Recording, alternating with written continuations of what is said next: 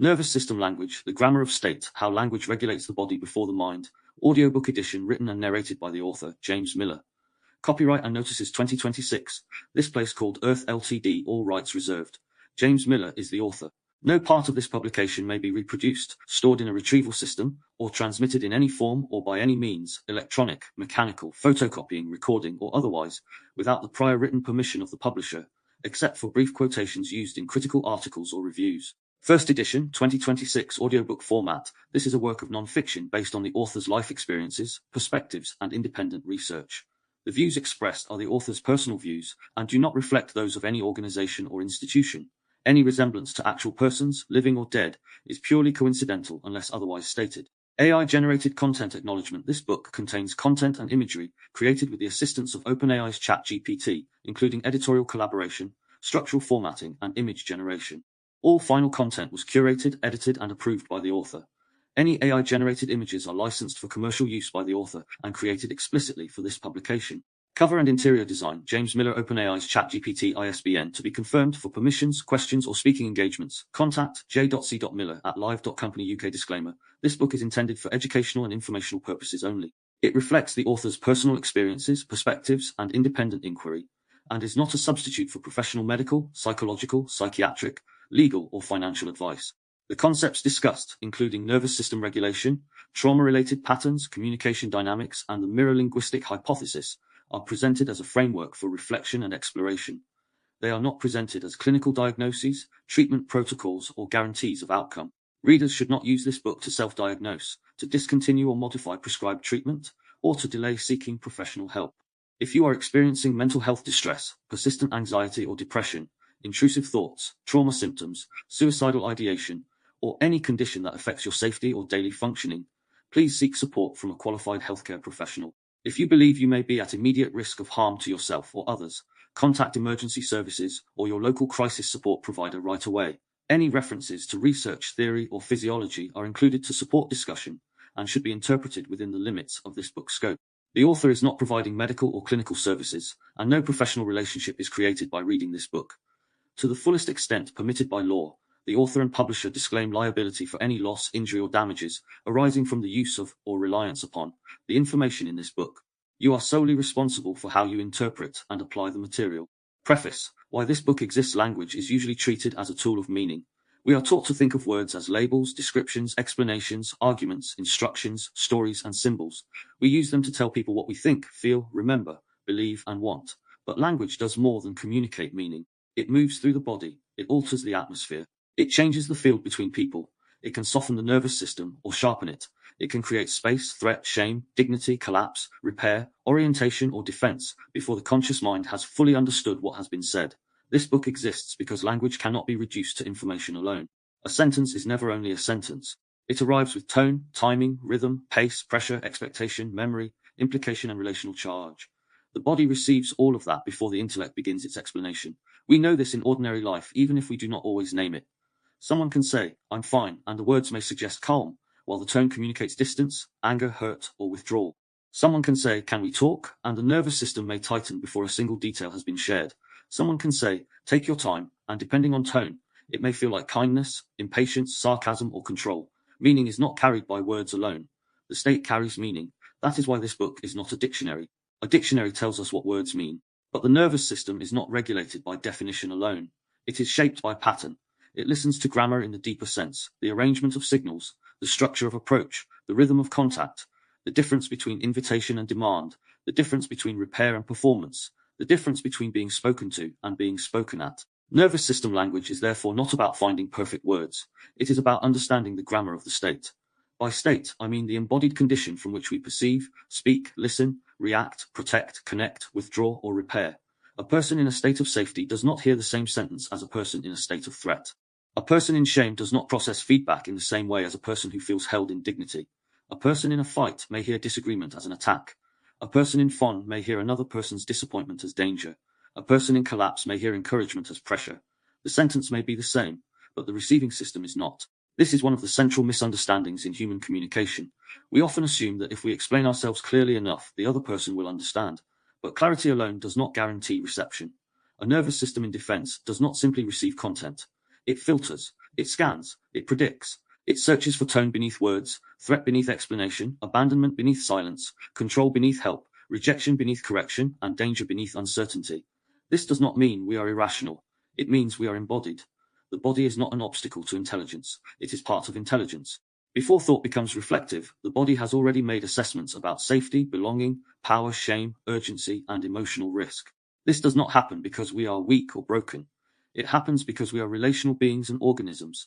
We survive through signals. We develop through signals. We attach through signals. We protect ourselves through signals. Long before we learn theory, we learn tone. Long before we understand grammar, we understand atmosphere. A child does not need a lecture on emotional regulation to know whether a room is safe. They read faces, breath, volume, posture, pace, silence, and the emotional weather of the adults around them. Over time, these signals become internalized. The outer language field becomes an inner language field. The child begins to speak to themselves in the tones they have absorbed. The critic, the protector, the appeaser, the avoider, the perfectionist, the collapsed self, and the sovereign self all develop grammars of their own. This is why self-talk matters. The voice inside the head is not merely a private thought. It is an internal environment. It can become a place of constant threat, constant command, constant shame, constant urgency, or constant comparison. Equally, it can become a place of contact, orientation, honesty, repair, discernment, and return. But this shift rarely happens through forced positivity. It happens through a different grammar. Not I am fine when I am not. Not I am powerful when my body is shaking. Nothing affects me when something clearly does. A nervous system grammar begins closer to the truth. Something in me is reacting. Something in me feels unsafe. Something old may be entering the present. I do not have to solve this instantly. I can slow the field before I speak from it. I can return to choice. This book grows out of the Mirror-Linguistic Hypothesis, but it is not intended to be a technical document. MLH explores language as embodied, relational, reflective, and regulatory. It suggests that words do not simply represent reality. They participate in shaping how reality is felt, mirrored, interpreted, and inhabited. Nervous system language is the practical extension of that idea. It asks, if language is not only symbolic but somatic, then what kinds of language return the body to safety? What kinds of language intensify threat? What kinds of language collapse agency? What kinds of language restore dignity? What kinds of language create repair? This book is also not a promise of perfect communication. We as beings will misunderstand each other. We will react. We will project. We will speak too quickly. We will defend when we mean to listen. We will shut down when we want to stay present. We will over-explain when we are afraid of being misread. We will disappear when contact feels too exposing. The aim is not perfection. The aim is recognition. Recognition changes the field. When we can recognize the grammar of fight, flight, fawn, freeze, collapse, safety, repair, and sovereignty, we begin to hear language differently. We begin to notice when a conversation is no longer a conversation, but a survival exchange. We begin to notice when we are using words to control instead of connect, to defend instead of reveal, to appease instead of choose, to punish instead of repair, to explain instead of feel, or to perform healing instead of living it. This matters in relationships because many relational wounds are not simply failures of communication. They are failures of state recognition. Two people may argue about the visible topic while their nervous systems are responding to invisible histories. One hears criticism. One hears abandonment. One hears control. One hears rejection. One hears disrespect. One hears danger. The words become a battlefield because the bodies beneath them have already left safety. It matters in parenting because children not only remember what was said, they remember how the world felt when it was said. A parent's language can become a child's internal weather. Threat-based discipline may produce obedience, but obedience is not the same as regulation. Shame may silence behavior, but silence is not the same as understanding. Repair after rupture teaches something far deeper. That connection can survive imperfection. It matters in healing because many people try to think their way out of states that were never created by thought alone. They try to argue with shame, reason with fear, discipline collapse, or intellectualize grief. But the body does not always need a better argument. Sometimes it needs a different signal, a slower sentence, a softer opening, a clearer boundary, a restoration of choice, a moment where the system is no longer being forced to perform safety before it feels it. It matters in identity because the language we inherit becomes the shape of what we believe ourselves to be. You are too sensitive. You are difficult. You always do this. You should be over it. Stop making a fuss. Be realistic. Don't be selfish. These phrases do not merely pass through us. They can become architects. They can become posture, expectation, self-censorship, body tension, relational fear, and internal command. But language can also become liberation. Not in a simplistic sense. Not because the right sentence magically heals everything, but because new grammar can create new access. The phrase, "What is wrong with me?" leads the system into judgment. The phrase, "What is my body trying to protect?" opens a different door. The phrase, "I have to fix this now," creates urgency. The phrase, "I can take one honest step," returns to scale. The phrase "I am broken" closes identity around injury. The phrase "something in me adapted to survive" restores history, dignity, and possibility. This book is written for those who sense that language is doing more than we have been taught to see. It is for those who have felt the body contract before the mind has caught up. It is for those who have noticed how tone can change everything. It is for those who have lived inside self-talk that felt like a hostile room. It is for those trying to understand why conflict escalates so quickly, why repair feels so difficult, why silence can feel like danger, why reassurance sometimes fails, and why the same words can heal in one moment and harm in another. It is also for those building a more conscious relationship with speech, not a polished speech, not therapeutic performance, not language stripped of force, anger, grief, honesty, or boundary. Nervous system language is not about becoming harmless. It is about becoming more aware of what our words are doing in the body, in the room, and in the relational field. There will be moments in this book where we look at language that creates safety. There will be moments when we look at language that creates a threat. We will explore collapse, fight, fawn, flight, repair, self-talk, intimacy, parenting, culture, and collective state. We will look at how public language can move crowds, how media can intensify fear, how identity can be activated, and how urgency can be manufactured. But throughout, the central question remains simple. What does this language do to the nervous system? That question changes everything. It moves us beyond whether a sentence is technically correct and asks whether it is regulating, dysregulating, coercive, spacious, shaming, orienting, defensive, repairing, or sovereign. It allows us to see that communication is not only about being understood. It is about what kind of state we are creating as we try to understand and be understood. Nervous system language is the study of that state. It is the grammar beneath the words. It is the recognition that before the mind explains, the body has already heard. Introduction, entering the grammar of state before we speak. Something in us is already listening. Before we explain, defend, apologize, argue, soften, withdraw, or search for the right words, the body has already begun its assessment.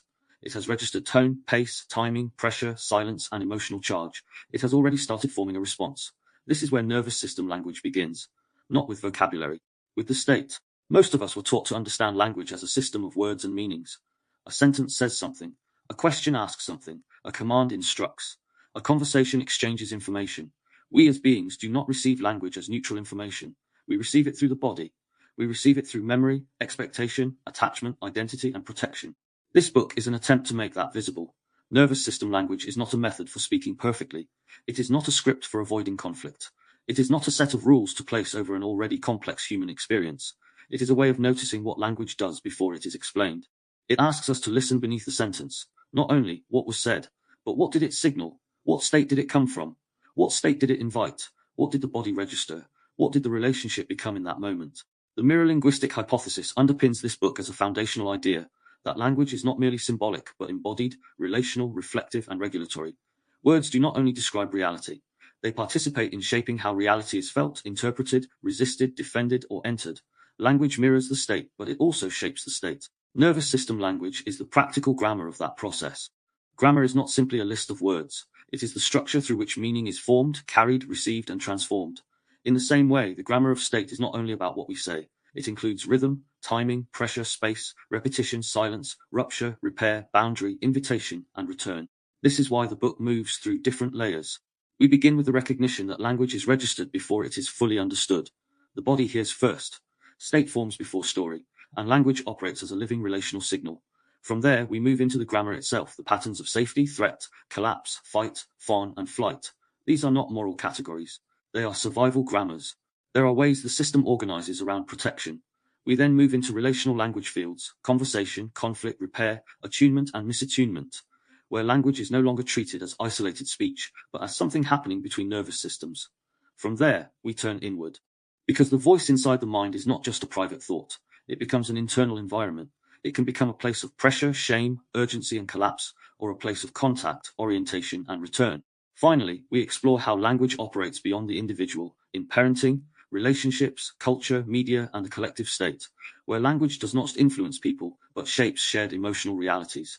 Throughout this book, one question remains central. What does this language do to the nervous system? This question shifts the focus away from whether language is simply correct or incorrect, and towards whether it is regulating, escalating, constricting, opening, shaming, orienting, defending, repairing, or restoring choice. It also changes how we understand communication, because communication is not only about being understood. It is about the state that is created as we try to understand and be understood. This does not mean discomfort disappears. Growth, truth, boundaries, grief, and honesty can all bring activation. The aim is not to remove discomfort from language, but to understand the difference between discomfort that expands awareness and threat that constricts the system. There is a difference between challenge and pressure, between honesty and unloading, between silence as space and silence as withdrawal, between calm and collapse, between agreement and self-abandonment. Nervous system language helps us hear those differences. It allows us to recognize when we are speaking from defense rather than clarity, when we are using explanation to avoid contact, when we are performing calm rather than feeling safe, and when we are trying to control the outcome of a conversation rather than remain present within it. It also allows us to see something equally important. State is not always accurate, but it is always real. The nervous system can misread the present through the memory of the past. It can hear danger where there is only a difference. It can hear rejection where there is only delay. Even when interpretation is incomplete, the body is still responding to something. This is where awareness begins.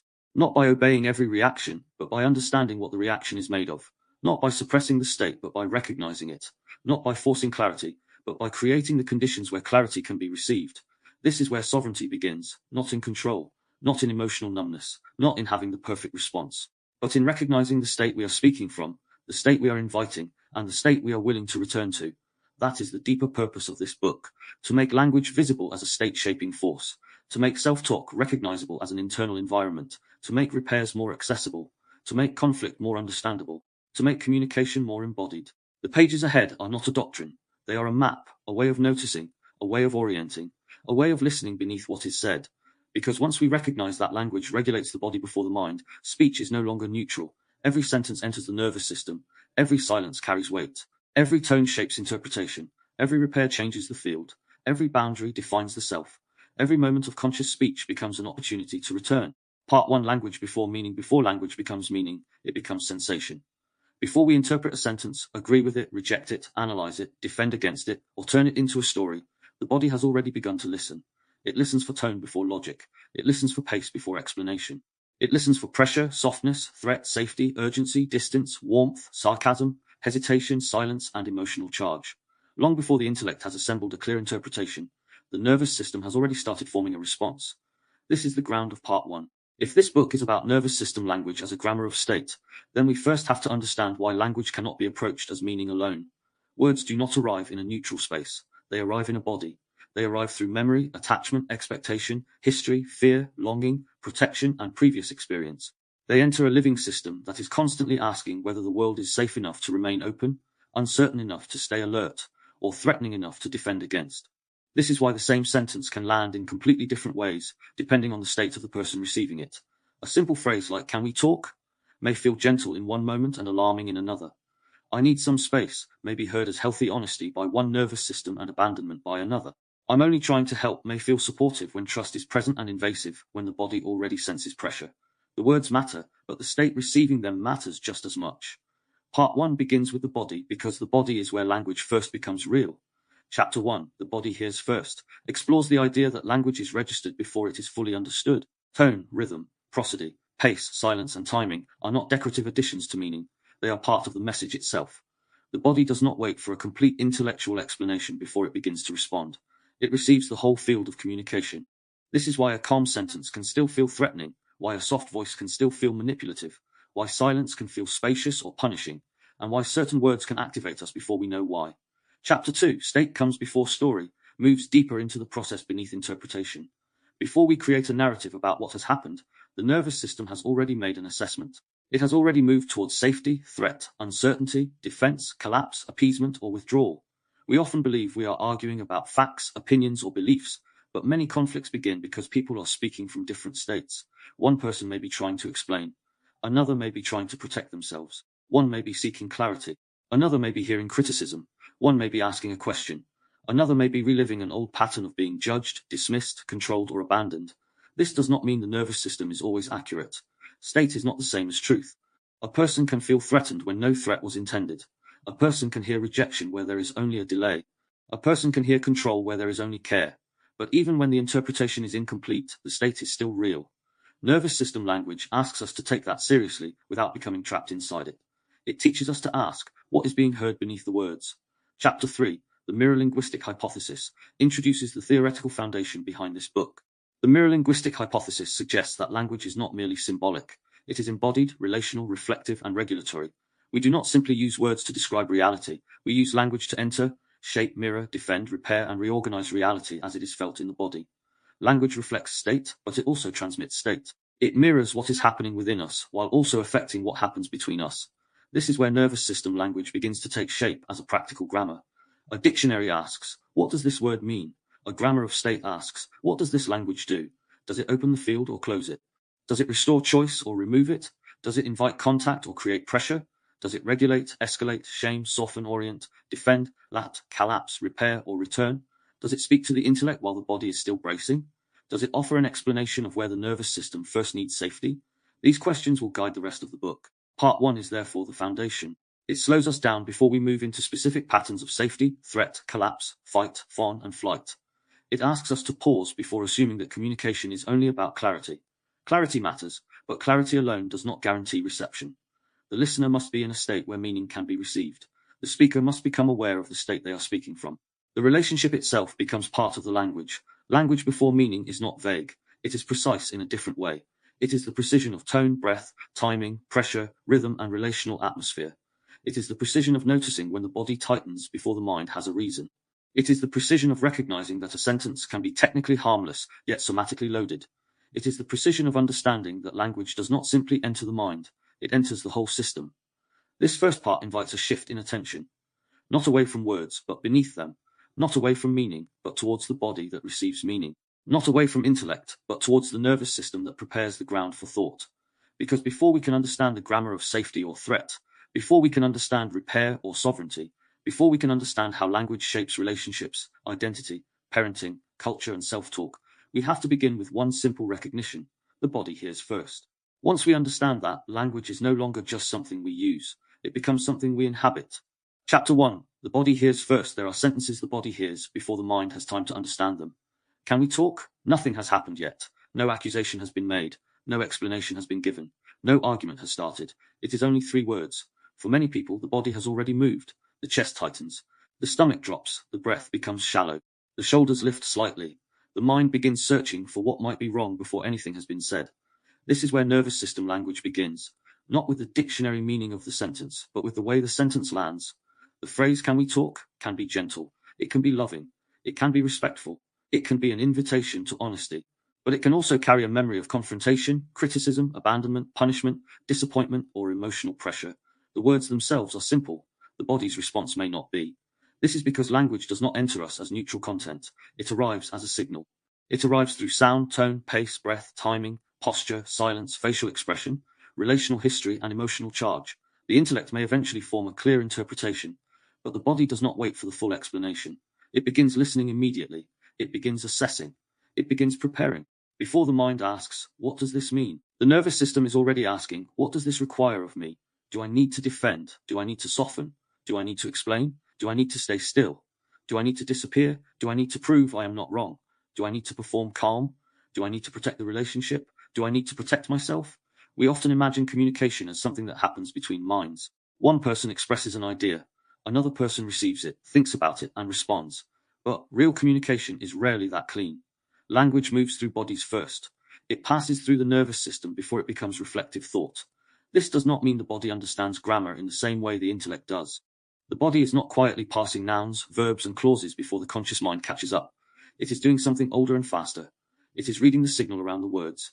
It is listening to pressure, safety, danger, invitation, dominance, hesitation, withdrawal, warmth, contempt, uncertainty, and familiarity. This is why tone matters. Tone is not decoration added to language after meaning is formed. Tone is part of the message. Sometimes it is the message. A person can say, "I'm fine," and the words may claim calm, while the tone carries hurt.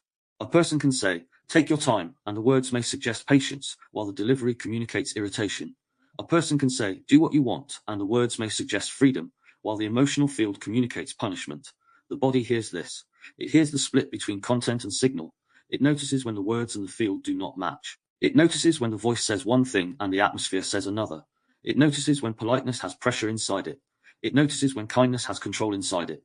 It notices when silence is spacious and when silence is loaded. This is not mystical, it is human. The nervous system is constantly assessing the environment. It does not only assess obvious physical danger, it also assesses relational danger, rejection, humiliation, abandonment, control, shame, exclusion, anger, unpredictability, and loss of belonging. We as beings are relational organisms, not biological machines. We develop through signals, attach through signals, and survive through signals. A newborn does not understand language, but they already respond to tone, rhythm, face, warmth, presence, and absence. A child may not understand the full complexity of an adult argument, but they can feel the room change. They can sense when a parent's voice becomes tight, when silence becomes dangerous, when footsteps sound different, when a door closes with meaning, when a breath carries restraint. Long before we learn the meaning of every word, we learn the meaning of atmosphere. This learning does not disappear when we become adults. It becomes more sophisticated, more layered, more hidden. We may develop vocabulary, reasoning, analysis, humor, intelligence, emotional insight, and social performance. But beneath all of that, the body is still listening. It is still asking, is this safe? Language enters through the whole system when someone speaks. The sound enters through the ear, but communication is not received by the ear alone. The sound carries tone, rhythm, pitch, volume, pace, and emphasis. The face carries expression. The body carries posture. The timing carries intention. The relationship carries history. The moment carries context. A sentence spoken after a long silence does not land the same way as the same sentence spoken in the middle of laughter. A question asked gently over a cup of tea does not land the same way as the same question asked through a clenched jaw. A boundary offered calmly does not land the same way as a boundary delivered as punishment. A silence after tenderness does not land the same way as a silence after conflict. Language is never only the words, it is the whole field of delivery. This is why text messages can become so easily misunderstood. In written form, much of the body of language disappears. Tone is imagined. Timing is interpreted. Silence becomes a space the mind fills. A delayed reply may be read as busyness, rejection, punishment, distance, avoidance, or indifference, depending on the state of the receiver. A short answer may be read as efficiency or coldness. A full stop may feel neutral to one person and sharp to another. The body still hears, even when there is no voice. It hears through implication. It hears through a pattern. It hears through memory. It hears what has happened before. This is why the same words do not produce the same response in every person. Language does not land on blank ground. It lands on a nervous system shaped by previous experience. It lands on a history of being believed or dismissed, soothed or shamed, held or interrupted, listened to or corrected, invited or controlled. The body does not only hear what is being said now, it hears what the present resembles. This can make human communication difficult. It means that we are often speaking into more than the moment in front of us. We are speaking into old rooms, old tones, old punishments, old longings, old ruptures, old expectations. Sometimes we are not reacting to the sentence alone. We are reacting to the pattern the sentence appears to belong to. This is not an excuse for every reaction. It is an explanation of why reactions often arrive before reflection. The body hears first because the body has always had to hear first. The nervous system as the first listener, the nervous system is designed to detect patterns quickly. It is not waiting for perfect information before deciding whether to prepare, soften, withdraw, fight, freeze, or reach. Much of this assessment happens beneath conscious awareness. When we hear a voice, the brain is not only processing the literal words, it is also processing emotional tone, rhythm, volume, speed, and social meaning. The auditory system receives sound. The limbic system is involved in emotional salience. The amygdala plays a role in detecting potential threats. The autonomic nervous system influences changes in breath, heart rate, muscle tone, digestion, and readiness for action. This is why language can produce bodily reactions before we have fully understood why. A sharp tone can make the body brace. A warm voice can soften the breath. A sudden silence can create vigilance. A familiar phrase can bring shame to the surface. A particular rhythm of speech can make someone feel safe, rushed, dismissed, or trapped. Prosody is one of the key elements here. Prosody refers to the melody, rhythm, intonation, stress, and timing of speech. It is the music of language. Two people can speak the same sentence with different prosody, and the sentence becomes a different experience. I didn't say you were wrong. This can be said with reassurance. It can be said with contempt. It can be said defensively. It can be said playfully. It can be said coldly. It can be said as a repair. It can be said as an accusation dressed as denial. The words have not changed. The nervous system receives a different message. This is why reducing communication to literal meaning is often misleading. People may say, I only said, and then repeat the dictionary content of the sentence, as if that resolves the impact. But the body does not receive only the dictionary content. It receives the entire delivery. This does not mean impact is always identical to intention. A person can intend kindness and still sound controlling. A person can intend clarity and still sound cold. A person can intend humor and still touch a wound. A person can intend silence as peace and still be heard as withdrawal. Nervous system language is not about accusing people of hidden motives every time language activates us. It is about becoming more precise. It asks us to distinguish between content, intention, delivery, history, state, and impact. That distinction matters. Without it, we collapse everything into blame. With it, we can begin to understand the field. Tone is part of the message. Tone reveals state. Not perfectly. Not always. but often enough that the body listens for it carefully. When someone speaks through irritation, even polite words can feel sharp. When someone speaks through fear, even simple questions can feel urgent. When someone speaks through shame, their words may carry apology before they have done anything wrong.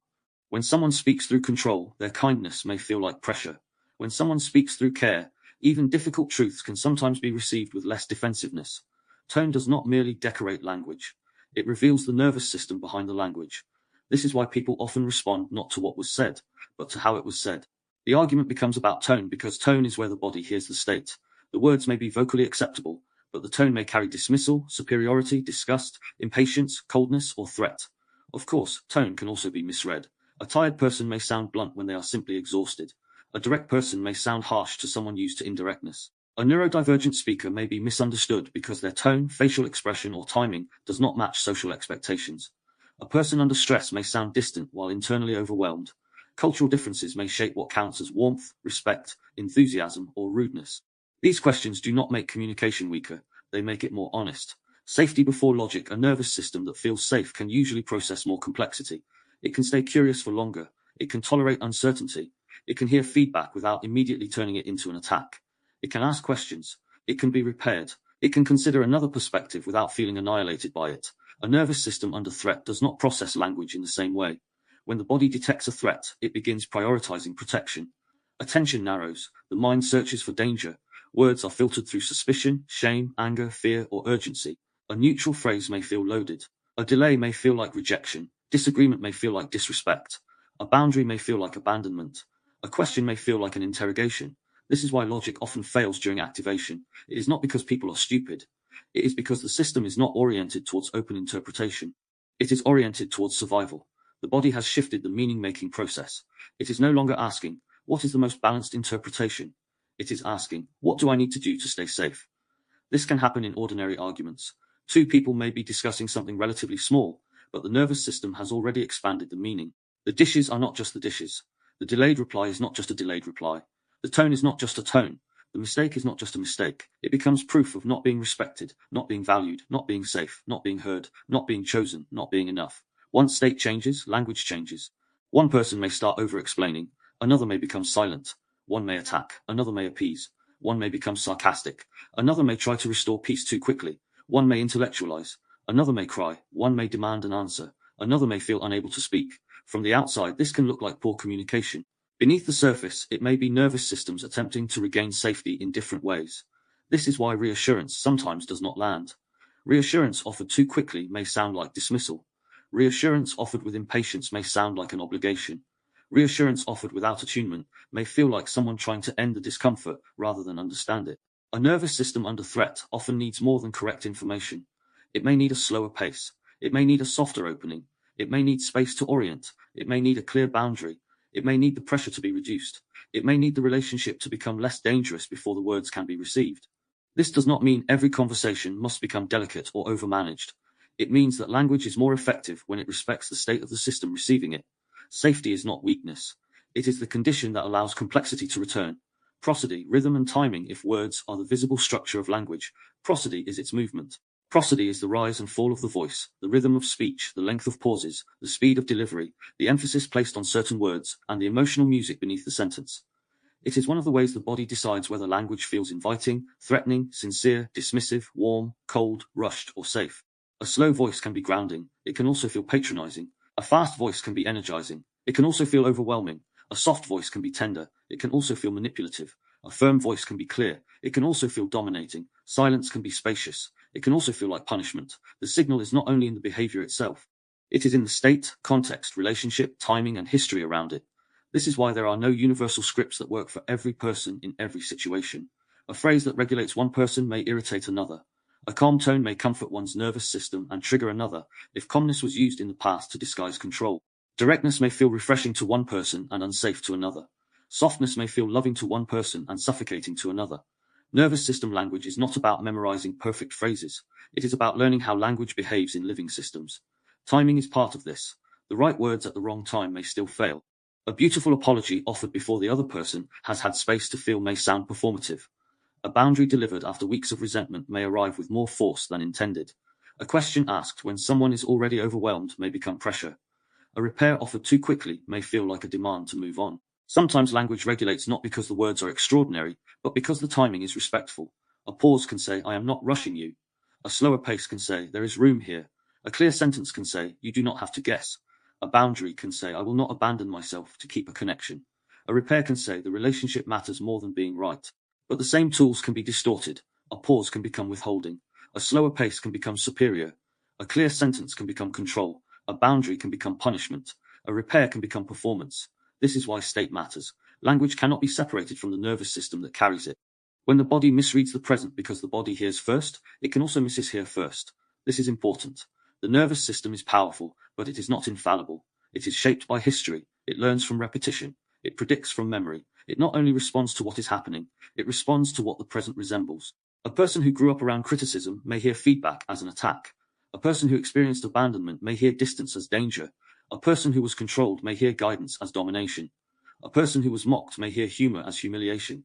A person who had to stay quiet may hear direct questions as interrogation. A person who learned to appease may hear someone else's disappointment as an emergency. The body is not lying in these moments. It is responding honestly to what it has learned. But honest activation is not the same as accurate interpretation. This is one of the most important distinctions in this book. The body may be honest about activation, but not always accurate about cause. If we ignore the body, we lose vital information. If we obey every reaction without reflection, we may trap ourselves inside old patterns. Nervous system language asks for a middle path. Listen to the body without making it the only authority. The body might be saying, something feels dangerous. The mind can then ask, is this danger here now, or is this an old pattern being touched? The body might be saying, I want to defend. The mind can ask, am I being attacked, or am I hearing an attack through experience? The body might be saying, I need to disappear. The mind can ask, is withdrawal protecting me, or preventing contact? This is not about shaming the reaction. It is about widening the field around it. When we can recognize activation without immediately becoming it, we begin to create space between signal and story. That space is not detachment, it is awareness. It allows the body to be heard and the present moment to be checked. Without that space, language becomes automatic. We hear threats and attacks. We hear distance and cling. We hear uncertainty and control. We hear discomfort and collapse. We hear differences and defend. With that space, language becomes workable. We can say, something in me reacted to how that landed. We can say, I need a moment before I respond. We can say, I heard that as criticism, but I want to check if that was your intention. We can say, I can feel myself wanting to defend, so I'm going to slow down. We can say, I may be hearing this through something old. These sentences do not solve everything, but they change the field. They move language from automatic survival into a conscious relationship. The body as witness, the body often notices what the mind tries to explain away. It notices when we say yes, but tighten inside. It notices when we smile while something in us withdraws. It notices when a conversation feels polite but unsafe. It notices when we are being praised and pressured at the same time. It notices when we are explaining ourselves because we feel cornered, not because we feel understood. It notices when we call something fine, because we do not yet feel permitted to call it painful.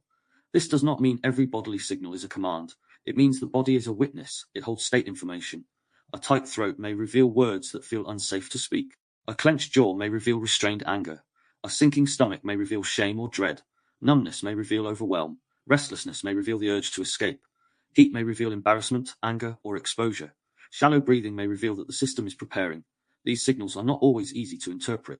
They are not simple labels. The same sensation can mean different things in different contexts.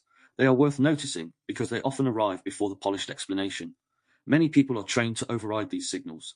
They are told they are too sensitive, too emotional, too dramatic, too defensive, too much, too difficult. Over time, they may learn to distrust their body completely. They may become skilled at explaining away their own discomfort. They may remain in conversations, relationships, workplaces, or family patterns that their body has been warning them about for years. Others may move in the opposite direction. Every activation becomes proof. Every bodily response becomes evidence. Every discomfort becomes a verdict. This can also trap the system, because the body may be reacting to the past as much as the present. The task is neither suppression nor blind obedience. The task is a relationship, to build a relationship with the body as a source of information, to hear it without handing it complete control, to respect it without making it infallible, to ask what it knows, what it remembers, what it fears, what it is protecting, and what it may need in order to return. This is the beginning of nervous system language in practice, not a perfect sentence, a different quality of listening. From reaction to recognition, the first practice of nervous system language is recognition, not correct, not performance, not instant regulation, not forcing yourself to respond calmly while the body is bracing. Recognition begins with noticing what happens when language lands.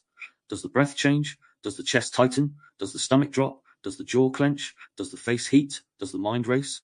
Does the body go numb? Does the voice become smaller? Does the body lean forward to defend? Does it pull back to escape? Does it soften? Does it open? Does it feel more present? These are not failures. They are signals. A person who notices their activation is already less captured by it than a person who becomes it without awareness. Recognition creates a small gap. In that gap, language can change. Instead of attacking, there may be a pause. Instead of collapsing, there may be a breath. Instead of appeasing, there may be honesty. Instead of disappearing, there may be a boundary. Instead of over-explaining, there may be one clear sentence. Instead of assuming, there may be a check. This is how the grammar begins to shift. The shift is not always dramatic. It may sound simple. I need a moment. That landed strongly in my body. I want to understand, but I'm feeling defensive. Can you say that again more slowly? I'm hearing pressure, but I'm not sure if that's what you intend. I don't want to respond from this state. Something in me wants to shut down, so I'm going to pause rather than disappear. These sentences are not magic. They do not guarantee the other person will respond well, but they return some agency to the speaker. They name the state without surrendering to it. They create enough space for the nervous system to stop being the hidden driver of the conversation. This is why the body's hearing first is not a problem to solve. It is a reality to understand. The body hears first because it is alive in the world. It listens for safety, danger, belonging, shame, warmth, rejection, pressure, and repair. It hears through tone, rhythm, timing, silence, and relational field. It carries memory into the present. It can protect us. It can misread. It can warn. It can soften. It can close. It can open. The work is not to silence the body so the mind can dominate. The work is to bring the body into awareness so the mind can respond with more honesty. Closing reflection. As this chapter closes, the first principle of nervous system language becomes clear. The body hears before the mind explains. This principle does not reject intellect. It gives intellect a better ground. It reminds us that thought does not happen in space. Meaning does not arrive in a vacuum. Communication does not occur between disembodied minds. Every sentence enters a living system. The body hears tone before content. It hears pressure before explanation. It hears silence before the story. It hears timing before intention is clarified. It hears the state before the sentence has been fully interpreted. Once we recognize this, we can begin to listen differently. We can listen not only to what was said, but to what was signaled. We can listen not only to the other person, but to what happened in us as they spoke. We can listen not only for correctness, but for the state. We can listen for the moment the body began to brace, soften, retreat, attack, appease, or return. But by the time the conscious mind begins to narrate the event, the body has usually already given the story its emotional direction. This is why state comes before story.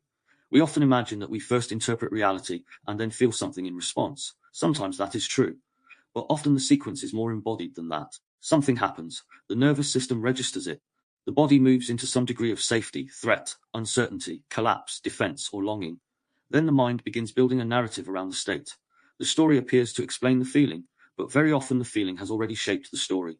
A person feels dismissed, and suddenly every word from the other person sounds dismissive. A person feels unsafe, and neutral silence becomes proof of danger. A person feels ashamed, and feedback becomes confirmation that they are failing. A person feels abandoned, and a delayed reply becomes evidence of rejection. A person feels controlled, and a simple suggestion becomes domination. The mind is not deliberately lying in these moments. It is trying to make sense of the body's signal. It is trying to organize sensation into meaning. It is trying to answer the question, why do I feel this way? But the answer it gives is not always the full truth. The story that forms around the state is not just a feeling. It is the whole condition from which we perceive. When the nervous system is settled, the world usually appears wider. We can hold more than one possibility. We can hear another person's words without immediately turning them into a verdict. We can admit uncertainty.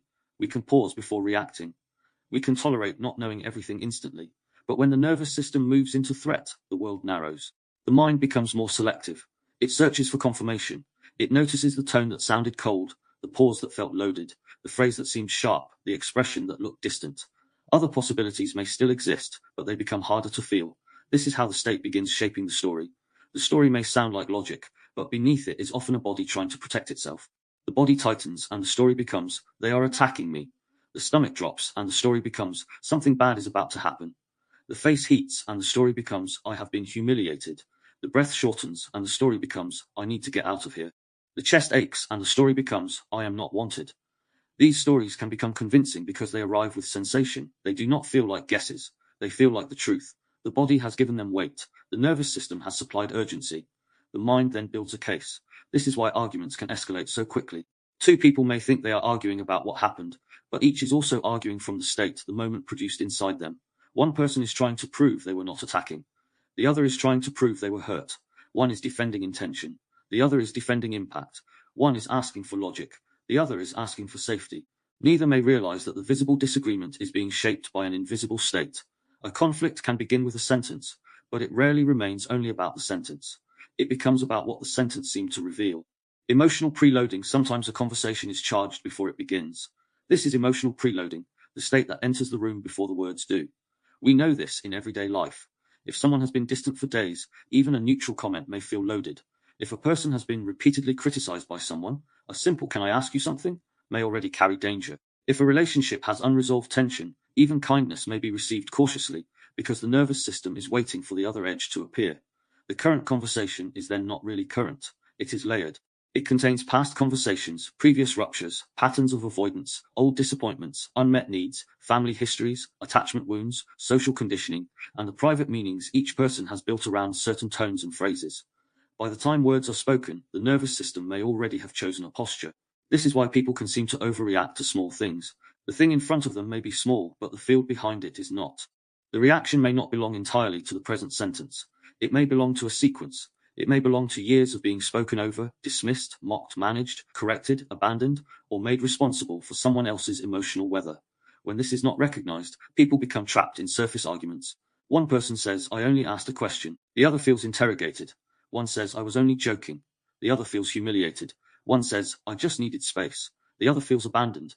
One says, "I was trying to help." The other feels controlled. Both may be telling the truth from where they stand. The problem is that each is describing a different layer of the event. One is describing the visible behavior. The other is describing the state that the behavior produced or touched. Nervous system language asks us to look at both, not to excuse harm, not to make every reaction equally accurate, to understand that human communication does not begin on a blank page. It begins in a field already shaped by previous signals. Why people argue from state. Most arguments are not purely intellectual. Even when they appear to be about facts, principles, memories, or wording, there is usually a state underneath. A person in a fight may argue to regain power. They may sharpen their language, interrupt, accuse, dominate, or become certain too quickly. They may believe they are pursuing truth when they are actually trying to stop the feeling of vulnerability. A person in flight may argue through distance. They may change the subject, become vague, intellectualize, joke, or move into abstraction. It may look like they do not care, when in reality, the nervous system is trying to escape pressure. A person in fun may not argue at all, at least not visibly. They may agree too quickly, apologize too often, soften their own position, or perform understanding before they have had time to feel what is true. Their story becomes, "If I keep the other person calm, I will be safe." A person in a freeze or collapse may lose access to words. They may go blank, shut down, become numb, or feel suddenly unable to explain themselves. To the other person, this may look like avoidance or indifference. Inside, it may feel like the system has lost the ability to organize language under pressure. These are not fixed identities, they are states. Any person can move through them depending on context, history, exhaustion, relationship, and perceived risk. The same person who fights in one relationship may fawn in another. The person who collapses under criticism at home may become highly articulate at work. The person who appears calm may actually be frozen. The person who appears rational may be defending through intellect. This is why it is not enough to ask, "What do I believe?"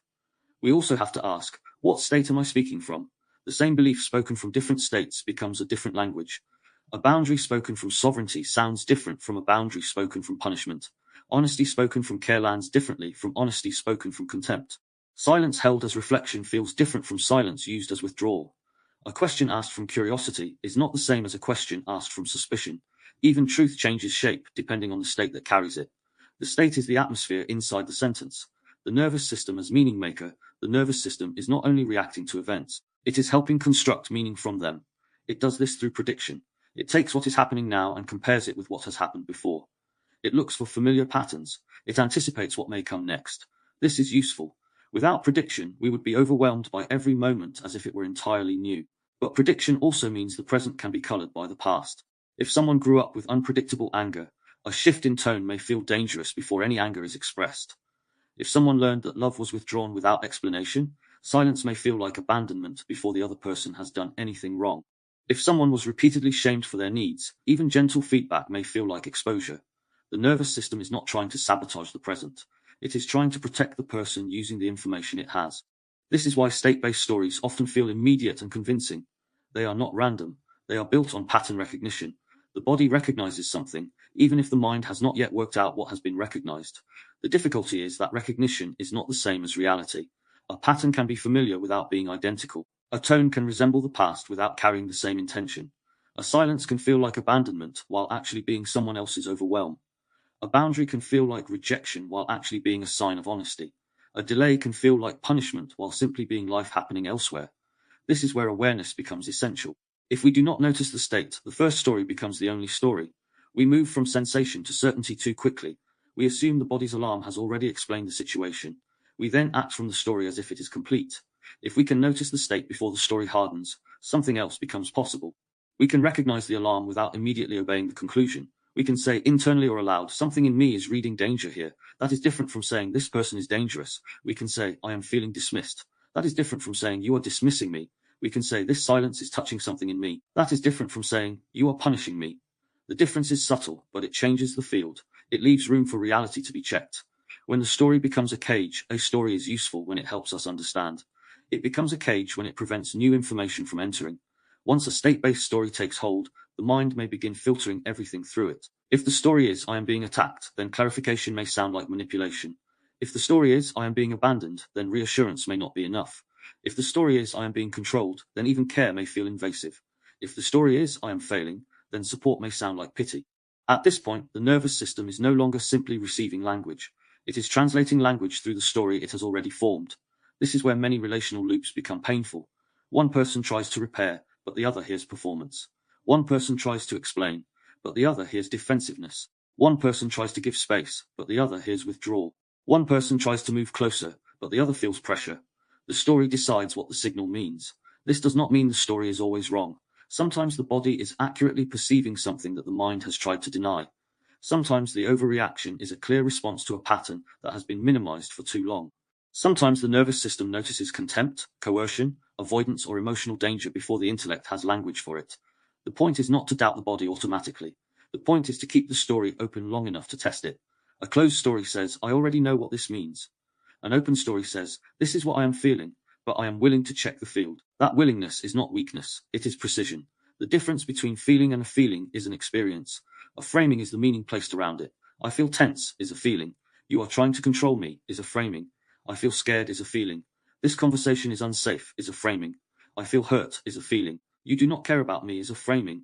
The feeling may be real. The framing may or may not be accurate. When we confuse the two, we either suppress our own experience or project it without examination. Nervous system language asks for a different relationship with both. We do not have to deny the feeling to question the framing.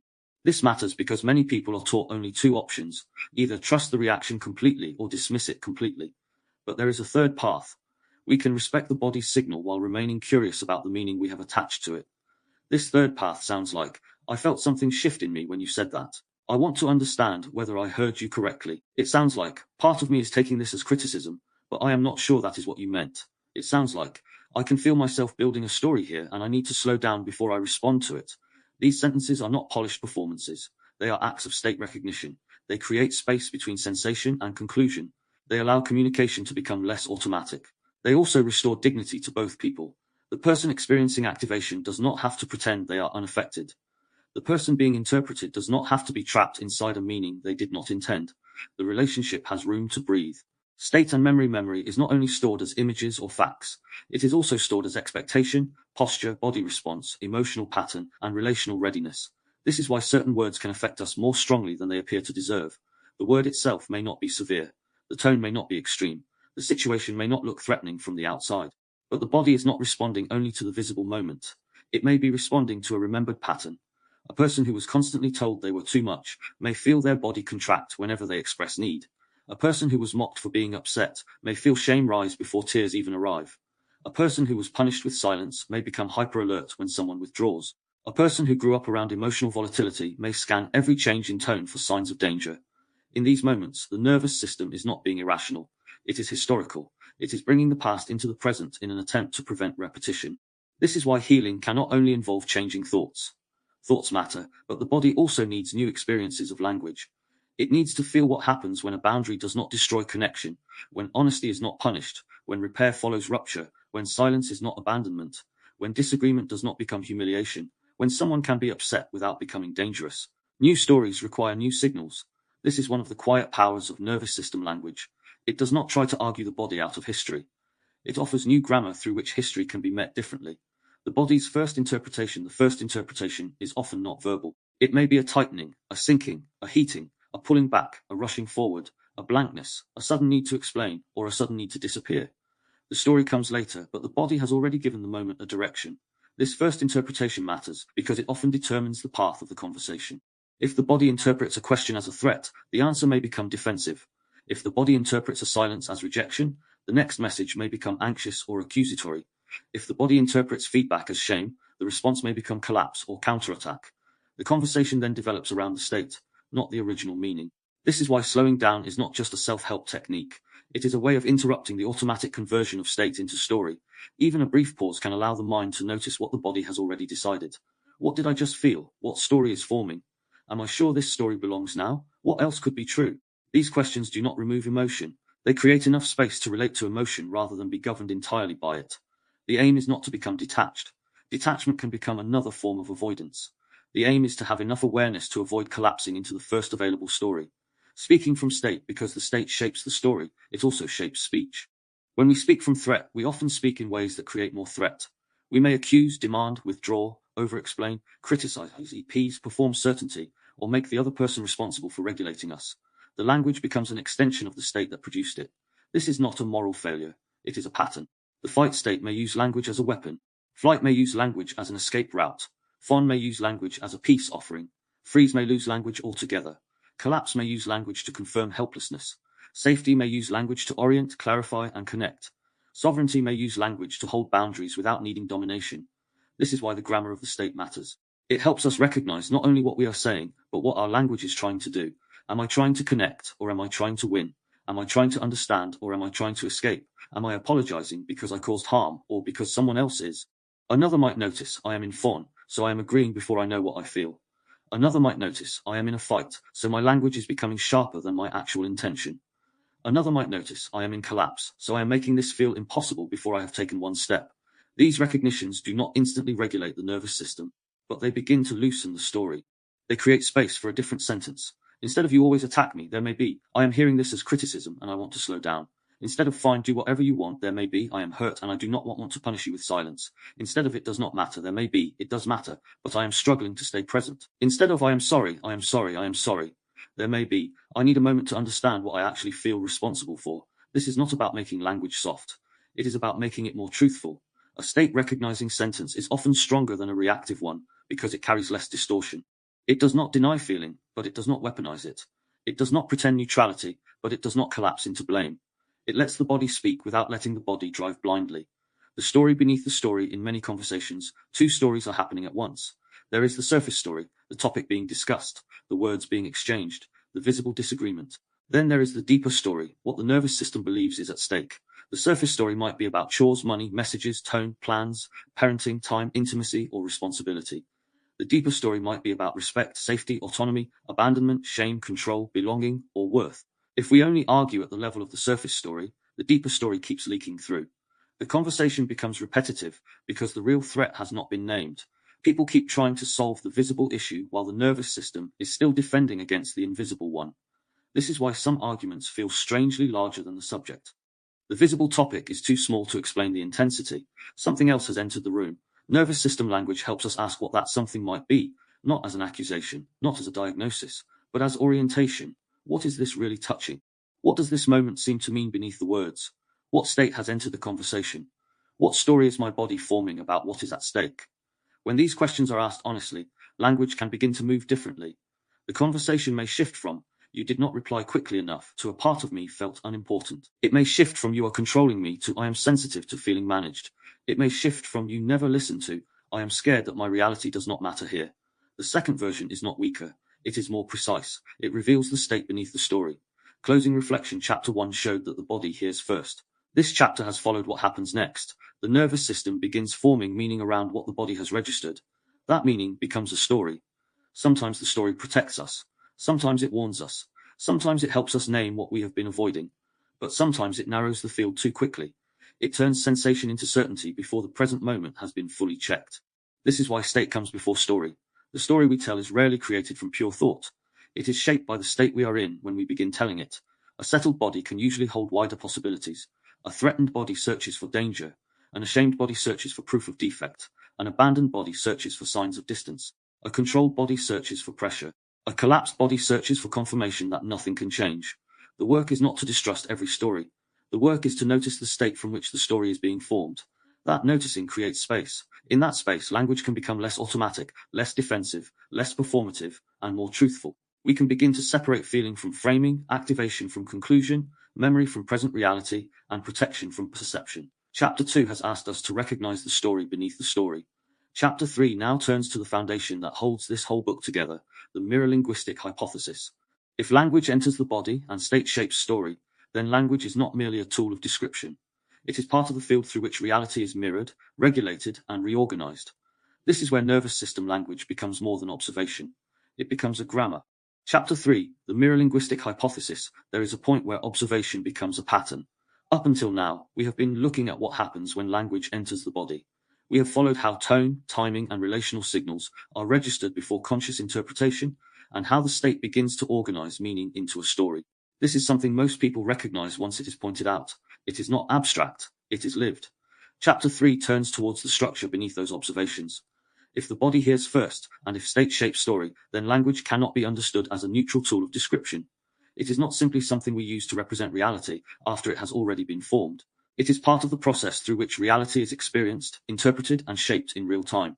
This is the ground of the Mirror-Linguistic Hypothesis. It proposes that language is not only symbolic, it is embodied, relational, reflective, and regulatory. Words do not sit outside the nervous system.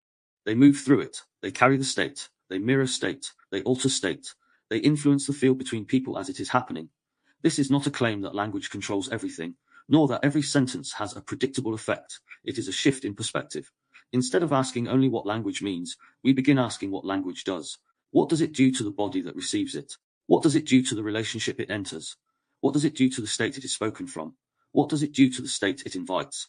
When these questions are taken seriously, language is no longer passive. It becomes participatory. Language as signal, not just symbol. We are taught to think of language as a system of symbols. A word stands for something. A sentence describes something. A conversation exchanges information. This model is useful. It allows us to communicate ideas, organize knowledge, and build shared understanding, but it is incomplete. Because language does not arrive as a pure symbol. It arrives as a signal. A signal carries more than definition. It carries tone, pressure, rhythm, pace, expectation, emotional charge, relational position, and implied intention. These elements are not added after meaning is formed. They are part of how meaning is formed in the first place. When someone says, "I need to talk to you," the symbolic content is clear, but the signal around it may communicate urgency, concern, frustration, care, disappointment, or control. The nervous system receives that signal immediately. The meaning of the sentence is not derived from the words alone. It is shaped by the field in which those words arrive. This is why two people can hear the same sentence and experience it differently. It is not simply because they interpreted it wrong. It is because they received it through different nervous systems, with different histories, different sensitivities, and different relational expectations. The Mirror-Linguistic Hypothesis does not reject the symbolic nature of language. It expands it. Language is symbolic, and it is also somatic. It represents and it regulates. It describes and it signals. When we ignore the signaling layer, we misunderstand communication. Language as a relational event. Language does not happen in isolation. Even when we speak alone, we are often responding to internalized voices, imagined responses, remembered conversations, or anticipated reactions. Language is relational because the nervous system is relational. It is shaped in interaction, and it continues to respond within interaction. When two people speak, there are not simply two sets of words being exchanged. Two nervous systems are interacting. Each is listening, predicting, adjusting, defending, opening, or withdrawing in response to the other. This interaction forms a field. The field is not mystical. It is the lived experience of what happens between people. It includes pace, silence, interruption, timing, attention, responsiveness, tone shifts, emotional presence, and absence.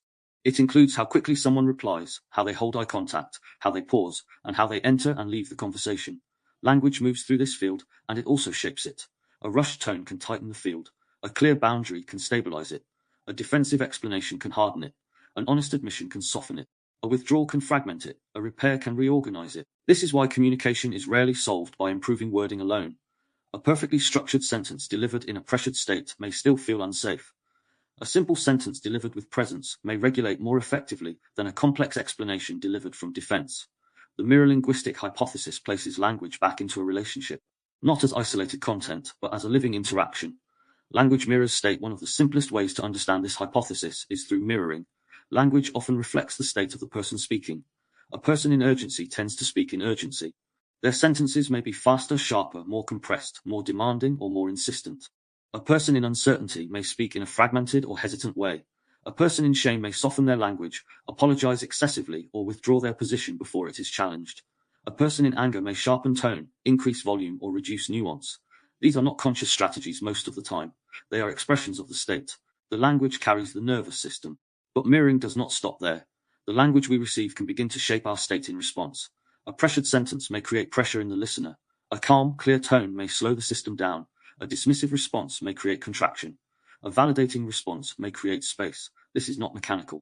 It is relational. It depends on context, history, trust, and the current condition of both people. But the pattern is recognizable. Language reflects the state. It transmits the state. It invites the state. This is the mirror. Regulation and dysregulation through language. If language carries and transmits state, then it also has a regulatory impact. Some languages increase activation. Some languages reduce it. Some languages stabilize. Some language destabilizes. Some language restores choice. Some languages remove it. This is where nervous system language becomes practical. A sentence that demands immediate response can increase pressure. A sentence that offers space can reduce it. A question asked with curiosity can open a conversation. The same question asked with suspicion can close it. A boundary spoken with clarity can create safety. A boundary spoken with threat can create fear. The difference is not always in the words. It is in the grammar beneath them. Grammar here does not mean correct structure in the traditional sense. It means the arrangement of signals, pace, tone, timing, relational position, and implied demand or invitation. It is the difference between language that corners and language that orients. The difference between language that imposes and language that invites. The difference between language that performs safety and language that creates it. The mirror-linguistic hypothesis does not suggest that we can control how others respond by choosing perfect sentences. It suggests that we can become more aware of the patterns we are participating in. We can begin to notice when our language is escalating rather than clarifying, when it is defending rather than revealing, when it is explaining rather than connecting, and when it is softening to avoid conflict rather than expressing truth. This awareness does not remove difficulty, it changes how we meet it. Language as participation in reality. One of the deeper implications of this hypothesis is that language is not only something we use within reality, it is part of how reality is experienced. This does not mean that words create the external world in a literal sense. It means that words shape how the world is perceived, entered, and responded to. If a situation is framed as dangerous, the body prepares for threat. If it is framed as uncertain, the system becomes alert. If it is framed as an opportunity, the body may open differently. If it is framed as failure, the system may collapse. If it is framed as a process, the system may remain engaged. The same external situation can be lived differently depending on the language surrounding it. This is visible in self-talk. The sentence "I have to get this right" creates pressure. The sentence "I can take one step at a time" changes the pace of the body. The sentence "I am failing" narrows identity. The sentence "I am learning something difficult" keeps movement possible. These are not empty reframes. They are shifts in nervous system grammar. They change what the body prepares for. The mirror-linguistic hypothesis places language inside the loop of perception, not outside it. It becomes part of how we construct, defend, and revise our experience. The limits of interpretation. It would be easy to take this hypothesis too far and assume that every reaction to language reveals the speaker's intention. That is not the claim. The nervous system can misread. We have already seen this in Chapter 2. The state can shape a story in ways that are influenced by memory, pattern, and expectation. A tone can be heard as sharp when the speaker is simply tired. A pause can be heard as rejection when the other person is overwhelmed. A boundary can be heard as punishment when it is actually a form of honesty. The mirror-linguistic hypothesis includes this complexity. Language is not a one-way transmission. It is co-created in the interaction between speaker and listener. The same sentence can regulate one person and dysregulate another. The same tone can feel grounding in one context and threatening in another. This is why awareness matters more than certainty. Instead of deciding immediately what language means, we begin to explore how it is functioning. What did this do to me? What might it be doing in the other person? What state is this carrying? What state is it inviting? Is my reaction coming from the present or from something older that has been touched? These questions do not slow communication unnecessarily. They deepen it. From hypothesis to grammar, the mirror-linguistic hypothesis provides the foundation. Nervous system language provides the application. If language is embodied and regulatory, then patterns begin to emerge. There are ways of speaking that tend to increase pressure, ways of speaking that tend to create space, ways of speaking that collapse agency, ways of speaking that restore it, ways of speaking that invite connection, and ways of speaking that protect against it. These patterns are not rigid rules, they are tendencies. From these tendencies, a grammar begins to form, a grammar of safety, a grammar of threat, a grammar of collapse, a grammar of defense, a grammar of repair, a grammar of sovereignty. This grammar is not learned through memorization, it is learned through recognition. It becomes visible through experience. Once seen, it cannot easily be unseen. A person begins to notice when a conversation tightens, when their own language sharpens, when they begin explaining instead of listening, when they apologize without knowing why, when they withdraw instead of setting a boundary, and when they perform calm instead of feeling safe. This is where the hypothesis becomes lived, not as theory but as awareness in motion. Closing reflection. From signal to grammar, the first two chapters establish the ground. The body hears before the mind explains. State forms before story. This chapter has added the deeper layer. Language is not separate from that process. It participates in it. Language mirrors the state we are in. It transmits that state into the field. It invites responses that continue, interrupt, soften, or intensify the pattern. It can regulate, escalate, collapse, defend, repair, orient, or reorganize. Once this is recognized, language is no longer neutral. It becomes something we are always doing, even when we are not speaking. Through tone, through timing, through silence, through internal dialogue, through the way we enter and leave interaction. The mirror-linguistic hypothesis is not something to believe as doctrine. It is something to observe. Once observed, it changes how we listen. It changes how we speak. It changes how we understand conflict, connection, misunderstanding, rupture, and repair. Part 1 has been about recognition. Language enters the body before it becomes meaning. The nervous system organizes that signal into a state. The state then begins shaping the story. Language, rather than standing outside this process, becomes one of the forces moving through it. This is the foundation of nervous system language. But the foundation is not the whole structure. If language acts as a signal, if the state shapes meaning, and if speech participates in regulation, then the next question becomes more precise. What patterns can we recognize? This is where we move from observation into grammar, not grammar in the schoolroom sense, not correctness, punctuation, or polished speech. Grammar here means structure, pattern, arrangement, the hidden organization beneath how language opens, closes, pressures, softens, threatens, repairs, collapses, defends, or returns. A grammar of safety, a grammar of threat, a grammar of collapse, a grammar of fight, fawn, and flight, a grammar of repair and sovereignty. These are not personality types. They are not fixed identities. They are living patterns of the state expressed through language. Part 2 turns towards those patterns directly. The work now becomes less about proving that language affects the nervous system, and more about learning how to recognize the ways it does. We begin with safety, because before language can repair, challenge, reveal, or transform, the body first needs to know whether there is enough space to remain present. That is where the grammar of the state begins. Part 2, the grammar of state. Part 1 established that language is not only understood through meaning, it is first received by the body, organized through the state, and shaped into a story before conscious interpretation has fully formed. From that foundation, a different question begins to emerge. If language can regulate or dysregulate, if it can open or close the field of interaction, then certain patterns begin to appear in how it operates. Part 2 turns towards those patterns, not as fixed rules or rigid systems, but as recognizable structures in how language affects the nervous system. This is what is meant by a grammar of state. Grammar here does not refer to correctness. It refers to organization, the underlying patterns of tone, timing, pressure, pacing, and relational positioning that shape how language is experienced before it is fully understood. These patterns are not static. They shift depending on state, context, and history. The same sentence can belong to different grammars depending on how it is delivered and how it is received. What matters is not only what is said, but what the nervous system prepares for when it is said. This part begins with safety. Chapter 4, the syntax of safety. Safety is the condition that allows the nervous system to remain present. Without it, language is filtered through defense, urgency, or withdrawal before meaning can be fully received. This chapter explores how language creates spaciousness, permission, and orientation within interaction. It examines the difference between invitation and demand, and how small shifts in phrasing, tone, and pacing can determine whether the body feels able to stay or feels the need to protect itself. Chapter 5, the syntax of threat. It does not only appear as aggression or conflict. It can be carried through urgency, certainty, accusation, or subtle pressure within language. This chapter explores how language compresses the field, corners the nervous system, and activates defensive states. It looks at patterns such as absolutes, loaded questions, and shame-coded phrasing, and how these influence the way communication is received. Chapter 6, the grammar of collapse. When the nervous system loses a sense of agency, language begins to reflect that loss. This chapter explores how collapse appears in speech, through patterns of helplessness, resignation, and shutdown. It examines how phrases such as "I can't" or "there's no point" are not only statements, but signals of a system that has moved out of engagement. Chapter 7, The grammar of fight-flight is a state that organizes language around defense and control. This chapter explores how language sharpens in this state, becoming more certain, more direct, and often more confrontational. It examines patterns such as escalation, sarcasm, and provoking language, and how these are used to regain a sense of power or stability. Chapter 8, The Grammar of Fun, is a state that prioritizes connection over self. This chapter explores how language becomes accommodating, apologetic, and self-erasing to maintain safety within the relationship.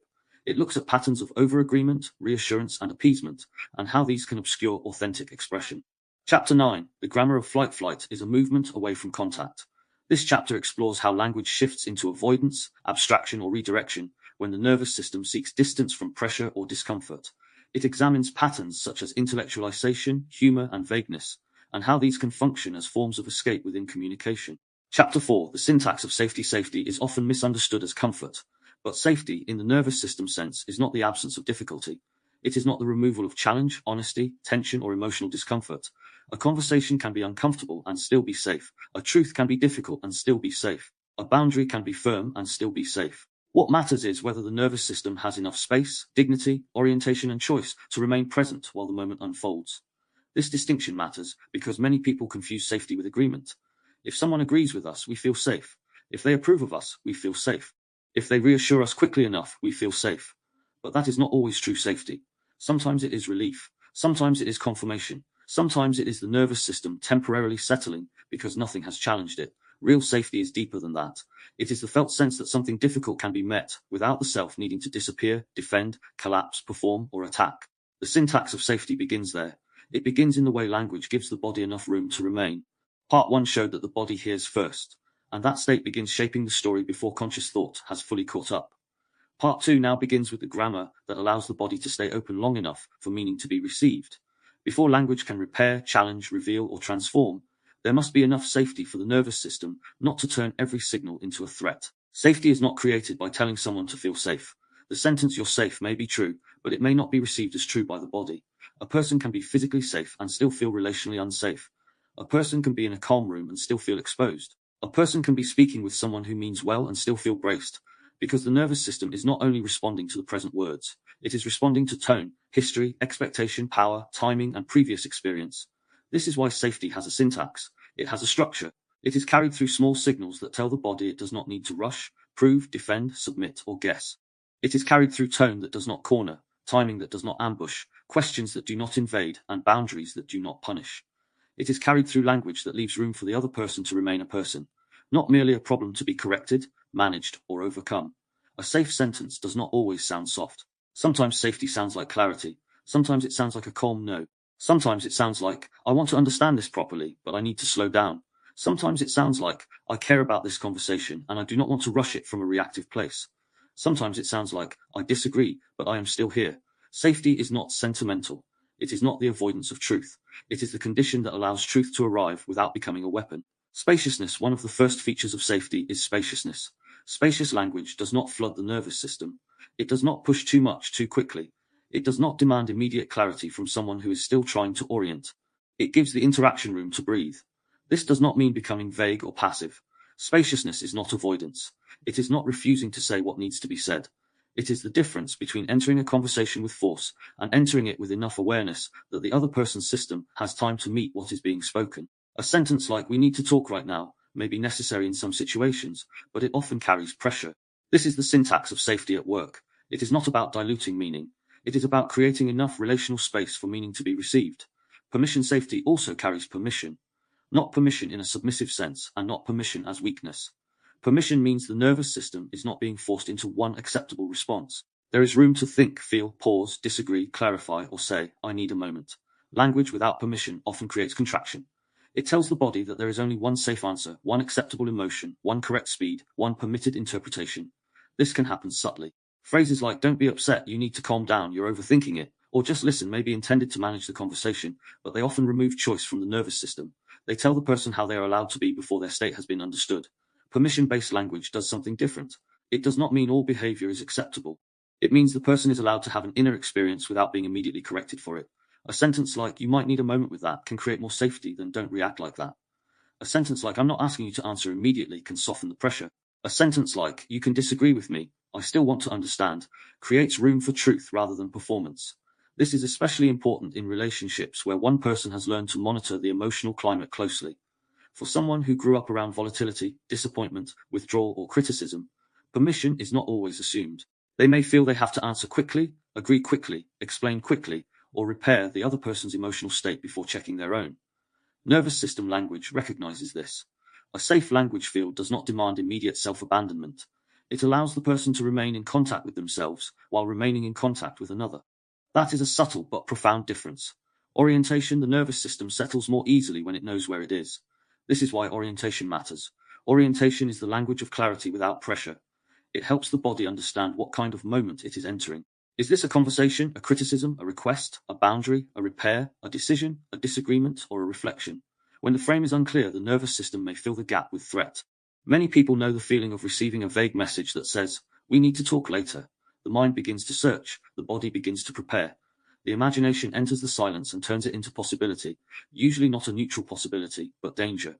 This does not happen because the person is irrational. It happens because uncertainty is hard for the nervous system, especially when relational stakes are involved. Orientation reduces unnecessary threat. Instead of saying, "We need to talk," one might say, "I'd like to talk later about the plans for this weekend. Nothing terrible, I just want to get clear." The content is still pending, but the body has been given a frame. It does not have to invent one from fear. Orientation also matters in difficult conversations. A person may say, "I'm going to say something honestly, but I'm not trying to attack you." This does not guarantee the other person will feel safe, but it gives the nervous system information. It names intention. It helps separate truth from threat. A person may say, "I need to set a boundary, but I'm not withdrawing from the relationship." That sentence gives structure to something that might otherwise be heard as abandonment. In this way, orientation becomes a form of care. It does not control the other person's reaction, but it reduces unnecessary ambiguity. It gives the body somewhere to stand. Invitation and demand: one of the clearest distinctions in the syntax of safety is the difference between invitation and demand. A demand removes space. An invitation creates it. This does not mean that demands are never necessary. Life contains urgency. Children need to be stopped from running into the roads. Harmful behavior sometimes requires immediate intervention. Boundaries sometimes need to be direct. But in ordinary relational communication, many demands are disguised as questions, and many invitations are weakened by hidden pressure. A question can look open while carrying a demand beneath it. "Can you explain why you did that?" May be a genuine request for understanding, or it may carry an accusation. "Do you even care?" is grammatically a question, but the nervous system hears judgment. "Why are you being like this?" rarely creates reflection. It corners the person into defending their existence in that moment. An invitation sounds different because it leaves room for contact. It might sound like, "Can you help me understand what happened for you?" Or, "Would you be willing to talk this through with me?" Or, "I want to understand, but I don't want to make this feel like an interrogation."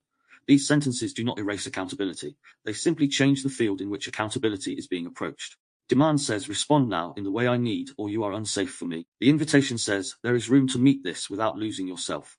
The body knows the difference. It may not always have words for it, but it recognizes whether it is being invited into contact or pushed into compliance. This distinction is central to nervous system language because much dysregulation happens not through the topic itself, but through the pressure surrounding the topic. A difficult subject can be safer than an easy subject if it is approached with enough space. A simple question can become threatening if it arrives as a demand. The syntax of safety is not about avoiding difficult subjects. It is about approaching them in a way that does not unnecessarily activate defense. Non-invasive questions are powerful because they direct attention. A question can open the field or close it. It can invite curiosity or trigger defense. It can help someone find language for their inner experience, or it can make them feel examined, cornered, exposed, or accused. Non-invasive questions are questions that leave the person with agency.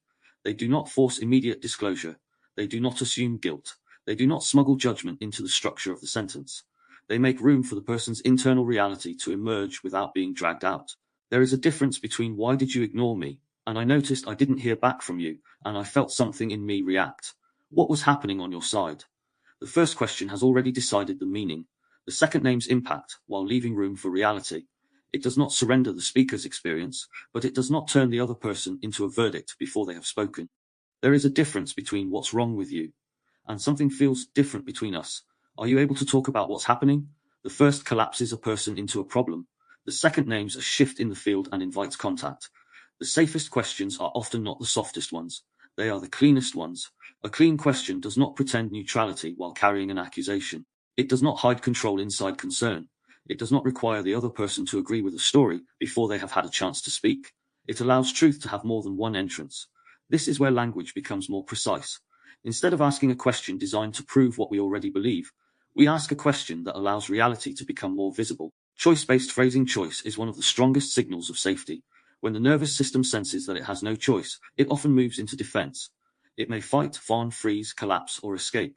This does not always happen dramatically. Sometimes the person simply becomes quieter. Sometimes they agree while disconnecting internally. Sometimes they comply outwardly while resentment begins forming underneath. Choice-based phrasing does not mean avoiding responsibility. It does not mean every request must be optional. It means recognizing that the body responds differently when it senses agency. A sentence like, "You need to talk to me now," removes choice. A sentence like, "I'd like to talk about this today, but I want to find a time when we can both actually be present," creates more room. The need remains. The conversation still matters, but the nervous system is not being forced into immediate performance. This is especially important when someone is activated. An activated person may not have full access to reflective speech. Pressing them for immediate clarity can intensify the very state that is preventing clarity.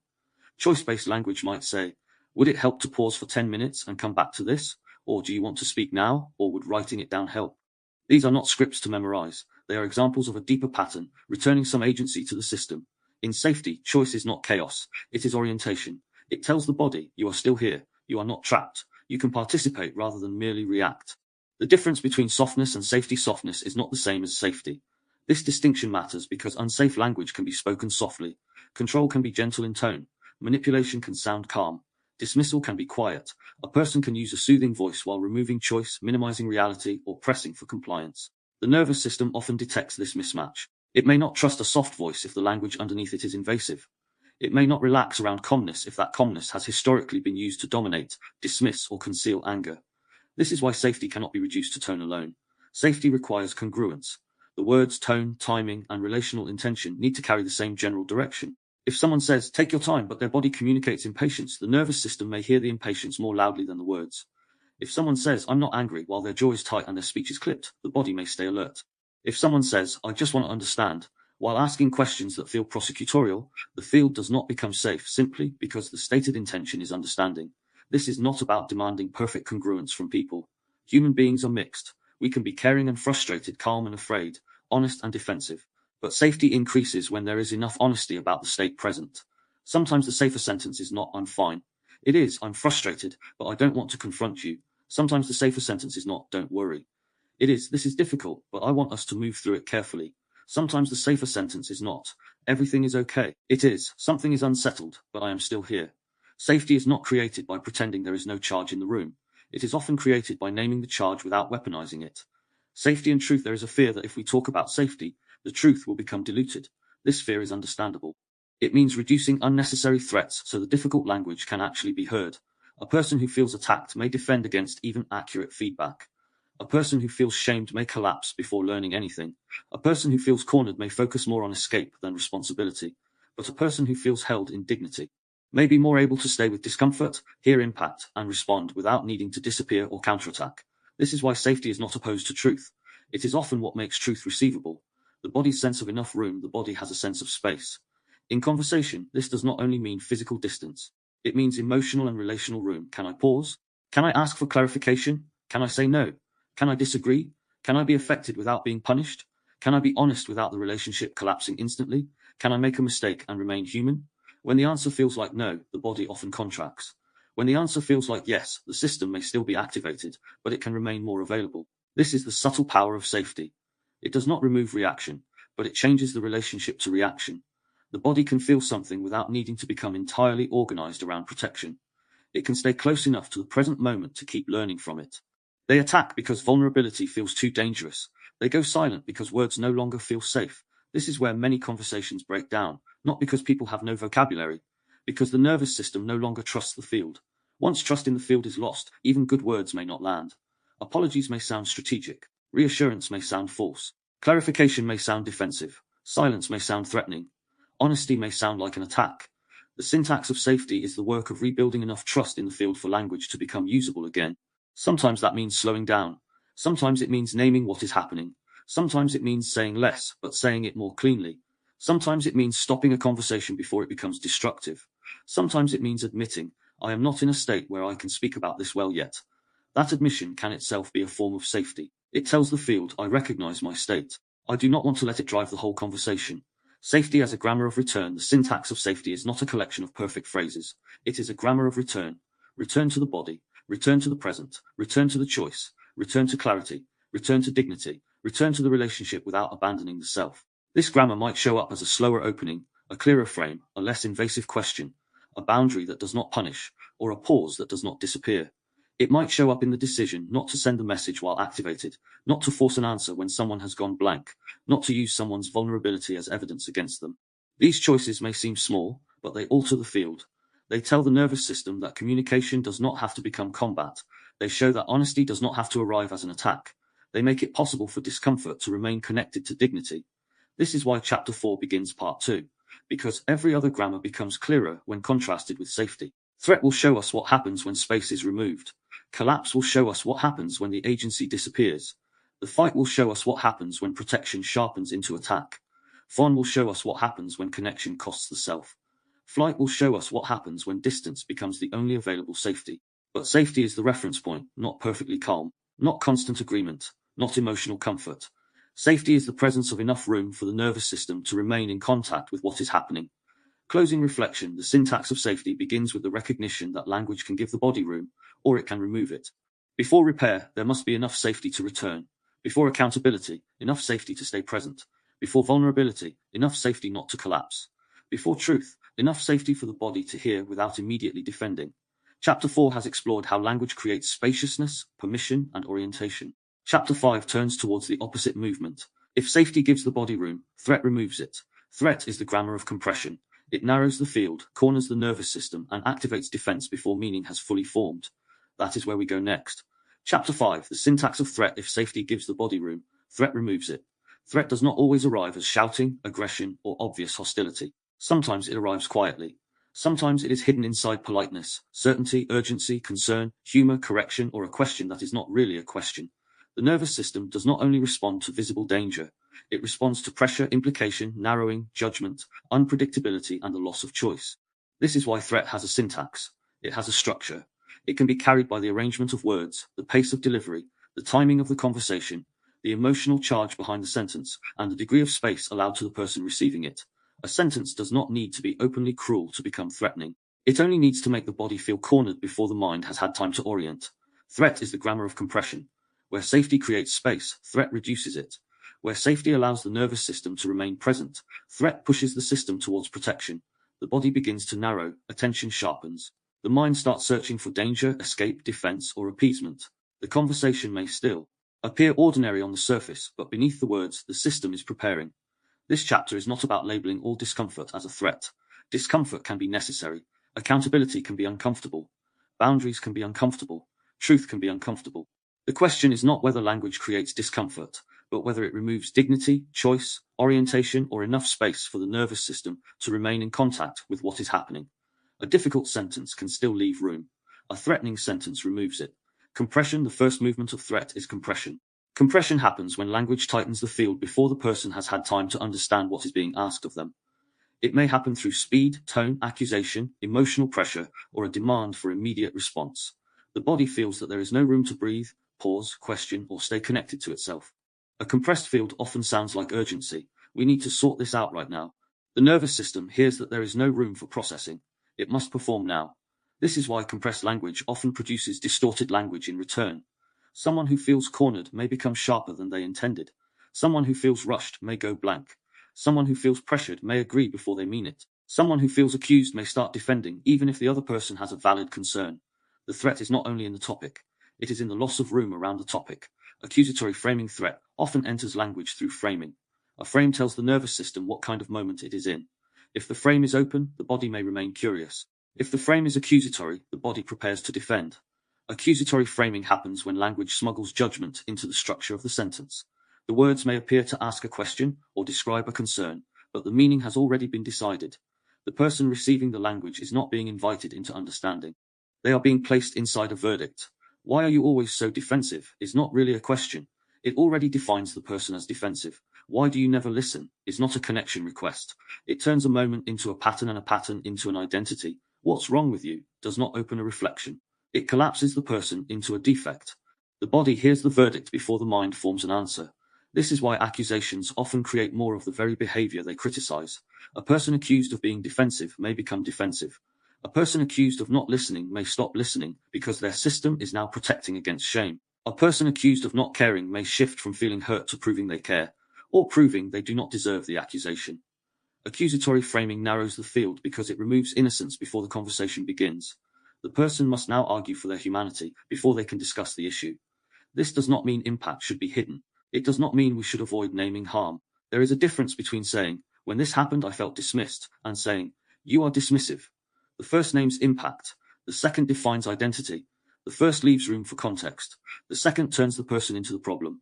Nervous system language is not about avoiding accountability. It is about carrying accountability in a way that the nervous system can remain present with. When language makes room for the person and the issue to be separate, safety remains possible. When language fuses the person with the accusation, the threat enters quickly. Absolute's threat also appears through absolutes. Words like always, never, everyone, nothing, and every time often carry more nervous system charge than accuracy. They turn a specific moment into a total pattern. They make the present feel impossible to repair because the issue is no longer one behavior, one misunderstanding, or one rupture. It has become proof of something permanent. You always do this. You never care. Nothing ever changes. Everyone can see what you're like. These sentences create compression because they remove nuance. The person receiving them is not responding only to one moment. They are responding to the weight of total judgment. Their nervous system hears that there is no room for complexity, context, exception, or growth. Absolutes can feel powerful when we are activated because they match the intensity of the state. When the body is hurt, abandoned, ashamed, or angry, the world may genuinely feel absolute. The language then follows the state. You didn't reply becomes you never think about me. You were distracted becomes you don't care. This hurt becomes you always hurt me. The feeling may be real, but the framing may harden too quickly. Absolutes often escalate because they invite the other person to disprove the statement rather than understand the pain beneath it. Instead of responding to hurt, they may respond with evidence. That's not true. I did listen yesterday. I don't always do that. You're exaggerating. The conversation shifts away from the wound and into a trial over accuracy. This is one of the ways language loses the body. The nervous system that spoke the absolute may have been trying to say, "This matters. I feel alone in this. I am scared this pattern will not change." But the grammar of threat turned that vulnerability into accusation. The other person heard judgment rather than pain. A less threatening grammar does not require self-erasure. It simply brings the language closer to the experience. Instead of "you never listen," the sentence might become, "In this moment I don't feel heard." Instead of "nothing ever changes," it might become, "I'm scared we are repeating the same pattern." Instead of "you always do this," it might become, "This feels familiar, and I'm reacting strongly because of that." The truth becomes more precise. And precision often creates more possibilities than force. Loaded questions. A loaded question is a question that has already decided its answer. It does not ask to understand. It asks to expose, corner, prove, or force admission. The nervous system can usually feel this. Even if the words look like an inquiry, the body hears an accusation. Do you even care? Are you proud of yourself? Why would you think that was acceptable? Is that your idea of respect? Do you realize how selfish that sounds? These questions rarely create reflection because they are not built for reflection. They are built for pressure. The person receiving them is not being given a genuine opening to speak. They are being pushed into a position where any answer can be used against them. This is why loaded questions often produce silence, anger, defensiveness, or appeasement. The nervous system recognizes that the question is not safe. It is not asking for the truth. It is asking for surrender. Again, this does not mean the concern beneath the question is invalid. A person asking, "Do you even care?" may be trying to say, "I feel alone, and I need to know whether I matter to you." A person asking, "Are you proud of yourself?" may be trying to say, "What happened hurt me, and I need you to recognize its impact." The deeper signal may be pain, but the grammar carries threat. This is one of the central tensions in communication. The more hurt we feel, the more likely we are to speak in ways that make it harder for the hurt to be received. The nervous system tries to protect dignity by applying pressure, but pressure often creates the very distance it fears. A cleaner question does not mean a weaker question. It means a more honest one. Instead of using a question to accuse, the speaker can name what is true more directly. "I felt uncared for in that moment, and I need to talk about it." Or, "I'm struggling with what happened because it affected my trust." These sentences may still be difficult to hear, but they are less likely to corner the nervous system into defense. They create a chance for contact. The threat closes that chance too quickly. Urgency language. Urgency is one of the most powerful ways language activates the nervous system. Urgency tells the body that there is no time to think, no time to orient, no time to feel, no time to clarify, no time to choose. The body must respond now. Sometimes urgency is appropriate. There are moments when speed matters, but much relational urgency is not about the situation. It is about the speaker's inability to sit with uncertainty, discomfort, or emotional charge. This is where urgency becomes a threat. A person may say, I need an answer now, when what they mean is, I cannot tolerate not knowing. They may say, we have to fix this tonight, when what they mean is, I cannot sleep with this unresolved. They may say, don't leave until this is sorted, when what they mean is, your need for space feels like abandonment to me. The emotional need may be understandable, but when it becomes a demand, the other person's nervous system may lose room. Their need to pause, breathe, think, or regulate becomes framed as refusal, avoidance, or rejection. Urgency language can make the body feel trapped, and when the body feels trapped, communication usually deteriorates. This is especially important in conflict. A person may genuinely need a pause to prevent escalation. If that pause is interpreted as abandonment, the other person may intensify pressure. The pressure then makes the pause even more necessary. A loop forms. One person pursues because distance feels threatening. The other withdraws because the pursuit feels threatening. Both are trying to find safety, but their languages of safety threaten each other. The syntax of threat often lives inside this loop. The pursuing nervous system says, stay and answer me now. The withdrawing nervous system says, if I stay, I will lose myself. Neither may be trying to harm the other, but without state recognition, each person's survival strategy becomes the other person's threat. A safer grammar would name the state without making it the other person's prison. I feel anxious leaving this unresolved, but I understand we may need a pause. Or, I need space, but I am not abandoning the conversation. These sentences do not solve the conflict instantly, but they reduce unnecessary threats. They give the nervous system more information and more room. Urgency compresses. Orientation opens.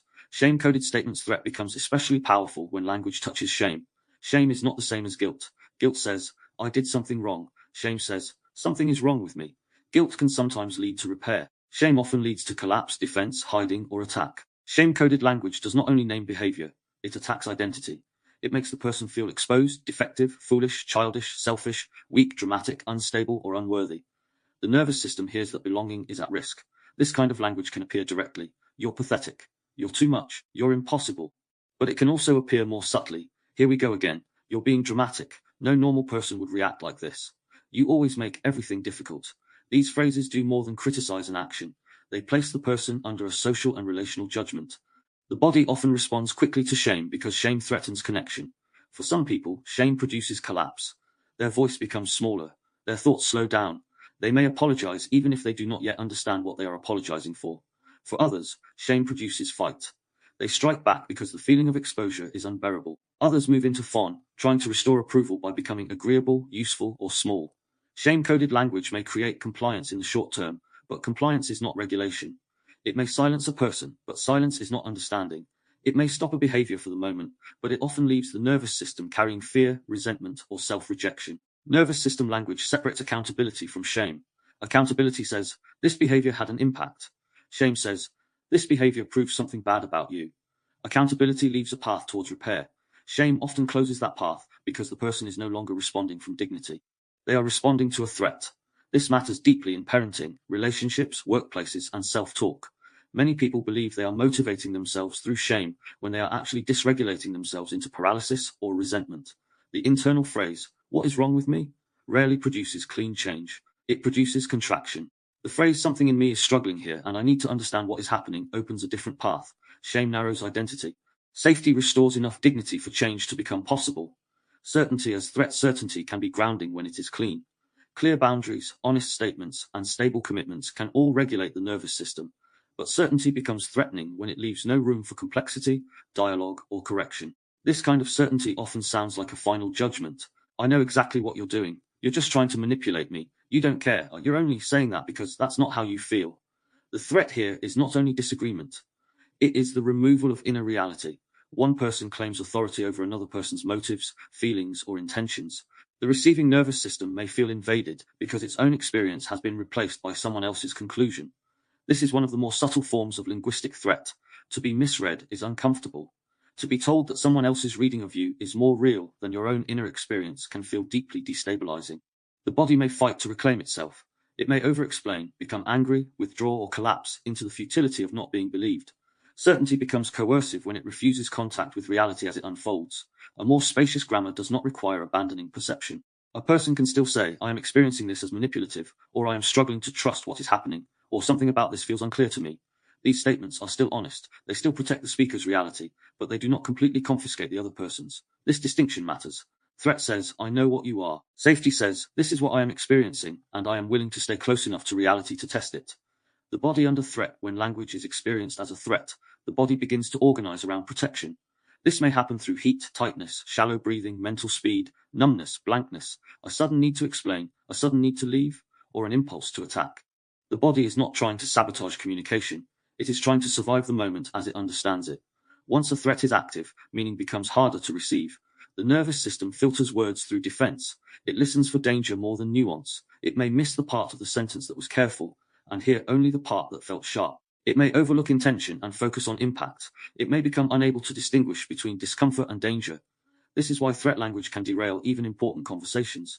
The issue may need to be addressed. The feedback may be valid. The boundary may be necessary. But if the language carries too much compression, shame, urgency, or accusation, the receiving system may orient around protection rather than understanding.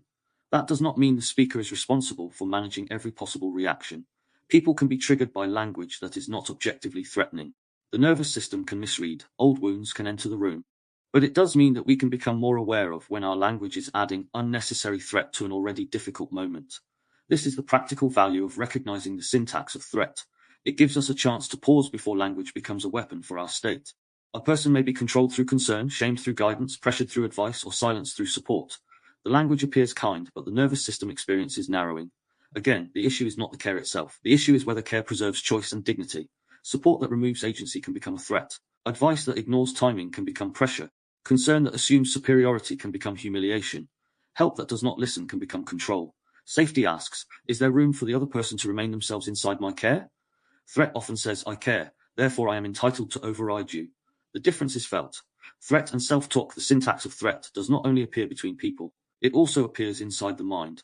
Many people live under an internal language field that constantly compresses the nervous system. You should be further ahead. Don't mess this up. You always ruin things. You need to fix yourself. What is wrong with you? Does it orient or threaten? Does it clarify or shame? Does it invite action or create collapse? Does it restore agency or turn the self into a problem? A less threatening inner grammar does not mean indulgence.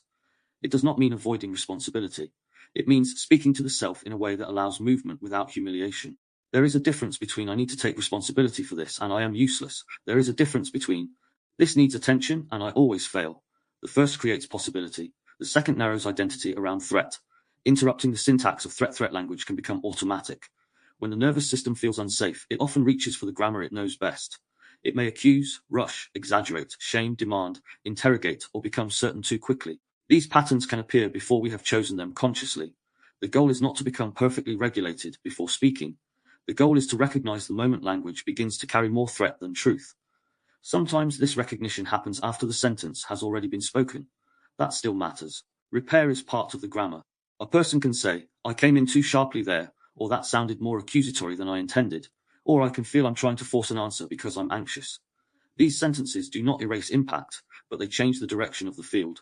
They show that the speaker is no longer fully identified with the threat state. Sometimes recognition happens before speech. A person feels the sentence forming and notices its charge. They may still need to speak honestly, but they can alter the grammar. You never listen may become I don't feel heard right now. Answer me may become I'm feeling anxious and I want to understand, but I don't want to pressure you. What's wrong with you? May become something feels off here, and I want to talk about it without attacking each other. The shift is not cosmetic. It changes what the nervous system is being asked to meet. Interrupting a threat does not mean avoiding truth. It means removing the unnecessary compression that prevents truth from being received. Closing reflection. The syntax of threat is the language of compression. It narrows the field. It reduces space. It pushes the nervous system towards protection before meaning has fully formed.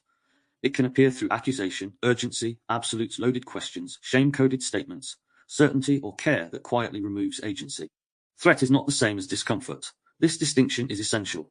Discomfort may be part of growth, honesty, grief, accountability, or change. Threat is different because it removes too much room from the body. It makes the person feel cornered, judged, rushed, reduced, or unsafe to remain present. When language carries a threat, the body begins preparing for survival rather than understanding. It may fight, flee, fawn, freeze, collapse, or perform. The conversation may continue, but the field has changed. The nervous system is no longer listening only for meaning. It is listening for danger. Chapter 5 has explored how language compresses, corners, and activates defense. Chapter 6 turns towards what can happen when the system no longer has enough energy to fight, flee, or negotiate. Collapse is not laziness. It is not a weakness. It is what can happen when the agency disappears and the nervous system begins to believe that movement is no longer possible. That is where the grammar of collapse begins. Chapter 6: The Grammar of Collapse. Collapse is what happens when the nervous system begins to lose access to movement. It is not laziness. It is not a weakness. It is not a lack of intelligence, discipline, or moral strength. Collapse is a state. It appears when the system no longer feels able to fight, flee, negotiate, explain, repair, or orient. Something in the body begins to conclude that effort will not change the outcome. This is why collapse has its own grammar. Where threat compresses the field, collapse empties it. Where fight sharpens language, collapse flattens it. Where flight moves away, collapse often goes still. The person may still speak, but the language begins to lose agency. The voice may become quieter, the sentences may become shorter, the future may feel closed. Possibility narrows into resignation. The grammar of collapse often sounds simple. There's no point. I can't. It always happens, and nothing ever changes. But beneath those phrases is usually not a lack of care. Often, there is too much care carried for too long without enough repair, response, or result. Collapse is what can happen when the nervous system has tried, reached, defended, explained, hoped, adapted, and endured, and then begins to believe that none of it matters. This belief may not be consciously chosen. It may be the body's conclusion after repeated overwhelm. When agency disappears, agency is the felt sense that some movement is still possible. It does not mean control over everything. It does not mean certainty, success, or immediate resolution. Agency is smaller and more embodied than that. It is the sense that there is still one step, one breath, one choice, one boundary, one sentence, one honest movement available. Collapse begins when that sense disappears. The person may still technically have options, but the body cannot feel them. This distinction matters. From the outside, other people may say, just do this, why don't you try that, or you need to take action. But when the nervous system is in collapse, those suggestions may not land as help. They may land as pressure, because the system is already struggling to feel capable of movement. This is why language that tries to motivate collapse through force often deepens it. A person in collapse does not usually need more shame. They do not need to be told how simple the solution is. They do not need their stuckness treated as a character flaw. They need the field to become small enough, clear enough, and safe enough for one piece of agency to return. Collapse is often misunderstood because it can look passive, but inside it may be heavy, flooded, numb, ashamed, exhausted, or quietly terrified. The body may not be refusing movement. It may be unable to organize movement under the weight of what it is carrying. Frozen narratives. Collapse often creates frozen narratives. A frozen narrative is a story that no longer has movement inside it. It does not describe a temporary difficulty. It describes a closed world. I'm struggling right now still contains time, context, and possibility. I will always be like this freezes the self into the state. The language of collapse often turns moments into permanence. A failed attempt becomes, I can't do this. A painful pattern becomes, this always happens. A difficult conversation becomes, there's no point talking. A period of exhaustion becomes, I'm broken. The nervous system takes the present state and projects it across the future. This is not because the person is being dramatic. It is because collapse changes access to time. When the body is in collapse, the future often disappears as a felt reality. The person may still know intellectually that things could change, but that knowledge does not reach the body. The body feels trapped now. The mind then builds language around that trappedness. This is why phrases like "it will get better" may not reach someone in collapse. The words may be kind, but they may be too large for the state. The collapse system may not be able to feel better as a believable destination. It may need something smaller. Not everything will be okay. Something closer to, we do not have to solve all of this right now. Not you can do anything. Something closer to, can we find one next step that does not overwhelm your system? Collapse is not usually shifted by grand possibility. It is shifted by a reachable possibility. The language of no point, there's no point, is one of the clearest phrases of collapse. It is not only a statement about a task or conversation. It is a statement about expectation. The nervous system is saying, I do not believe my effort will produce meaningful change. It may be responding to repeated disappointment, failed repair, ignored needs, unresolved conflict, chronic stress, emotional exhaustion, or years of trying to be understood without success. This phrase often appears in relationships when a person has tried to speak and felt unheard too many times. There's no point talking about it, may look like avoidance, but underneath it may be grief. It may mean, I have already tried to explain this. It may mean, I do not trust that my words matter here. It may mean, the cost of trying again feels too high. In self-talk, there's no point can become a closed door. It stops movement before movement begins. It protects the person from the pain of hoping, but it also prevents the possibility of repair. The phrase reduces risk by reducing expectation. This is the paradox of collapse. It protects against disappointment by cancelling possibilities. The nervous system would rather feel certain that nothing will change than risk the pain of trying and failing again. Certainty, even painful certainty, can feel safer than uncertainty when the system is exhausted. Nervous system language does not argue with, there's no point directly. It listens to what the phrase is protecting. It asks what has made effort feel unsafe, what has made hope feel costly, and what kind of small movement might be possible without demanding belief in the whole future. I can't, and the loss of reach I can't is another central phrase in the grammar of collapse. Sometimes I can't is accurate. There are limits. There are times when the body genuinely cannot keep going, cannot speak, cannot decide, cannot continue a conversation, cannot carry on. Respecting those limits matters. Nervous system language is not about forcing action through better words. But sometimes I can't mean something more specific. It may mean I cannot see how. It may mean I cannot do this at the speed being asked of me. It may mean I cannot do this without support. It may mean I cannot do this while my system is overwhelmed. It may mean I cannot imagine surviving another failure. When these meanings are collapsed into I can't, this system loses access to nuance. The phrase becomes a wall. A more spacious grammar does not deny the limit. It makes the limit more precise. I can't do this might become I can't do all of this today. I can't talk might become I can't talk while I'm this overwhelmed. I can't cope might become I need to reduce the pressure before I can see what is possible. Precision restores some agency. It does not pretend that the task is easy. It does not shame the body for being overwhelmed. It simply separates total impossibility from current capacity. That separation can be enough to create a small opening. Collapse often needs language that reduces scale. The question is not always, how do I solve this? Sometimes it is, what is the smallest honest movement available? Learned helplessness and repeated defeat collapse can become learned. When a person repeatedly experiences that their actions do not change the outcome, the nervous system may stop preparing for action. This is sometimes discussed as learned helplessness. The system learns through repeated experience that effort does not lead to escape, relief, repair, or change. In language, learned helplessness often appears as resignation before the moment has fully unfolded. The person may assume failure before attempting. They may interpret difficulty as proof that nothing works. They may avoid speaking because they expect not to be heard. They may avoid asking because they expect rejection. They may avoid trying because they expect defeat. This is not simply negative thinking. It is a protective prediction. The nervous system is using past outcomes to conserve energy. If effort has repeatedly led nowhere, collapse may seem efficient. Why spend energy on a movement that has historically failed? This matters because people in collapse are often judged for not trying, when in reality, they may have tried for years in ways no one saw. They may have tried to be understood, tried to repair, tried to regulate, tried to stay hopeful, tried to become acceptable, tried to explain their pain, tried to hold themselves together. Collapse may be the aftermath of unseen effort. This does not mean collapse must be romanticized or left untouched. Remaining collapse can become its own prison, but the way out is not contempt. The way out begins with recognizing that the system may have stopped reaching because reaching once hurt too much. The tone of collapse does not only have phrases, it has tone. The tone of collapse may be flat, quiet, distant, resigned, monotone, or strangely calm. It may lack the sharpness of fight or the speed of flight. There may be long pauses, unfinished sentences, or a sense that the person is speaking from far away.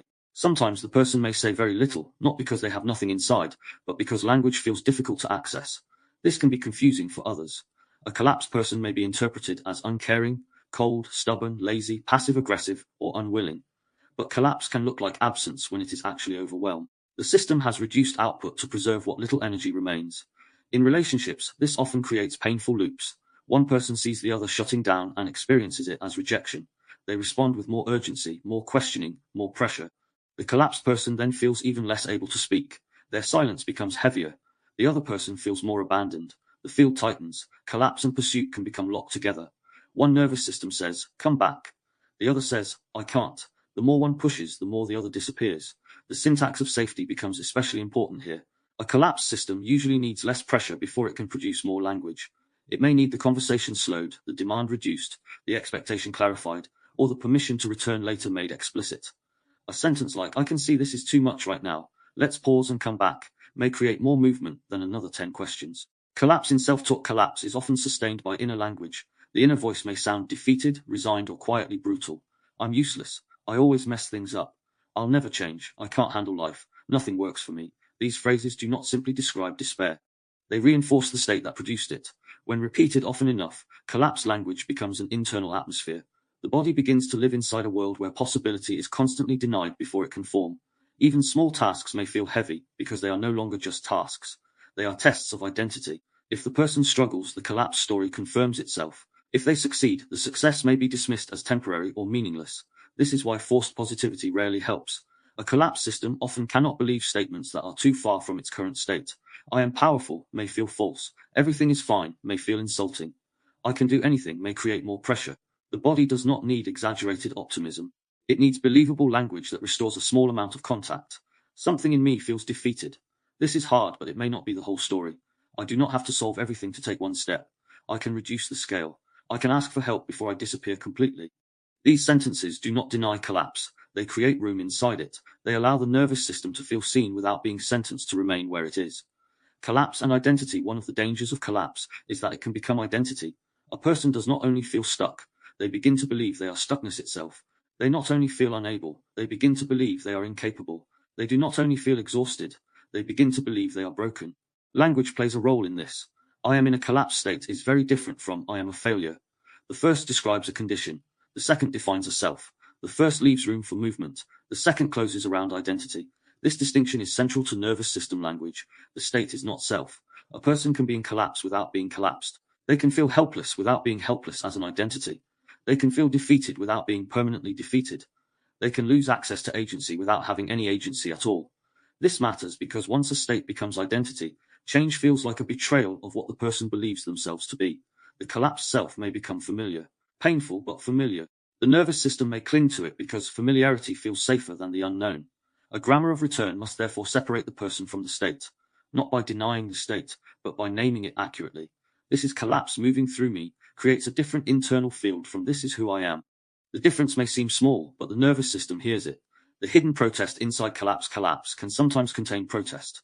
When someone says, there's no point, they may not only be giving up, they may also be expressing the pain of not having been met. The resignation may contain a hidden accusation. I tried, and it did not matter. The shutdown may contain a boundary that the person does not yet know how to speak directly. This is why collapse should not always be treated as mere passivity. Sometimes, collapse is the only remaining language of a system that has not been able to say no, stop, enough, help, or this hurts. The body refuses movement because movement has been too costly. It withdraws from participation because participation has not felt safe or effective. In this sense, collapse may be a distorted form of self-protection. It says, I cannot keep giving energy to a field that does not respond. The problem is that collapse protects by reducing life. It may prevent further immediate exposure, but it also cuts the person off from possibility, connection, creativity, and choice. It solves the threat by shrinking the world.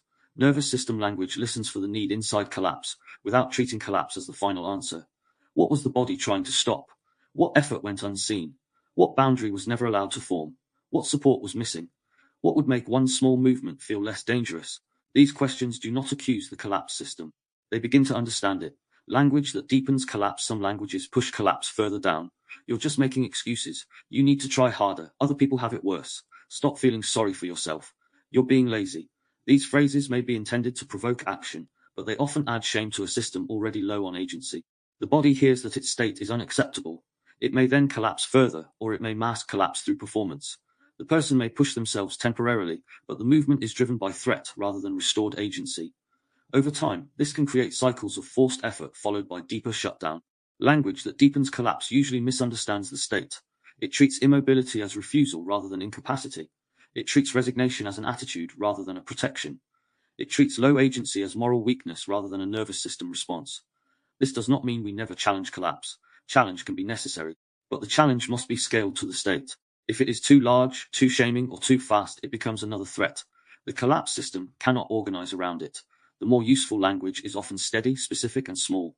Not sort your life out, but what is one thing that would reduce the pressure today? Not you need to get over this. But this has been heavy for a long time.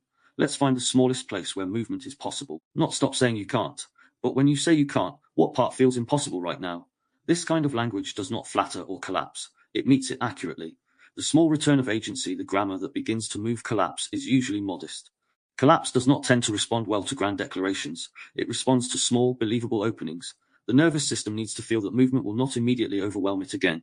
This is why one step matters. One message, one boundary, one breath, one honest sentence. One task is made smaller.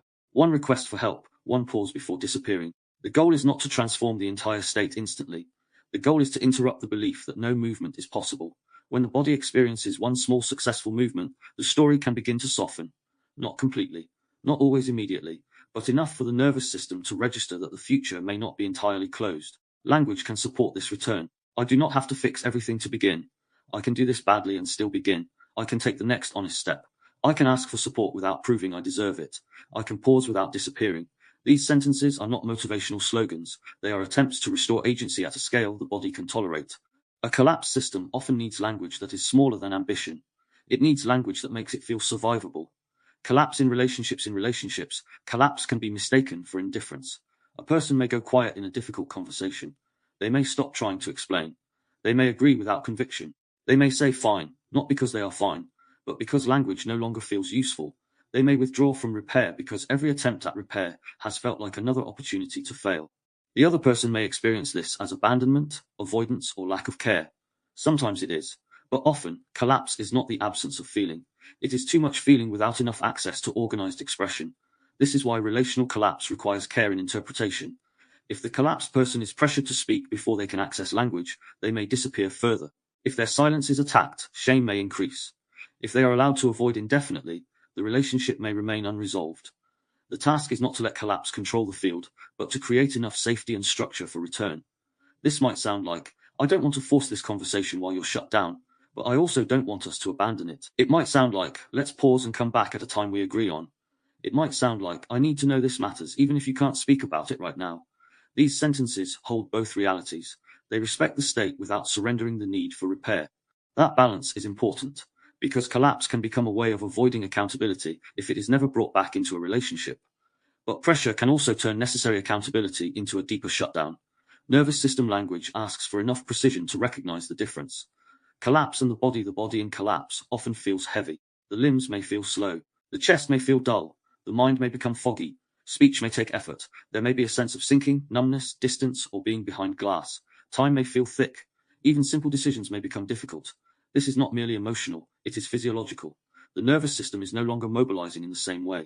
It may be conserving energy, it may be reducing output, it may be withdrawing from engagement because engagement has become too costly. This is why collapse cannot always be reasoned out of.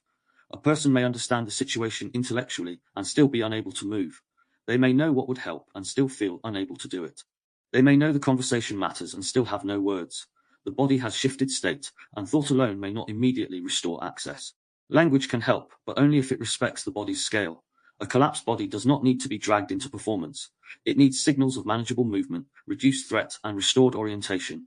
It may need warmth, time, support, practical simplification, or a relational field where the person is not shamed for being in a low-agency state. The grammar of collapse begins to change when the body no longer feels punished for being overwhelmed. Closing reflection, the grammar of collapse is the language of lost movement.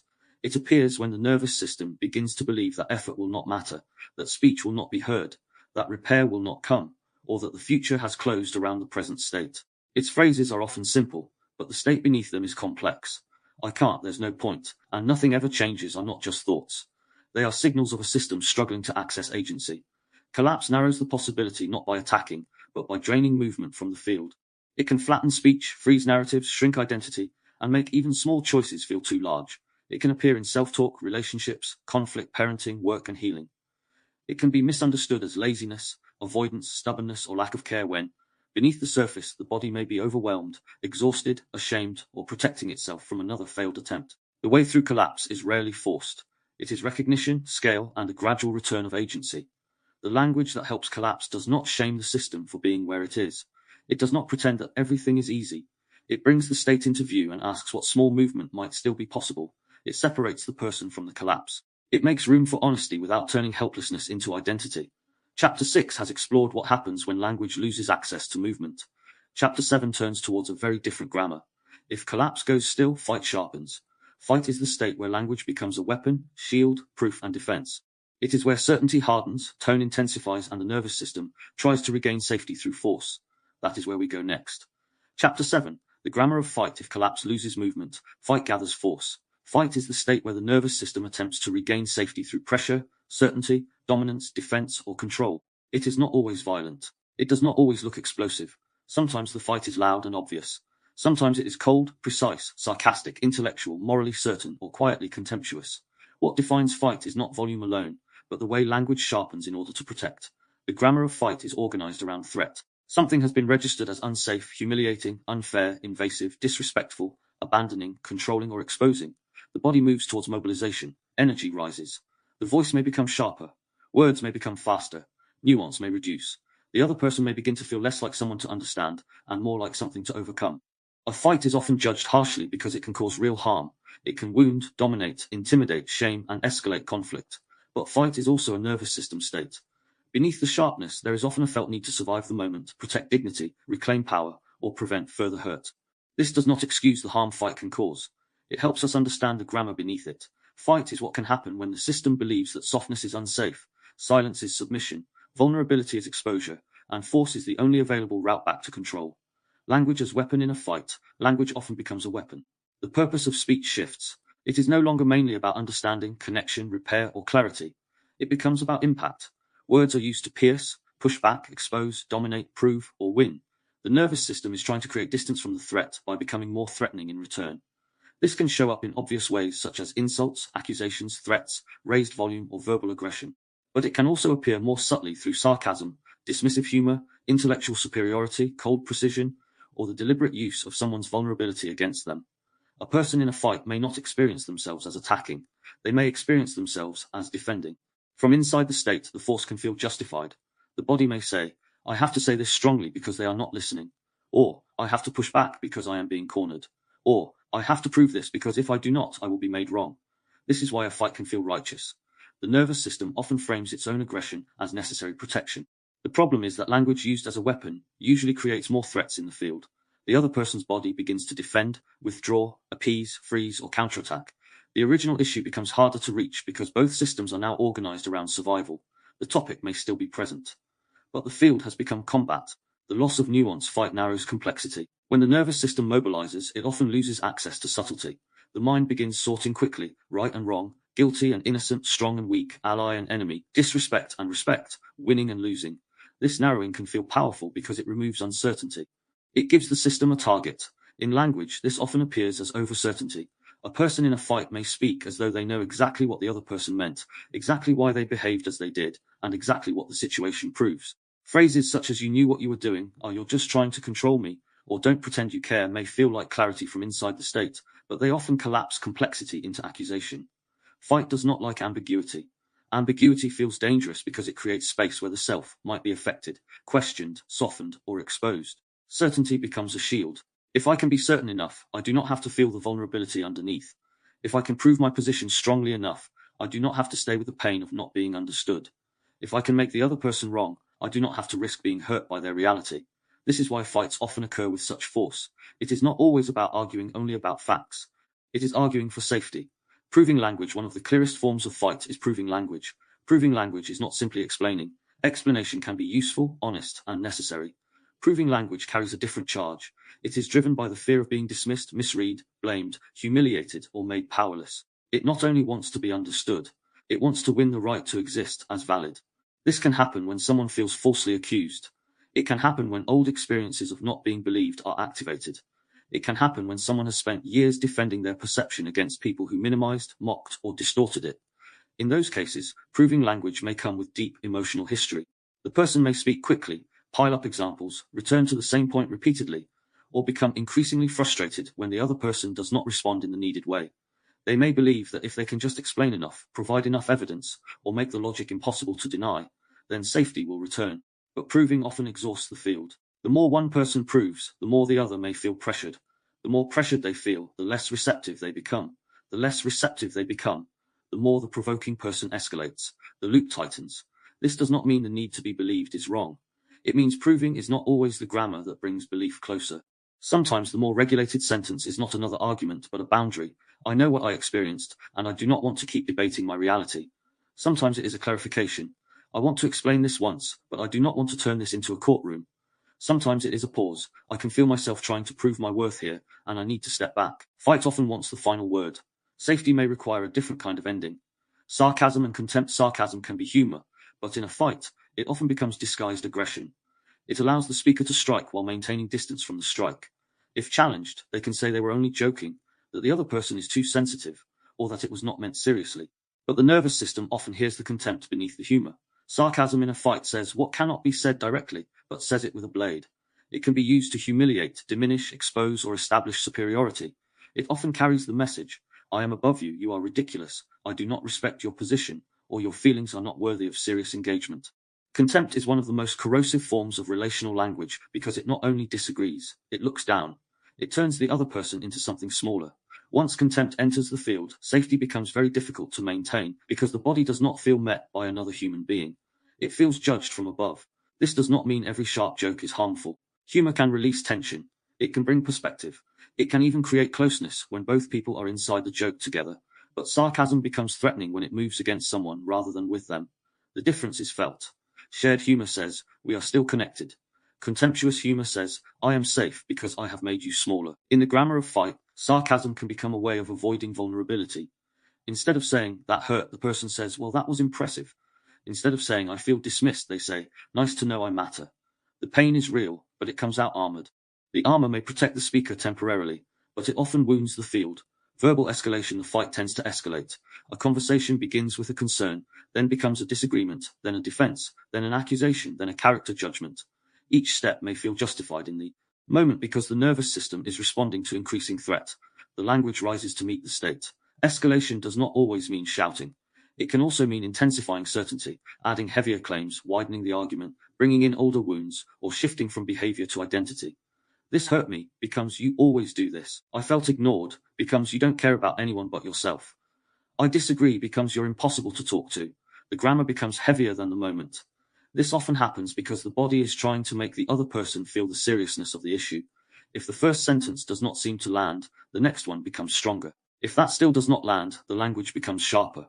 Eventually, the original vulnerability is buried beneath force. The tragedy is that escalation often makes the other person less able to hear what mattered most. They begin responding to the attack rather than the wound. This is why de-escalation is not the same as backing down.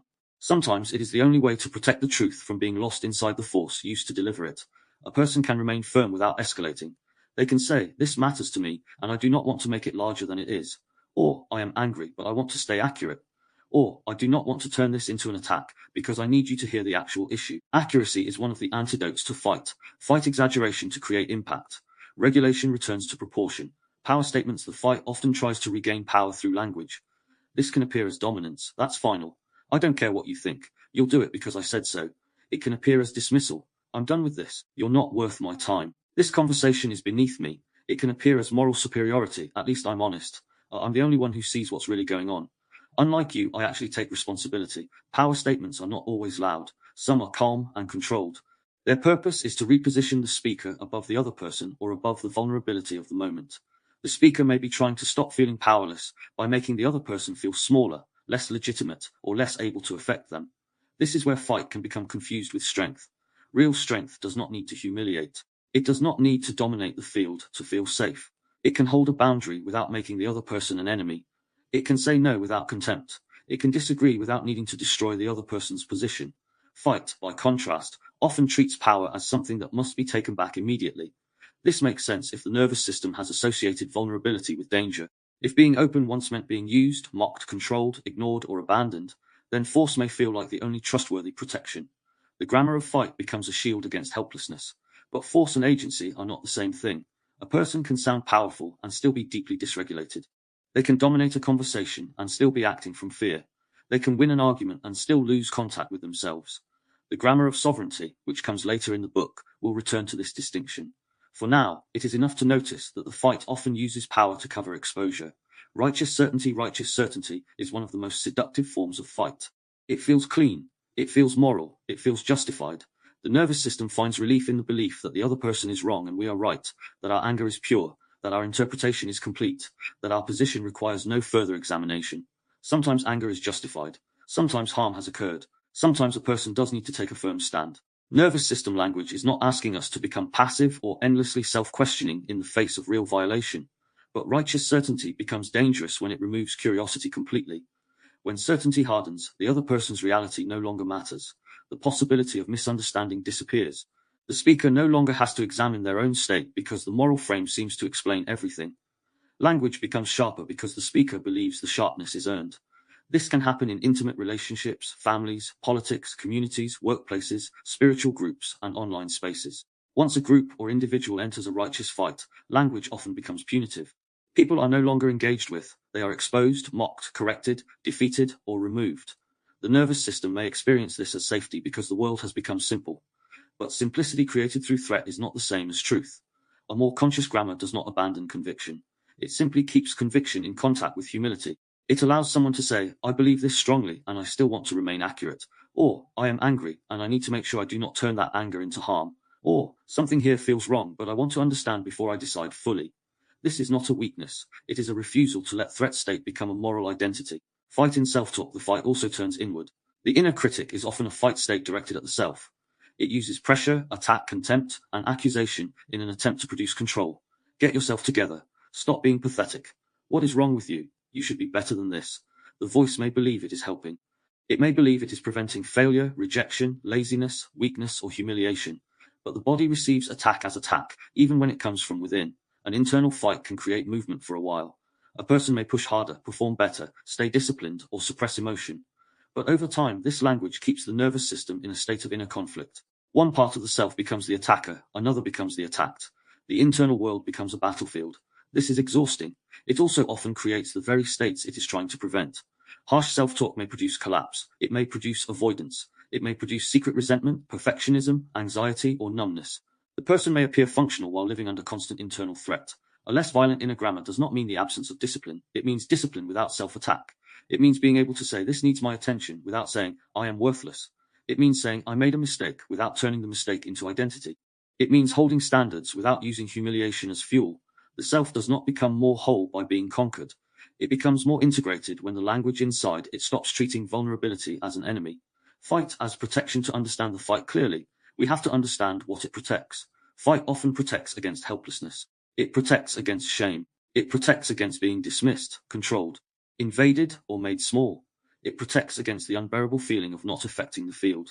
For someone whose boundaries were ignored, fighting may become the only way that feels powerful. For someone who was repeatedly shamed, an attack may become the quickest way to escape exposure. For someone who was not believed, proving may become a survival skill. For someone who was controlled, any suggestion may be heard as domination and met with force. This does not make the fight harmless, but it does make it meaningful. The question becomes, what is the fight trying to prevent? If we only judge a fight from the outside, we may miss the wound underneath. But if we only justify the fight from the inside, we may ignore the harm it causes. Nervous system language asks us to hold both truths. The fight may be protecting something real, and the fight may still need to change its grammar. A person can honor the protective impulse without letting it dominate the field.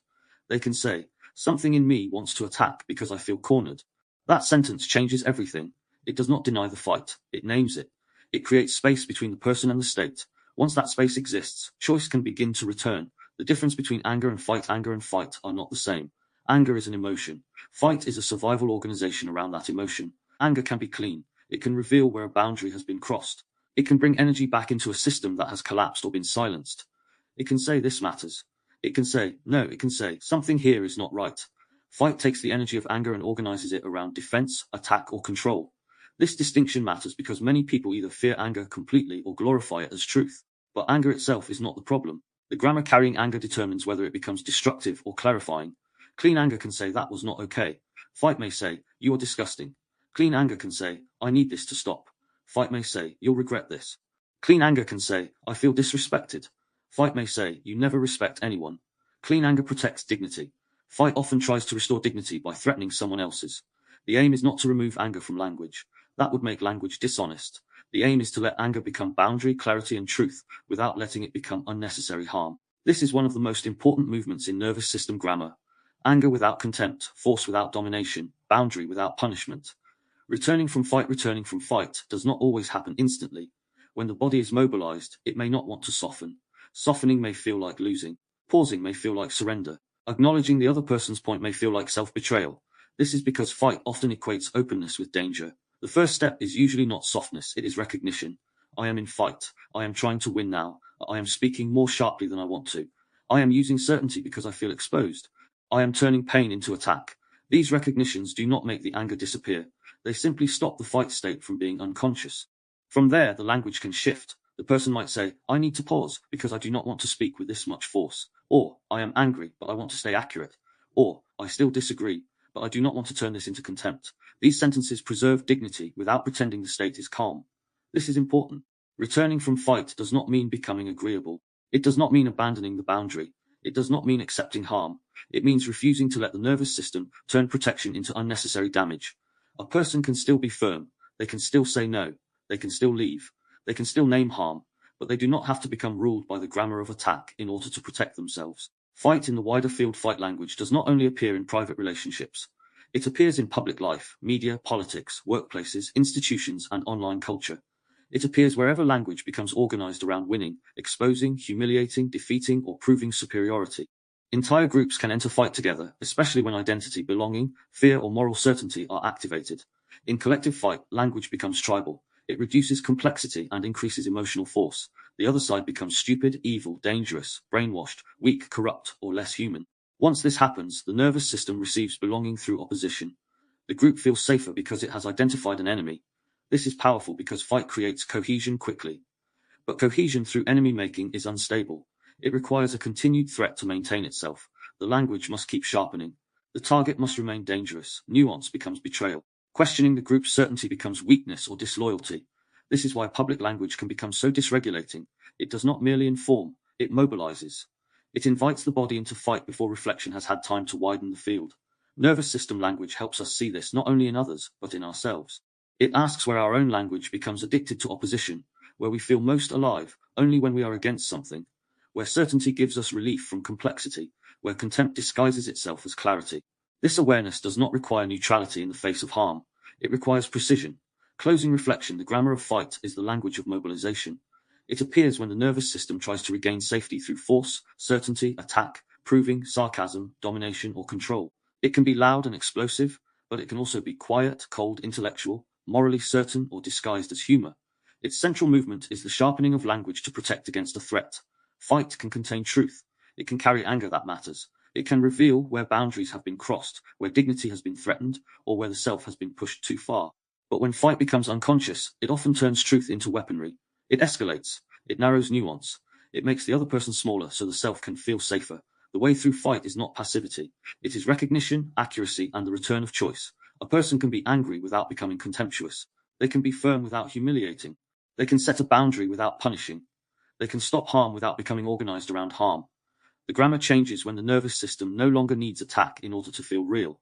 Chapter 7 has explored the state where language sharpens. Chapter 8 turns towards a different survival grammar.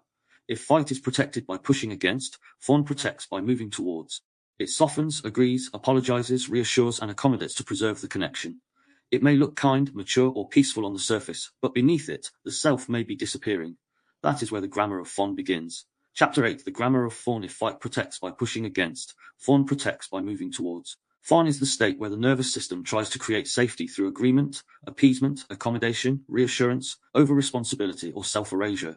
It is often mistaken for kindness, maturity, patience, empathy, or emotional intelligence, because on the surface it may look gentle. The person may appear calm, understanding, forgiving, flexible, or easy to be around, but beneath the surface something else may be happening. The self may be disappearing in order to preserve connection. This is why fawn has its own grammar. It is not simply politeness. It is not genuine care. It is not a healthy compromise. Fawn is language organized around the fear that connection will be lost if the person becomes too honest, too separate, too inconvenient, too angry, too needy, too boundaried, or too real. Where fight says, I will protect myself by overpowering the field, fawn says, I will protect myself by becoming less threatening to the field. The language becomes softer, quicker to apologize, quicker to understand, quicker to reassure, and slower to reveal what is actually true. The person may begin monitoring the other nervous system more closely than their own. They may shape their words around what will keep the peace, rather than what will keep them honest. Fawn does not always feel like fear from the inside. Sometimes it feels like being good. Sometimes it feels like being loving. Sometimes it feels like being reasonable. Sometimes it feels like being the one who understands. This is what makes it difficult to recognize. The loss of self-reference. One of the clearest signs of fawn is the loss of self-reference. The person's language becomes organized around the other person's comfort, mood, expectation, or approval.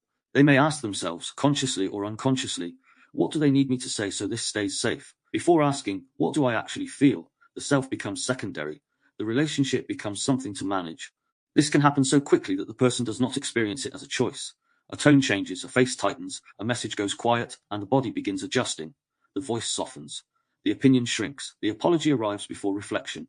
The truth is edited before it has been fully known. A person in fun may say, it's fine, when it is not fine. They may say, don't worry about it, while something in them is hurt. They may say, I understand, before they have allowed themselves to feel anger. They may say, it's my fault, because taking blame feels safer than risking someone else's disappointment. The language becomes relationally strategic, even if the person is not consciously manipulating. It is a strategy without calculation. It is a nervous system adaptation. Fun often develops in environments where honesty is costly. If expressing hurt led to withdrawal, if saying no led to punishment, if having needs created conflict, or if being separate felt dangerous, the body may learn that safety comes from becoming easier to handle. Over time, the person may lose access to their own internal signal. They may know what others feel before they know what they feel. They may sense tension in the room before they sense their own boundary. They may speak peace while carrying resentment. The grammar of fun begins when connection is preserved by leaving the self behind. Over-apology is one of the most recognizable forms of fun language. An apology can be beautiful when it is clean. It can repair harm, restore dignity, acknowledge impact, and reopen contact. But in fun, apology becomes something else. It becomes a reflex used to reduce tension, prevent anger, avoid abandonment, or stabilize another person's state. The person may apologize for needing time, for asking a question, for expressing discomfort, for taking up space, for being emotional, for setting a boundary, or for simply existing with a different experience. The apology arrives not because harm has clearly been caused, but because the nervous system senses risk. I'm sorry, I just wanted to ask. Sorry, I'm probably being annoying. I'm sorry, I don't mean to be difficult. Sorry, forget I said anything. These phrases may sound small, but they reveal a deeper grammar. The person is softening themselves before anyone has asked them to. They are trying to make their presence less burdensome. They are asking permission to exist inside the interaction. Over-apology can also confuse accountability. When a person apologizes for everything, apology loses precision. It becomes less about repair and more about emotional survival. The person may accept responsibility for things that do not belong to them, which can prevent an honest understanding of what actually happened. In relationships, over-apology can create an uneven field. One person becomes the regulator. The other may become accustomed to being protected from discomfort. The fawning person learns to move quickly towards repair, even when they were the one harmed. A more sovereign grammar does not remove apology. It restores accuracy to it. Instead of "I'm sorry, I'm upset," the sentence might become "I'm feeling upset, and I want to talk about it carefully." Instead of "sorry for being difficult," it might become "I know this is uncomfortable, but it still matters." Instead of "sorry, forget it," it might become "I'm noticing I want to withdraw what I said, but I think I need to stay with it." The shift is subtle. The self remains present. Excessive reassurance fun often tries to keep the field calm through reassurance. Reassurance can be loving. It can soften fear, stabilize connection, and remind someone they are not alone. But fond reassurance is different. It is not always offered from grounded care. It is often offered from fear of what might happen if the other person becomes upset, disappointed, angry, distant, or ashamed. A person in fun may reassure too quickly. "It's okay, I'm not upset. You didn't do anything wrong. Honestly, it's fine." They may say these things before checking whether they are true. The reassurance is less about reality and more about preventing escalation. The body is trying to smooth the field before danger appears. This can happen in conflict when one person begins to show discomfort. The fawning person may immediately move towards soothing them, even if their own hurt has not been acknowledged. They may minimize their impact, soften their need, or reframe the situation in a way that protects the other person from guilt. This creates a hidden cost. The relationship appears peaceful, but the truth has gone underground. Over time, excessive reassurance can build resentment because the person keeps giving safety they do not feel. They become the emotional shock absorber of the relationship. Their language says, "everything is okay," while the body keeps a record of what was never allowed to be spoken. Nervous system language asks whether reassurance is coming from genuine steadiness or from fear. If reassurance is genuine, it does not erase the self. It can say, "I care about you, and I also need us to talk about what happened." It can say, "I'm not leaving, but I am affected." It can say, "We are still connected, and this still needs repair." That kind of reassurance keeps both connection and truth in the room. Fun often sacrifices one to protect the other. Self-erasing agreement is not always consent. Sometimes agreement is a nervous system strategy. A person in fun may agree quickly because disagreement feels dangerous. They may nod before they know what they think. They may say yes before they have checked their capacity. They may adopt another person's opinion, preference, or emotional reality in order to avoid tension. From the outside, this may look cooperative. Inside, the person may be leaving themselves. Self-erasing agreement often begins in small ways. Choosing the restaurant someone else wants. Saying a plan is fine when it feels too much. Laughing along with something that hurts. Accepting a version of events that does not match one's own memory. Letting someone else's confidence override one's uncertainty. Over time, the person may become unsure what they actually want. This is one of the hidden consequences of fawn. It does not only silence expression, it weakens self-contact. The person becomes skilled at reading others and less skilled at reading themselves. Their language becomes outward-facing, always scanning for what will maintain approval, reduce conflict, or keep belonging intact. The grammar of fun may sound like, "whatever you want, I don't mind, it's up to you, you're probably right," or "I was just being silly." These phrases are not always fawn. Sometimes they are genuine. This performance is often rewarded. People who perform okayness are easy to be around. They do not create much disruption. They do not ask for too much. They recover quickly, at least on the surface. They may be described as mature, kind, low maintenance, forgiving, or strong. But if the okayness is not real, the body pays for it. Unfelt anger may become tension. Unspoken hurt may become withdrawal. Repeated self-abandonment may become resentment, fatigue, numbness, or sudden emotional eruptions that seem disproportionate because the pressure has been building quietly for a long time. Performing okayness also prevents repair. If the person says they are fine when they are not, the relationship loses access to reality. The other person may believe there is nothing to repair. The field moves on without the wound being met. This is not always done consciously. Many fawning people do not know they are not okay until later. Their nervous system moves into appeasement before their conscious mind can register the cost. They may only feel the truth after the interaction ends, when they are alone, and the body no longer has to perform. A more truthful grammar might sound like, "I'm not ready to say I'm okay yet," or "I want things to be okay between us, but I think I need more time," or "part of me wants to smooth this over, but something still feels unsettled." These sentences are not dramatic, they are honest. They slow the automatic performance of peace and allow real repair to become possible. Appeasement is the deeper movement of fawn. It is the attempt to reduce threat by becoming pleasing, agreeable, useful, harmless, or emotionally convenient. It often appears when the nervous system believes that the other person's state is more dangerous than one's own self-abandonment. Appeasement can sound caring. It can look generous. It can even feel loving from the inside. But the deeper question is often, who do I need to become so this person stays calm, close, or approving? This can appear in relationships where one person carries the emotional volatility and the other becomes the regulator. It can appear in families where a child learns to manage a parent's mood. It can appear in workplaces where a person becomes agreeable to avoid criticism. It can appear in friendships where one person becomes the constant listener, helper, or fixer because having needs feels unsafe. The grammar of appeasement often contains phrases like, "It's okay, honestly, I don't want to make a big deal, I can do it, I should have known, you're right, or I'm sorry, I'll be better." Again, these phrases are not automatically fawning. Context matters. But when they are driven by fear rather than truth, they become part of a survival grammar. Appeasement is exhausting because it requires constant monitoring. The person must track tone, facial expression, silence, timing, mood, and implication. They must adjust before the field becomes dangerous. They may become highly skilled at emotional prediction, but that skill comes with a cost. The body remains vigilant even in relationships that appear calm. To leave appeasement, the nervous system has to learn that a connection can survive differences. This is not learned through theory alone. It is learned through repeated experiences of saying something true and not being abandoned, setting a boundary and not being punished, disappointing someone and remaining connected, and allowing another person to have feelings without taking full responsibility for fixing them. The grammar of fun softens when the self no longer has to disappear for connection to remain. The fear beneath fun is often built around a central fear. If I am fully here, I may not be loved, safe, accepted, or kept.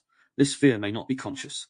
The person may simply feel anxious when someone is upset, guilty when they say no, panicked when there is distance, or responsible when another person is disappointed. The body has learned that relational tension is dangerous and that the safest response is to reduce oneself quickly. This fear can begin early. A child who must keep a parent calm may learn to fawn as a survival tactic. A child whose needs are mocked may become easy and undemanding. A child who is praised for being good, mature, helpful, or no trouble may learn to identify love with self-suppression. A person who has experienced volatile relationships may learn that honesty must be timed, softened, edited, or abandoned. Fun often grows where direct self-expression once felt unsafe. This is why telling someone to just say no may not be enough. The word no may carry a whole history of danger. It may feel like rejection, conflict, punishment, guilt, or abandonment. The person may know intellectually that they are allowed to have boundaries, but the body may still experience boundaries as a threat. Nervous system language recognizes that the grammar of fun cannot be changed by force. It changes through the slow return of self-reference. The person begins to notice the moment they leave themselves. They begin to sense the difference between genuine kindness and fear-based accommodation. They begin to ask, am I saying this because it is true, or because I am afraid of what will happen if I do not? That question is often the beginning of a return. Fun and resentment. Fun often produces resentment. This can be confusing because the person may have agreed, reassured, helped, forgiven, or accommodated willingly on the surface. But beneath the surface, something may have been abandoned. A boundary was crossed but not named. A need was felt but not expressed. A no was swallowed. A truth was softened until it disappeared. Resentment is often the self remembering what the language denied. It may appear later as irritability, distance, passive aggression, sudden anger, fatigue, or emotional withdrawal. The person may not immediately connect the resentment to the earlier fawn response. They may only know that something feels unfair, unseen, or heavy. This is why fawn can create relational confusion. One person believes everything is fine because the fawning person said it was fine. Later, when resentment surfaces, it may seem as though the reaction has appeared from nowhere, but it did not appear from nowhere. It came from a truth that was not allowed into the conversation when it mattered. The way through resentment is not more self-blame. It is more honest language earlier. This may sound like I said yes too quickly, and I realize now I need to revisit that. Or, I reassured you before I had checked in with myself. Or, I acted like I was okay because I didn't want conflict, but I still feel hurt. These sentences can be uncomfortable because they interrupt the performance of ease. But they also create the possibility of real contact. Fon preserves the connection by hiding the truth. Repair requires truth to return. Fon in self-talk. Fon also appears inside the self. The inner voice may constantly try to make the person more acceptable. It may say, don't be too much, be nice. Don't make it awkward, just let it go, you're being selfish. They'll be upset if you say that. This inner language does not always sound cruel. Sometimes it sounds sensible, mature, or kind, but its function may be self-erasure. Internal Fon teaches the person to pre-edit themselves before the world can reject them. It may stop anger before it can become a boundary. It may stop the need before the need can become communication. It may stop desire before desire can become choice. It may stop grief before grief can become expression. The person becomes their own appeaser. This inner grammar can be difficult to detect because it often disguises itself as morality. The person may believe they are being good when they are actually abandoning themselves. They may believe they are being compassionate when they are actually afraid. They may believe they are avoiding drama when they are avoiding the truth. A more conscious inner grammar does not abandon care for others. It simply includes the self in the field of care. It might say, I can care about their feelings without making myself disappear. It might say, a boundary is not cruelty. It might say, my honesty may create discomfort, but discomfort is not always harm. It might say, I do not have to become easy in order to be loved. These sentences begin to restore balance. They allow kindness without erasure. The difference between kindness and fon can look similar from the outside. Both may be gentle, both may listen, both may accommodate, both may consider another person's feelings, but the state beneath them is different. Kindness includes the self. Fon abandons the self. Kindness can say yes freely. Fon says yes to prevent danger. Kindness can apologize when harm has occurred. Fon apologizes to reduce tension. Kindness can be compromised without resentment. Fon compromises while silently disappearing. Kindness can hold another person's feelings without becoming responsible for them. Fon absorbs those feelings as a survival task. The difference is not always visible in the sentence. It is felt in the body. A kind yes may feel open, grounded, and chosen. A fon yes may feel tight, rushed, anxious, or resigned. A kind apology may feel clean. A fon apology may feel like panic. A kind compromise may feel relational. A fun compromise may feel like self-betrayal. This distinction is vital because the goal is not to become less caring. The goal is to stop confusing self-abandonment with love. Fun often develops in people who are deeply sensitive to relational fields. That sensitivity is not the problem. The problem is when sensitivity becomes organized around survival rather than truth. When the person can remain self-referenced, their sensitivity becomes a gift rather than a trap. Returning from fun often feels risky. Unlike fight, which may need to soften, fun often needs to become more solid. It needs to rediscover the right to exist as a separate nervous system. This does not mean becoming harsh or uncaring. It means allowing the self to remain present inside connection. The return begins with noticing the moment of disappearance. The rushed apology, the automatic reassurance, the yes that arrives too quickly, the opinion that vanishes, the boundary that gets delayed. The truth is softened until it no longer says what it means. Once noticed, the grammar can begin to change. The person may not move straight from fawn into full boundary. That may be too much for the nervous system at first. The first movement may simply be a pause. Let me think about that. I need a moment before I answer. I'm noticing I want to say it's fine, but I'm not sure it is. I care about how you feel, but I need to check what is true for me too. These sentences are small acts of return. They interrupt the automatic offering of the self to the field. Over time, the nervous system learns that a connection does not have to depend on disappearance. It learns that disagreement can be survived. It learns that another person's disappointment is not automatically dangerous. It learns that honesty may create tension, but tension is not always a rupture. The grammar of fun changes when the body begins to trust that it can stay connected without leaving itself. Closing reflection, the grammar of fun is the language of self-protection through accommodation. It appears when the nervous system tries to preserve safety by becoming pleasing, agreeable, apologetic, useful, harmless, or emotionally convenient. It can look kind from the outside, but beneath it, the person may be editing, shrinking, soothing, and surrendering parts of themselves in order to keep the field stable. Fun is not a weakness. It is an adaptation. It often forms in environments where honesty was unsafe, needs were costly, conflict felt dangerous, or belonging depended on being easy to accept. It may have once protected connection, but when it becomes unconscious, it turns connection into self-erasure. The way through fun is not selfishness. It is a self-reference. A person can care without disappearing. They can apologize without taking responsibility for everything. They can reassure without hiding their own hurt. They can compromise without abandoning truth. They can remain gentle without becoming available for erasure. Chapter 8 has explored the grammar that moves towards others in order to survive. Chapter 9 turns towards the opposite movement. If fawn protects through appeasement, flight protects through distance. It avoids, redirects, intellectualizes, jokes, abstracts, or leaves the field before contact becomes too exposing. That is where the grammar of flight begins. Chapter 9. The grammar of flight. If fawn protects by moving towards, flight protects by moving away. Flight is the state where the nervous system seeks safety through distance. This distance may be physical, emotional, intellectual, conversational, or internal. Sometimes flight looks obvious, leaving the room, avoiding the message, changing the subject, ending the conversation, becoming unavailable. But often it appears more subtly. It can sound like humor, abstraction, analysis, vagueness, busyness, distraction, or spiritual language that rises above the moment before the body has actually met it. Flight is not always avoidance in the lazy or careless sense. It is often a protective movement. The system senses that contact has become too exposing, too pressurized, too uncertain, too emotionally charged, or too difficult to organize. So it moves away from the field in order to reduce activation. This is why flight has its own grammar. Where fight sharpens, flight redirects. Where fawn appeases, flight distances. Where collapse loses movement, flight uses movement to escape contact. The person may still be speaking, but their language begins to move away from what is actually happening. They may become harder to locate. Their words may become more general, more conceptual, more humorous, more vague, or more detached. Flight says, in many different forms, I need distance from this. Sometimes that distance is necessary. A pause can protect the conversation from escalation.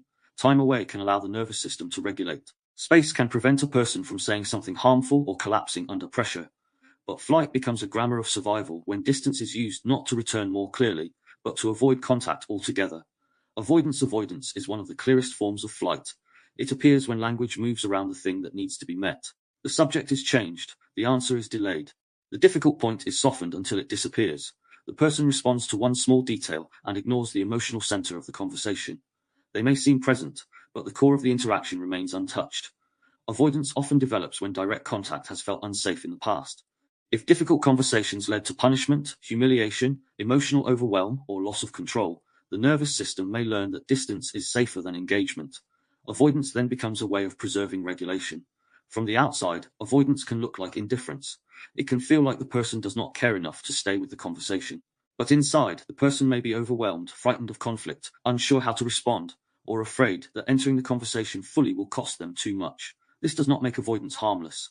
When one person repeatedly avoids, the other may feel abandoned, dismissed, or forced to carry the emotional weight alone. The relationship can become filled with unfinished conversations, unresolved tension, and unspoken resentment. The avoided subject does not disappear. It waits in the field. Avoidance protects the nervous system in the short term, but it often increases relational threat over time. A more conscious grammar of flight does not deny the need for space. It simply gives that space a shape. Instead of disappearing, the person might say, I need a pause, but I do want to come back to this. Instead of changing the subject, they might say, I can feel myself wanting to avoid this because it feels difficult. Instead of going silent without explanation, they might say, I do not have words yet, but I am not ignoring it. These sentences do not solve the issue immediately, but they keep contact alive. They turn flight into temporary distance rather than abandonment of the field. Deflection is avoidance with movement. The conversation approaches something uncomfortable, and the language redirects attention elsewhere. A person may make a joke, bring up a different issue, focus on a technical detail, criticize the way the subject was raised, or shift the conversation towards the other person's behavior. Deflection often happens so quickly that it can be difficult to catch. Someone says, that hurt me, and the response becomes, well, you hurt me last week. Someone says, I need to talk about what happened, and the response becomes, why are you bringing this up now? Someone asks for accountability, and the conversation becomes about tone, timing, or whether the person had a right to feel hurt. Sometimes these redirected points are valid. Timing may matter. Tone may matter. The other person may also have caused harm. But deflection uses those truths to avoid the present center. The conversation is not widened in order to understand more. It is moved away from the discomfort that has just appeared. The nervous system may be trying to escape exposure. If the person stays with the original point, they may have to feel guilt, shame, grief, responsibility, uncertainty, or vulnerability. Deflection allows the system to stay active without becoming exposed. It creates movement, but not contact. This is why deflection can be so frustrating relationally. It looks like engagement because words are still happening, But the person trying to address the issue may feel as though they are chasing something that keeps slipping away. The conversation becomes active, but not honest. A cleaner grammar might sound like, I notice I want to bring up something else, but I know we need to stay with this first. Or, I do have feelings about how this was raised, but I can see that would move us away from what you are trying to say. This kind of language preserves the other concern without using it as an escape route. Flight becomes more workable when it can name its own movement. Intellectualization is one of the most sophisticated forms of flight. Here the person does not leave the conversation. They rise above it. They analyze, explain, theorize, contextualize, philosophize, or move into systems language before the emotional reality has been felt. The mind becomes active, articulate, even impressive, while the body remains distant from the direct experience. This can be especially common in people who are intelligent, reflective, or used to making sense of difficult things through analysis. The mind becomes the safest place to go. It offers structure where the body feels exposed. It creates distance from vulnerability by turning the experience into an object of thought. There is nothing wrong with analysis. This book itself uses analysis. The problem begins when analysis becomes a way of avoiding contact with what is present. A person may explain why they react the way they do without actually feeling the hurt. They may describe attachment patterns without saying, I am scared you will leave. They may discuss trauma responses without admitting, I feel ashamed right now.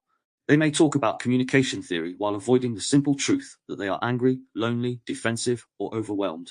Intellectualization can make a person sound present while keeping them protected from presence. In relationships, this can be confusing. One person may feel that the other is speaking with intelligence, but not intimacy. The words are thoughtful, but something is missing. There is no contact. The conversation becomes a lecture, an explanation, or a model instead of an encounter. A more grounded grammar does not reject thinking. It brings thinking back into contact with state. It might sound like, I can explain this intellectually, but I think I am avoiding what I feel. Or, the theory makes sense, but what is happening in me right now is fear. Or, I am going into analysis, because being direct feels exposing. This is where intellect becomes integrated rather than defensive. It stops being a place to hide and becomes a way to understand what the body is carrying. Vagueness flight can also appear as vagueness. Vague language keeps things undefined. It avoids a clear position, clear feeling, clear boundary, or clear responsibility. The person may speak in generalities, half-statements, unfinished thoughts, or phrases that leave the other person guessing. I don't know, maybe, it's whatever, I suppose. It's complicated. Sometimes these phrases are honest. A person may genuinely not know yet. Complexity is real. Not everything can be reduced to certainty. But in flight, vagueness serves a protective function. It keeps the person from being fully located. If they do not say what they feel, they cannot be challenged. If they do not name what they want, they cannot be disappointed. If they do not take a position, they cannot be exposed. Vagueness creates distance by withholding definition. This can be difficult for the other nervous system because uncertainty expands. The person listening has to fill the gaps, interpret tone, guess meaning, and carry the emotional labor of trying to understand what is not being said. Over time, this can create frustration, anxiety, or distrust. A more conscious form of uncertainty sounds different. It does not pretend to know what it does not know, but it also does not use uncertainty to disappear. It might sound like, I do not know yet, but I am willing to stay with the question. Or, I am unclear, but I do not want to use that as a way to avoid you. Or, I need time to find the truth, but I will not leave you guessing indefinitely.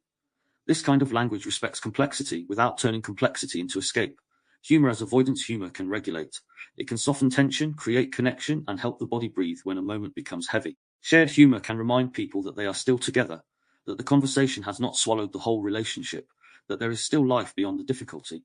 But humor can also become flight. When humor appears every time vulnerability approaches, it may function as a distance. The person makes a joke before the feeling can land. They turn pain into performance, discomfort into entertainment, or fear into self-mockery. Others may laugh, and the field may loosen temporarily, but the truth remains untouched. This is especially subtle because humor is often socially rewarded. The person who can make others laugh may become known as easy, charming, resilient, or quick-witted. But beneath the humor, there may be grief, anger, shame, fear, or loneliness that never gets to speak directly. A joke can be a doorway, or it can be a wall. The difference is whether it eventually allows contact or prevents it. Someone might say, I joke about it because if I don't, I might actually feel it. That sentence changes the function of humor. It brings awareness to the field. The joke is no longer only an escape. It becomes a signal. It lets the person and the listener know that something more tender may be underneath. In nervous system language, the issue is not whether humor appears. The issue is whether humor is the only language allowed when the body is nearing truth. Spiritual bypassing flight can also become spiritual. Spiritual bypassing happens when language moves into peace, love, forgiveness, higher perspective, destiny, energy, or acceptance before the body has actually processed what happened. The words may sound elevated, but the nervous system may still be carrying hurt, anger, grief, fear, or violation. This is not a criticism of spirituality. Spiritual language can be deeply regulating, meaningful, and transformative. It can help widen perspective, soften bitterness, and return a person to something larger than the immediate wound. But when spiritual language is used too quickly, it can become a way of escaping the human experience rather than meeting it. A person may say everything happens for a reason when what needs to be felt is grief. They may say I forgive them when their body is still full of rage. They may say I'm choosing peace when they are actually afraid of conflict. They may say I don't want negative energy when what they mean is I do not know how to stay present with pain. The language rises above the body, but the body remains where it is. This can create an inner split. The mind declares peace while the nervous system stays activated. The person may feel guilty for still hurting because their language has already moved beyond the hurt. They may judge themselves as unevolved, unspiritual, or stuck because the body has not obeyed the ideal. A grounded spiritual grammar does not bypass the body. It includes it. It might say, I want to move towards forgiveness, but I am not there yet. Or, I believe there may be meaning here, but right now I need to feel the grief honestly.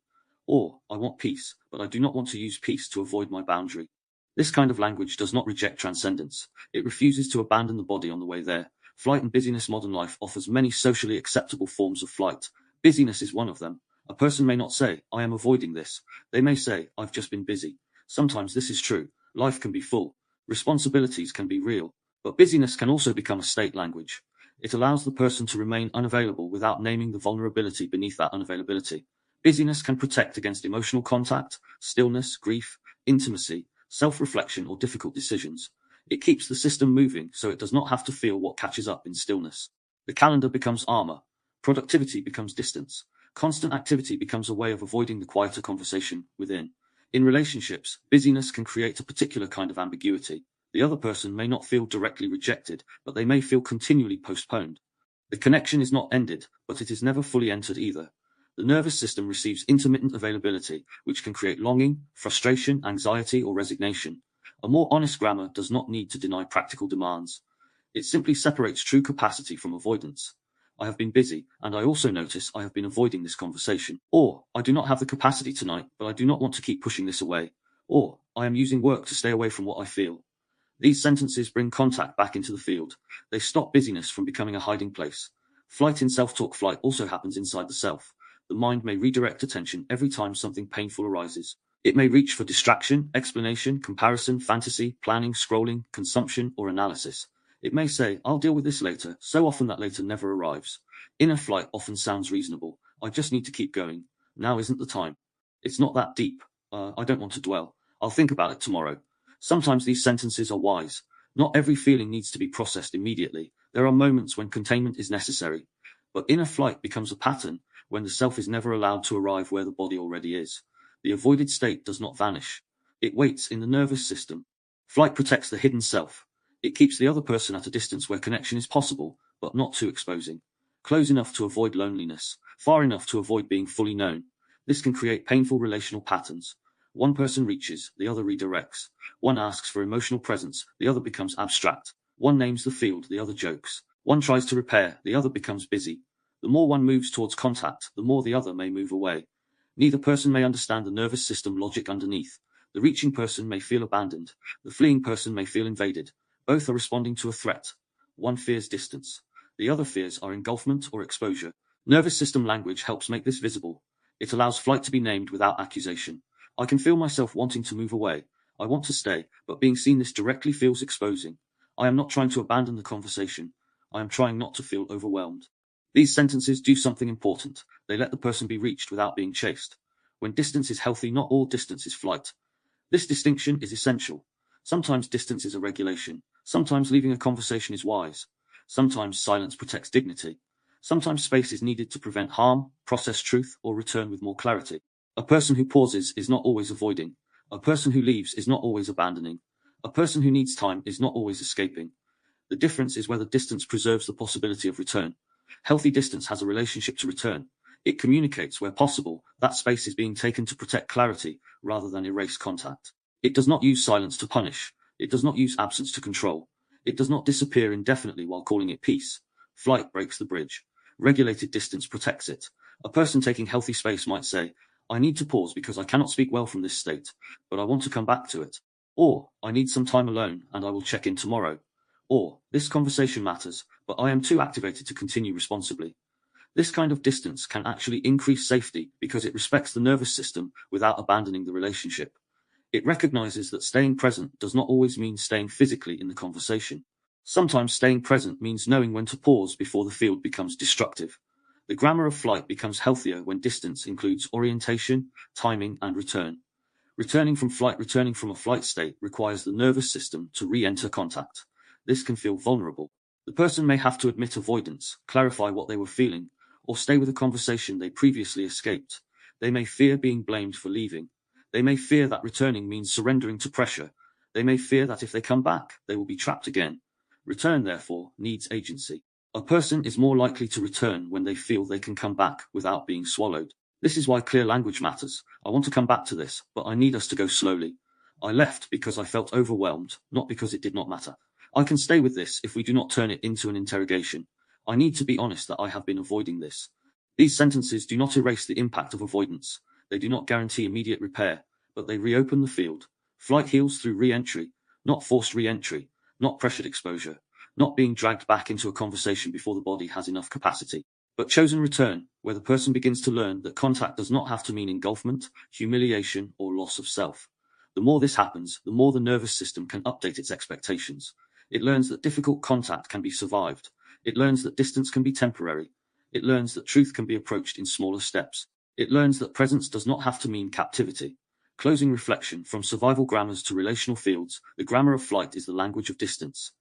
It appears when the nervous system moves away from contact through avoidance, deflection, intellectualization, vagueness, humor, busyness, spiritual bypassing, or silence without return. Its central movement is escape from exposure. It tries to reduce pressure by creating distance from the field. Flight is not always wrong. Sometimes distance is necessary. Sometimes a pause protects the conversation. Sometimes space allows regulation. Sometimes leaving is the most honest and safest thing the body can do. But flight becomes a survival grammar when distance becomes the only way to stay safe, and when avoidance replaces return. Part 2 has mapped the grammar of state through safety, threat, collapse, fight, fawn, and flight. Each grammar has shown a different way the nervous system organizes language around protection, contact, pressure, agency, and survival. Safety creates room. The threat removes it. Collapse loses access to movement. Fight sharpens. Fawn appeases. Flight distances. These grammars do not live separately from one another. They appear inside relationships, arguments, silences, apologies, boundaries, family patterns, workplace conversations, online exchanges, and a voice inside the mind. A single conversation can move through several of them. One person may fight while another fawns. One may pursue while another flees. One may collapse after being threatened. One may use safety language while still carrying control beneath it. This is why the next movement of the book must widen the field. Language does not only happen inside an individual state, it happens between nervous systems. Part 3 turns towards relational language fields: conversation, conflict, attunement, misattunement, and repair. We now move from recognizing the grammars of individual states into understanding what happens when those grammars meet each other in real time. Because a conversation is never only an exchange of words, it is an exchange of state. Part 3, Relational Language Fields. Part 2 mapped the grammar of state. It explored how language creates safety, how it carries threat, how it collapses movement, how it sharpens into fight, how it disappears into fawn, and how it moves away through flight. These grammars do not remain isolated inside one person. They meet each other, they move between people, they shape the field of a conversation. This is the focus of Part 3. A conversation is not only an exchange of words, ideas, opinions, or information. It is an exchange of state. One nervous system speaks, another receives. One person moves towards clarity, another hears a threat. One person withdraws to regulate, another experiences abandonment. One person tries to repair, another hears performance. The visible conversation may appear to be about words, but beneath it, states are interacting. Part 3 explores what happens when language becomes relational. Chapter 10, Conversation as Co-Regulation, looks at how pace, silence, turn-taking, attention, and responsiveness shape the nervous system field between people.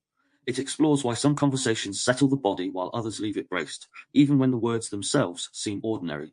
Chapter 11, The Nervous System Beneath Conflict, moves into the deeper layer beneath disagreement. Conflict often looks like a clash of views, memories, facts, or intentions, but beneath the surface, there may be threat, shame, abandonment, control, or old wounds entering the present dialogue.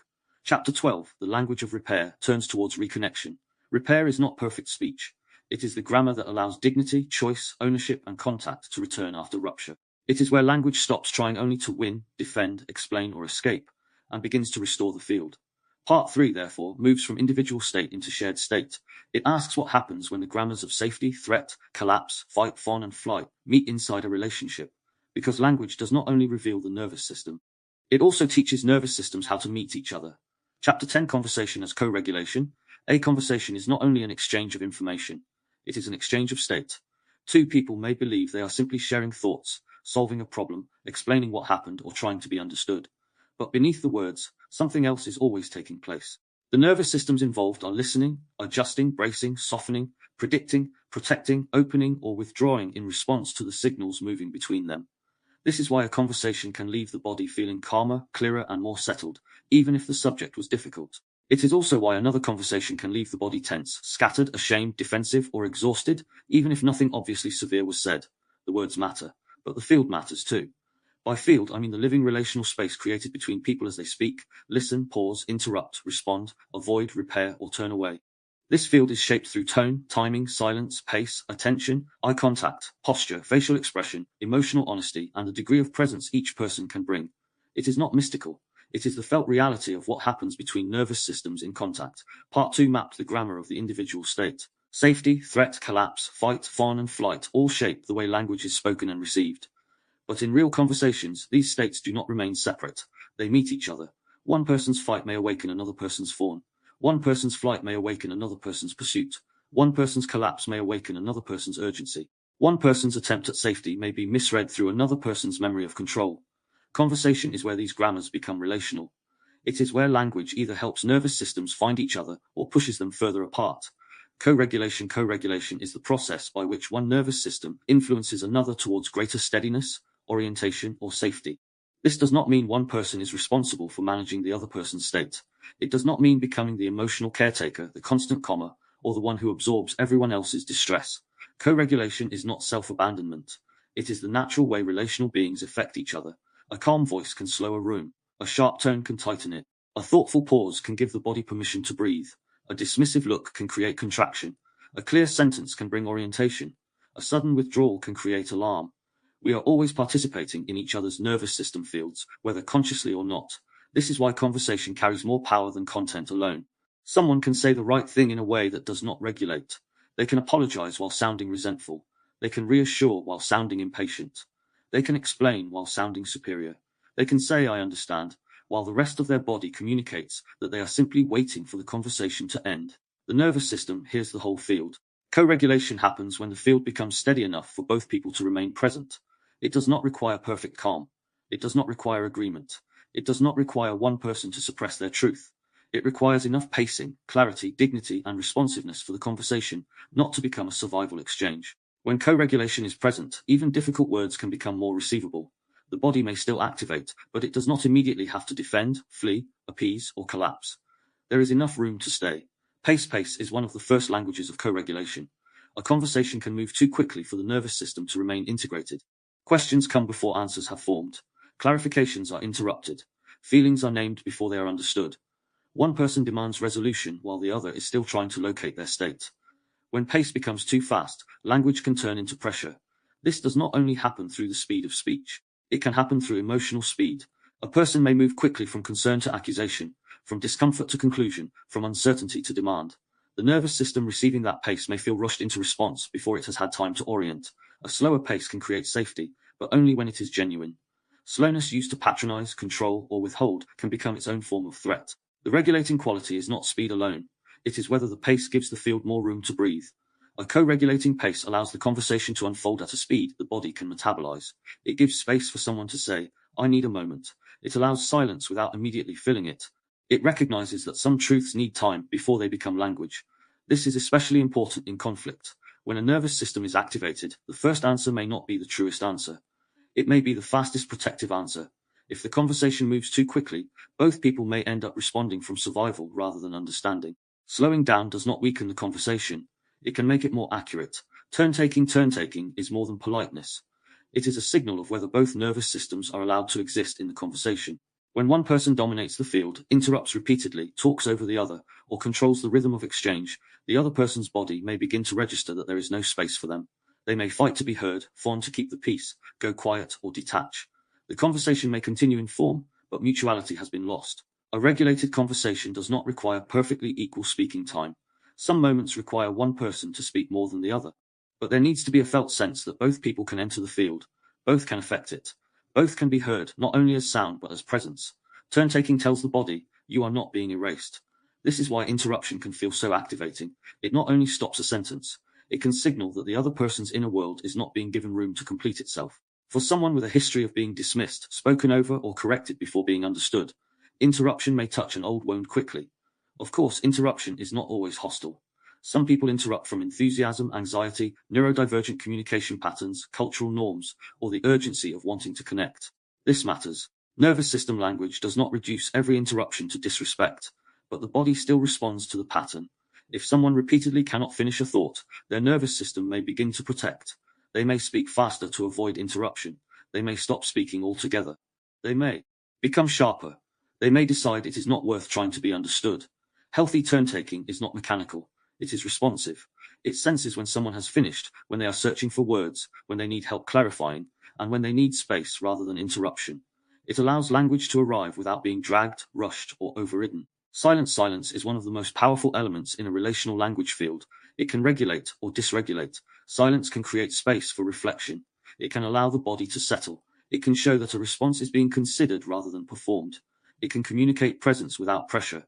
But silence can also become punishment. It can withdraw connection. It can create uncertainty. It can leave the other nervous system searching for meaning in the absence of words. The difference is often in the field around the silence. A reflective silence feels different from a rejecting silence. A pause taken with care feels different from a shutdown that offers no orientation. Silence after tenderness feels different from silence after a rupture. Silence with warmth in the body feels different from silence with coldness, contempt, or disappearance. Many people have complicated relationships with silence. If silence was used as punishment, it may feel threatening. If silence was the only place of peace in a chaotic home, it may feel regulating. If silence meant abandonment, it may create panic. If silence meant safety, it might create relief. This is why silence needs orientation in relational conversations. A person may say, I am quiet because I am thinking, not because I am leaving, or I need a pause, but I am still here. Or, I do not have words yet, but I am listening. These simple forms of orientation can change how silence lands.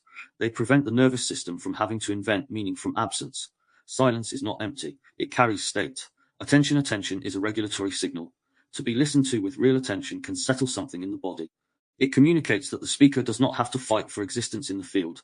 They do not have to intensify, prove, perform, or repeat endlessly in order to be received.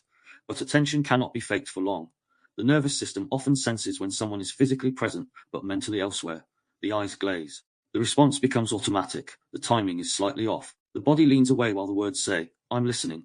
This mismatch can be more dysregulating than open honesty, because the person receiving it is forced to question their own perception. Attuned attention does not require perfect focus every second.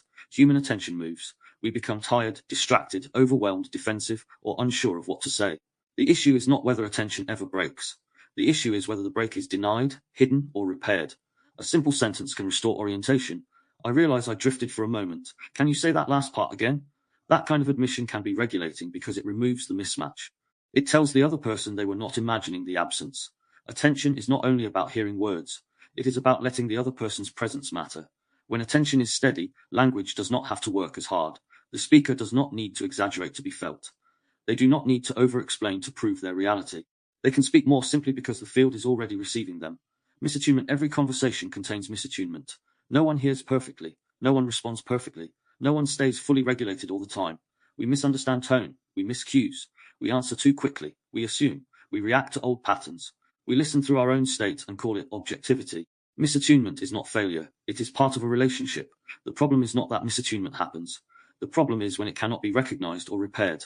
A small misattunement can become a larger rupture if the person affected is dismissed, blamed, mocked, or told they are imagining it.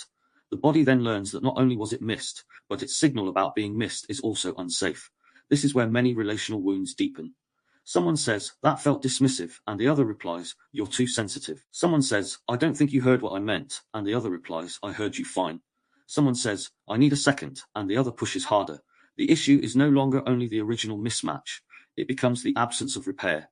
Attunement does not mean constant agreement. It means being willing to notice the state of the field. It means recognizing when something has shifted. It means caring enough to ask, did that land differently than I intended? Or I think we just missed each other. These sentences do not collapse into blame. They re-establish contact. Misattunement becomes less frightening when repair is available. Responsiveness is different from reaction. A reaction comes from activation. It moves quickly, often before the whole field has been understood. A response has more contact with the present. It may still be emotional, firm, direct, or imperfect, but it carries some awareness of the state it is coming from. In conversation, responsiveness helps co-regulation because it shows that language is being received and metabolized, not merely bounced back. The person speaking can feel that their words have entered the field and made contact. They may not get agreement, but they get evidence that they are not speaking into a wall. This matters deeply. When there is no responsiveness, people often intensify. They repeat themselves, add more detail, become louder, become sharper, or collapse into silence. The body tries to create evidence that it has been received. Lack of response can feel like absence, and absence can become a threat. Responsiveness may be as simple as, I hear that this affected you, or I need a moment to take that in, or I do not fully agree, but I understand this matters. These sentences do not surrender truth. They show contact. A regulated field does not require instant solutions. It requires evidence of meeting. The conversation beneath the conversation. Most conversations have more than one layer. There is a visible conversation, the topic being discussed, the words being exchanged, the question being answered. Then there is the conversation beneath it, the state each person is in, the need for safety, the fear of being misunderstood, the longing to be received, the old wound being touched, the attempt to protect dignity.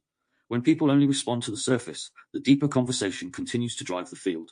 A couple may be talking about housework, but beneath it, one person may feel unseen, and the other may feel inadequate. A parent and child may be talking about behavior, but beneath it, the child may feel shamed, and the parent may feel out of control. Friends may be talking about plans, but beneath it, one may feel unimportant, and the other may feel pressured. Co-regulation becomes possible when the deeper conversation is allowed to become visible, without turning into accusation. This does not mean analyzing every interaction endlessly. It means noticing when the surface topic is too small to explain the intensity in the room.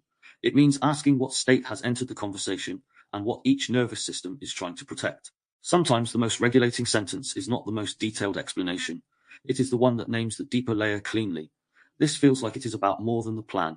I think we are both defending now. I am not sure we are hearing each other. Something in this conversation has started to feel unsafe. Used carefully, sentences like these can interrupt the automatic loop.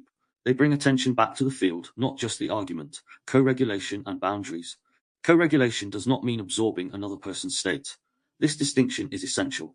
Many people confuse co-regulation with emotional overfunctioning. They believe they must calm everyone, soften every moment, prevent all conflict, soothe every reaction, or make themselves endlessly available for another person's dysregulation. That is not co-regulation. That is self-abandonment disguised as care. True co-regulation includes boundaries. A boundary can be regulating because it gives the field structure. It says where one person ends and another begins. It makes the interaction more honest. It prevents resentment from building beneath false harmony. A boundary may sound like, I want to continue this, but I will not stay if we start insulting each other. Or, I can listen, but I cannot be shouted at. Or, I care about your feelings, but I cannot be responsible for regulating them for you. These sentences may activate discomfort. They may even activate a threat in someone unaccustomed to boundaries. But they can still be part of a safer field because they reduce confusion. They make the terms of contact clearer. Without boundaries, co-regulation becomes fawn. With boundaries, co-regulation becomes mutual. Repair within conversation. Repair does not only happen after a conversation. It can happen inside it. A person notices they interrupted and says, sorry, I cut across you. Keep going. They notice their tone sharpened and say, that came out harsher than I meant. They notice the other person withdrawing and say, I think this is starting to feel too pressured. Should we slow down? These small repairs can prevent a conversation from becoming a rupture. This is one of the most practical forms of nervous system language. It treats conversation as a living field that can be adjusted while it is happening. The aim is not to speak flawlessly, but to remain responsive enough to notice when the field shifts. Repair inside conversation teaches the nervous system something important. Rupture does not have to become abandonment or attack. A misstep can be noticed, a tone can be corrected, a pause can be named, a misunderstanding can be checked. This kind of repair builds trust over time. Not because nothing goes wrong, because when something does go wrong, the field can recover. When co-regulation fails, co-regulation will not always be possible. There are moments when one or both people are too activated, too defended, too exhausted, too ashamed, or too overwhelmed to remain in a workable field. There are also relationships where the other person is not willing to engage honestly, repair harm, respect boundaries, or recognize the impact of their language. Nervous system language is not a promise that every conversation can be saved by better phrasing. Sometimes, the most regulated act is to pause, leave, or stop trying to create safety where there is repeated harm. Sometimes the body's need for distance is not avoidance but wisdom. Sometimes co-regulation fails because mutuality is not present. This matters because responsibility must not become a trap. Awareness of language should not make one person responsible for carrying the entire relational field. If only one person is trying to regulate, repair, soften, translate, understand and adapt, the field is not co-regulatory. It is one-sided labor. A healthy relational field requires participation. It does not require perfection. But it does require some willingness to notice, respond and repair. Closing reflection conversation is not only an exchange of words, it is an exchange of state. Every conversation carries a field. That field may become spacious or compressed, steady or volatile, open or defended, attuned or misattuned. It is shaped through pace, silence, attention, turn-taking, responsiveness, boundaries, and repair. Co-regulation happens when the field becomes steady enough for nervous systems to remain present with each other. It does not mean agreement. It does not mean emotional caretaking. It does not mean absorbing another person's distress. It means that language, presence, and responsiveness create enough safety for contact to continue. Chapter 10 has explored conversation as a living relational field. Chapter 11 turns towards what happens when that field becomes charged. Conflict often looks like disagreement, but beneath it, there may be a survival state. People may argue about words while their bodies are responding to threat, shame, abandonment, control, or old wounds entering the present dialogue. That is where we go next. Chapter 11, the nervous system beneath conflict. Conflict often looks like disagreement. Two people appear to be arguing about what was said, what happened, who meant what, who remembers correctly, who is being fair, who is avoiding responsibility, or who needs to change. But the intensity often comes from the state underneath. Part 2 explored the grammars of safety, threat, collapse, fight, fawn, and flight. Chapter 10 then widened the frame into conversation as co-regulation. Chapter 11 moves into what happens when the relational field becomes charged, and when the nervous systems inside it begin interpreting each other through protection. Conflict is rarely only about communication. It is often about survival meanings attached to communication. When logic fails, many people try to resolve conflicts by becoming more logical. They explain more clearly. They repeat the facts. They provide evidence. They correct the misunderstanding. They try to prove their intention. They ask the other person to see reason. Sometimes this helps, but often, during activation, logic does not reach the place that is reacting. This is not because logic is useless. Logic matters. Clarity matters. Evidence matters. But when the nervous system has moved into threat, the body is no longer primarily searching for balanced reasoning. It is searching for safety. It is asking, am I being attacked? Am I being abandoned? Am I being controlled? Am I being shamed? Am I about to lose connection, power, dignity, or selfhood? If those questions are active beneath the surface, a logical explanation may be received through defense. A person may hear a correction where an explanation was intended. They may hear dismissal where clarity was intended. They may hear superiority where reason was intended. They may hear pressure where a repair was intended. This is why someone can say, that is not what I meant, and the other person still feels hurt. The clarification may address intention, but not impact. It may correct the surface misunderstanding while leaving the nervous system underneath untouched. In conflict, people are often speaking to different layers. One person is speaking to content. The other is responding from state. One is trying to resolve the factual issue. The other is trying to protect the body from what the issue seems to mean. Until both layers are acknowledged, the conversation may keep looping. More explanation may produce more defense. More defense may produce more frustration. More frustration may produce sharper language. The sharper language then confirms the original threat. Logic fails when it tries to bypass the body. It begins to work again when the body has enough safety to receive it. The hidden threat beneath the topic conflict becomes more understandable when we ask what threat is being heard beneath the topic. A disagreement about money may carry a deeper threat of instability, control, dependency, or inadequacy. A disagreement about time may carry a deeper threat of not mattering. A disagreement about intimacy may carry a deeper threat of rejection, engulfment, shame, or loss of self. A disagreement about parenting may carry a deeper threat of failure, judgment, or inherited wounds being repeated. The visible topic is the doorway. The nervous system reacts to what the doorway appears to lead towards. This is why two people can have the same conversation repeatedly without resolving it. They are not only disagreeing about the practical issue, they are defending against different emotional meanings. One person may be asking for closeness while the other hears control. One may be asking for space while the other hears abandonment. One may be asking for accountability while the other hears shame. One may be asking for clarity while the other hears interrogation. The same words enter different nervous systems and become different realities. This does not mean every interpretation is equally accurate. It means the state beneath the interpretation has to be understood before the conflict can shift. If the hidden threat is ignored, argument remains attached to the surface topic while the body continues reacting to the deeper meaning. A person may say, this is not about the dishes, and they may be right. It may be about being unseen. A person may say, "This is not about the message," and they may be right. It may be about feeling unimportant. A person may say, "This is not about the tone," and they may be right. It may be about old humiliation entering the present. The nervous system beneath conflict listens for what the moment represents, not only what the moment contains. Old wounds in present dialogue conflict often becomes painful because the present is not entirely present. Old wounds enter the conversation. They enter through tone, timing, silence, facial expression, power dynamics, repeated patterns, or familiar phrases. The body recognizes something before the mind has fully understood what has been recognized. It may not be the same situation, but it resembles something the nervous system has learned to watch for. A person who was repeatedly dismissed may hear disagreement as erasure. A person who grew up around volatility may hear frustration as danger. A person who was controlled may hear suggestions as domination. A person who was abandoned may hear distance as proof of loss. A person who was shamed may hear feedback as exposure. When this happens, the conflict becomes layered. The person is responding to now, but also to then. This is why reactions can feel larger than the present moment appears to justify. The body is not only measuring the current sentence, it is measuring all the history the sentence touches. From the outside, this may look irrational. From the inside, it feels immediate and real. This is where compassion and precision are both needed. Compassion recognizes that old wounds do not enter conflict by choice. Precision recognizes that old wounds can distort the present if they are not noticed. The goal is neither to dismiss the reaction nor obey it completely. The goal is to locate it. A sentence like, "Something old is being touched here," can change the field. It does not blame the other person for all of the activation, but it also does not deny the activation. It gives the nervous system a way to be honest without making the present moment carry the entire weight of history. This kind of recognition is not easy during conflict, but it can interrupt the automatic merging of past and present. Intention and impact. Many conflicts become stuck around intention and impact. One person says, "I did not mean to hurt you." The other says, "But it hurt." Both may be true. The person defending intention may feel accused of being cruel, careless, selfish, or unsafe. Their nervous system may move into fight, flight, or collapse because they feel misread. They want their inner reality recognized. They want the other person to understand that they were not trying to cause harm. The person naming impact may feel dismissed if the intention is used too quickly. They may hear, "I did not mean it," as your hurt is not valid. Their nervous system may be intensified because the injury has not been addressed. The conflict then becomes a struggle over which truth matters more. But intention and impact are different layers of the same event. Intention matters because people are not only their effects. Impact matters because harm can occur even without harmful intent.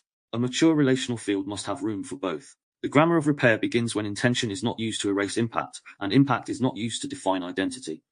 A person might say, "I did not intend to hurt you, but I can hear that it landed painfully." Or, "I need you to know I was not trying to attack you, and I also want to understand the impact." These sentences keep both realities in the field. They do not collapse into blame. They do not avoid responsibility. They allow the nervous system to stop fighting for one truth at the expense of the other. In conflict, much of the escalation comes from the fear that only one reality will be allowed. The nervous system language makes room for more than one layer. Defensive listening in conflict. People often stop listening to understand and begin listening to protect. This is defensive listening. The ears still hear words, but the nervous system is scanning for threat. It listens for blame, disrespect, exaggeration, danger, hypocrisy, contradiction, weakness, attack, or evidence to use in response. The person may appear engaged, but inside they are preparing their defense. Defensive listening is not always obvious. It may look like silence. It may look like intense focus. It may look calm, but the internal movement is protective. The person is not receiving the other as a full reality. They are monitoring for what might harm them. This changes everything. A vulnerable sentence may be heard as an accusation. A boundary may be heard as punishment. A clarification may be heard as manipulation. A pause may be heard as avoidance. A question may be heard as an interrogation. Defensive listening creates defensive meaning. This is why the same sentence can become more threatening once conflict has begun. The field is already charged. The body is already braced. Language enters a guarded system and gets translated through protection. The way through defensive listening is not simply to demand better listening. That often creates more defense. The first step is usually to name the state of the field. "I think we are both listening for threat now," or "I can feel myself preparing a defense rather than taking this in." This kind of sentence can restore awareness without blaming the other person. It also humanizes the moment. The conflict stops being a battle between one rational person and one irrational person. It becomes two nervous systems trying to protect themselves. Each behavior confirms the other person's fear. Nervous system language helps by naming the loop rather than only the behavior. Instead of "you never talk to me," the deeper sentence might be, "When you go quiet, my system reads it as abandonment and I start pushing." Instead of "you're too much," the deeper sentence might be, When I feel pushed, my system shuts down and I move away. These sentences are not excuses, they are maps. They allow both people to see the pattern rather than becoming fully identified with their side of it. Conflict as state collision. Conflict is often a collision of states. Fight meets fawn, flight meets pursuit, collapse meets urgency. Safety language meets a system that expects control.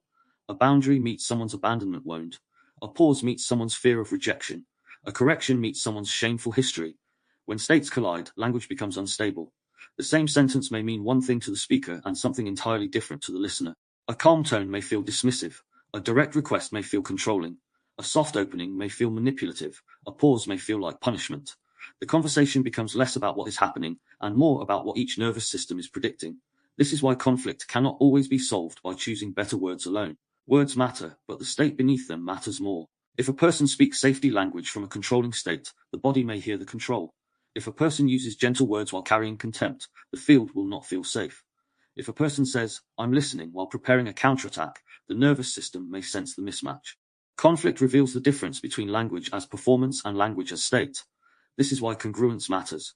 A sentence becomes more regulated when the state beneath it is closer to the words being spoken. Not perfect. Human beings are mixed, but close enough that the nervous system does not have to decode a contradiction. The role of shame in conflict. Shame is one of the fastest ways conflict escalates. When someone feels ashamed, they may become defensive, angry, apologetic, numb, avoidant, or collapsed. Shame makes the self feel threatened, not only the behavior. The person may no longer be able to hear feedback as information. They hear it as exposure. This is why shame often produces disproportionate responses. The words may be about one action, but the body hears, "This proves something bad about me." The nervous system then tries to escape that conclusion. It may fight by attacking back. It may fawn by over-apologizing. It may flee by changing the subject. It may collapse by saying, "I can't do anything right." In conflict, shame makes learning difficult because the self is busy trying to survive itself. A shame-sensitive field needs careful language. This does not mean avoiding accountability. It means separating behavior from identity. "This hurt me" is different from "you are hurtful." "I need this to change" is different from "you never change." That response felt dismissive is different from "you are incapable of listening." The more precise the language, the less shame has to fill in the gaps. Precision protects dignity, and dignity makes accountability more possible. Repair attempts that fail. Sometimes people try to repair a conflict and still fail. This can happen because the repair comes too quickly, before the impact has been felt. It can happen because the apology sounds like a performance. It can happen because the person explains more than they own. It can happen because the other nervous system is still too activated to receive the gesture. A repair attempt may fail if it is designed mainly to end discomfort, rather than to address the rupture. "I said sorry, what else do you want?" is not reparable. It is pressure. "Can we just move on?" may sound peaceful, but it can erase the body's need to be met. "I didn't mean it like that" may be true, but if it arrives before impact is acknowledged, it may sound like a defense. Repair requires timing. It requires enough contact with the other person's reality to let the nervous system feel that something has been understood. It also requires the repairer to remain in dignity, rather than collapsing into shame. If someone apologizes by becoming self-punishing, the other person may feel forced to take care of them. The field shifts away from repair and into emotional management. This is why repair is a grammar of its own. It is not just about saying the right words. It is restoring enough safety, ownership, dignity, and choice for the field to reorganize. Chapter 12 will return to this more fully. When conflict becomes identity, conflict becomes especially difficult when the issue turns into identity.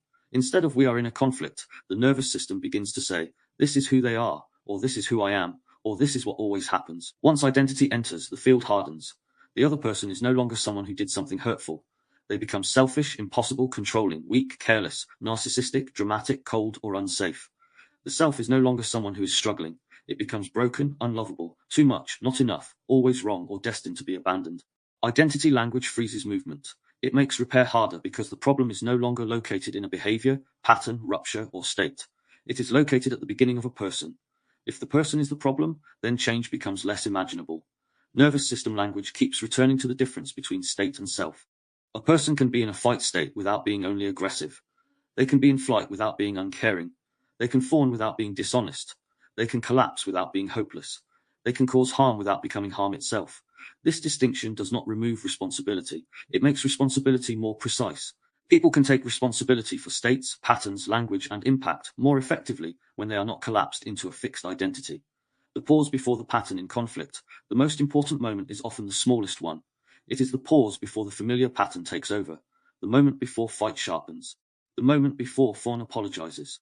the moment before flight redirects, the moment before collapse gives up, the moment before threat language compresses the field, the moment before a repair attempt becomes defensive. That pause may be brief, it may be no more than one breath, but it can create enough room to notice we are entering the old pattern. This recognition alone can change the direction of the conversation, not always completely, not magically, but enough to introduce choice. A person might say, I can feel myself getting defensive, or I think I am hearing this through an old wound, or I want to answer but I need to slow down, or this is starting to feel like the loop we always get into. These sentences do not solve the conflict, they interrupt unconscious repetition. They move the conversation from automatic state collision into shared awareness. Once both people can see the pattern, they are no longer only inside it. They may still be activated, they may still disagree, they may still need space. But something has shifted, the nervous system has been given a map. Closing reflection conflict often looks like disagreement, but beneath disagreement there is usually state. There may be threat, shame, abandonment, control, grief, urgency, helplessness, old memory, or the need to protect dignity.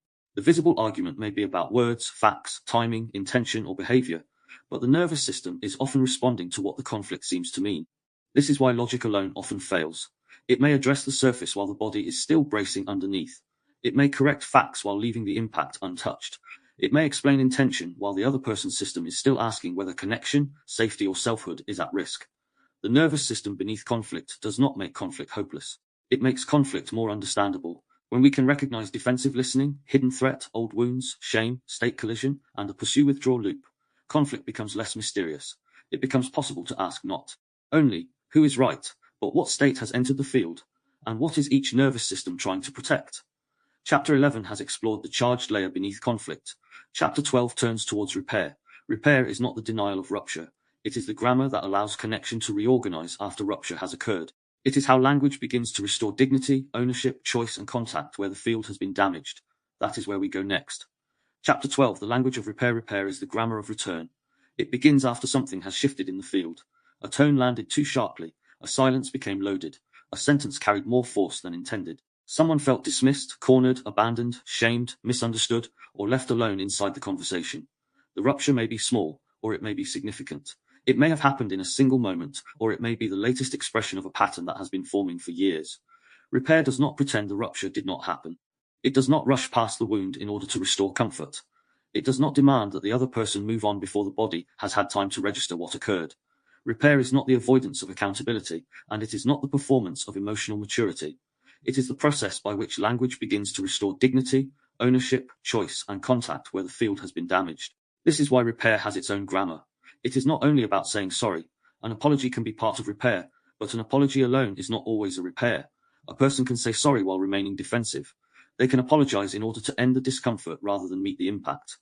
They can apologize while secretly asking the other person to take care of their shame. They can apologize with the right words and still leave the nervous system of the other person feeling unseen. Repair has to reach deeper than wording. It has to change the state of the field. Rupture. Every relationship contains rupture. This is not failure, it is part of being human. People misunderstand each other. They speak from tiredness, fear, shame, urgency, or old wounds. They miss cues, they interrupt, they assume, they defend, they withdraw, they over-explain, they use the wrong tone, they fail to notice the moment the other person's body begins to feel unsafe. The question is not whether rupture happens. The question is whether repair is possible. A rupture becomes more damaging when it is denied, minimized, mocked, or explained away too quickly. Someone says, that hurt, and the response is, I didn't mean it like that. Someone says, I felt dismissed, and the response is, you're too sensitive. Someone says, I need a minute, and the response is, why are you making this difficult? The original rupture then becomes layered with a second one. Not only was the person hurt, but their signal about being hurt was also rejected. This is where many nervous systems learn that conflict is unsafe. Not because disagreement exists, but because repair does not. A reparable relationship teaches something different. It teaches that rupture does not have to become abandonment. Misattunement does not have to become identity. Harm does not have to be denied for the connection to continue. A person can be impacted and remain in a relationship. A person can take responsibility without collapsing into shame. The field can be damaged and still reorganize. Repair is the grammar that makes this possible. Owning without collapsing. One of the most important movements in repair is ownership. Ownership means recognizing what belonged to us. Our tone, our timing, our words, our defensiveness, our avoidance, our pressure, our impact, or our failure to listen. It does not mean taking responsibility for everything in the room. It does not mean becoming the bad one. It does not mean turning repair into self-punishment. This distinction matters because many people confuse ownership with collapse. When someone realizes they have caused hurt, they may drop into shame. Their language may become self-attacking. I'm awful. I ruin everything. I can't do anything right. You must hate me. On the surface, this may look like responsibility, but the field often shifts away from repair and towards managing the shame of the person who caused the rupture. The person who was hurt may then feel forced to comfort the person who hurt them. This is not a repair, it is a reversal. Owning without collapsing sounds different. It stays connected to the impact without making the other person responsible for rescuing the speaker from shame. It might sound like, I can see that my tone landed sharply, and I want to take responsibility for that. Or, I interrupted you and I think that made you feel dismissed. Or, I was defending myself instead of actually hearing what you were trying to say. This kind of ownership keeps the field clean. It does not exaggerate, it does not self-attack, it does not minimize. It simply names what happened and stays present with it. Repair needs this kind of steadiness. The nervous system of the hurt person often needs to feel that the other can recognize the impact without disappearing into shame, or turning the moment back onto themselves. Naming without blaming repair also requires naming. If nothing is named, the nervous system has no orientation. The rupture remains vague. The body knows something happened, but the language field does not acknowledge it. This can be deeply unsettling because the person affected may feel forced to carry the reality alone. Naming gives shape to the field. It says, something happened here. But naming can become blame if it collapses the whole person into the rupture. You are selfish, you never listen, you always make things unsafe, or you are impossible to talk to may contain pain, but the grammar turns the person into the problem. The nervous system receiving it may move quickly into defense, shame, collapse, or counterattack. Naming without blaming is more precise. It separates behavior, impact, pattern, and identity. A person might say, when I was interrupted, I felt like my words did not matter. Or, when the conversation ended without warning, my body read it as abandonment. Or, when you joked at that moment, I felt exposed rather than supported. These sentences still carry truth. They do not soften the impact into nothing, but they create room for the other person to respond without having to defend their entire identity. This does not mean every rupture must be expressed gently. Some ruptures are serious. Some patterns are harmful. Some boundaries need to be firm. But even then, precision matters. The more accurately language names the rupture, the more possibility there is for repair, accountability, or clear separation. Blame often creates heat. Naming creates orientation. Repair needs orientation more than heat. Slowing the field repair cannot always happen at the speed of discomfort. When a rupture occurs, both nervous systems may want relief. One person may want the hurt acknowledged immediately. The other may want the tension resolved quickly. Shame, anxiety, anger, fear, or guilt may push the conversation faster than the bodies involved can process. This is where repair can become rushed. A rushed apology may sound like a demand to move on. A rushed explanation may sound defensive. A rushed reassurance may sound like dismissal. A rushed return to normal may leave the body of the hurt person still holding the rupture. Repair often needs slowing. Slowing down does not mean delaying indefinitely. It means giving the field enough time to become honest. It allows the person affected to feel what happened. It allows the person who caused harm to listen before defending. It allows intention and impact to be held together without one erasing the other. A slower repair might sound like, I want to respond, but I do not want to rush past what you felt. Or, I need a moment to take that in properly. Or, I can feel myself wanting to explain, but I think I need to understand the impact first. These sentences regulate because they show the nervous system that the rupture is not being avoided. They also reduce the pressure for immediate resolution. Some repair happens in one conversation. Some repair happens over several. Some repairs require changed behavior over time before the nervous system believes the words. This is especially true when a rupture is part of a repeated pattern. The body may not trust the first apology because it has heard similar language before without change. Repair is not always a moment. Sometimes it is a pattern that has to be rebuilt. Returning choice rupture often removes choice. A person may feel ambushed by a tone, trapped in a conversation, forced to accept an apology before they are ready, pressured to forgive, expected to explain their hurt perfectly, or made responsible for restoring comfort. Repair restores choice. It gives the nervous system room again. This may sound like, you do not have to respond straight away. It may sound like, I understand if you need time. It may sound like, I am not asking you to make me feel better about this. It may sound like, I want to repair this, but I know trust may take longer than one conversation. These sentences matter because they reduce the coercive pressure that often enters repair. Sometimes people apologize in a way that secretly demands forgiveness. They say sorry, but the nervous system underneath is asking, can we be okay now? Can you stop being hurt now? Can you reassure me that I am not bad? The apology becomes a request for the injured person to regulate the shame of the person apologizing. That is not a clean repair. Clean repair offers ownership without demanding immediate absolution. It recognizes that the other person may need time, space, clarification, or evidence. It does not force the body to return before it is ready. Choice is also important for the person repairing. They too must remain connected to themselves. Repair does not require surrendering dignity. It does not require taking on accusations that are not true. It does not require accepting punishment. Healthy repair allows both people to remain human. The grammar of repair restores choice to the field, not control to one side. Restoring dignity. Dignity is central to repair. Without dignity, repair becomes performance, punishment, or submission. One person may be forced to beg, another may be forced to forgive, one may be shamed into accountability, another may be pressured into silence. The rupture may appear resolved, but the nervous system knows the field is still unsafe. Restoring dignity means both people remain people. The person affected is not dismissed, mocked, rushed, or made responsible for soothing the one who caused harm.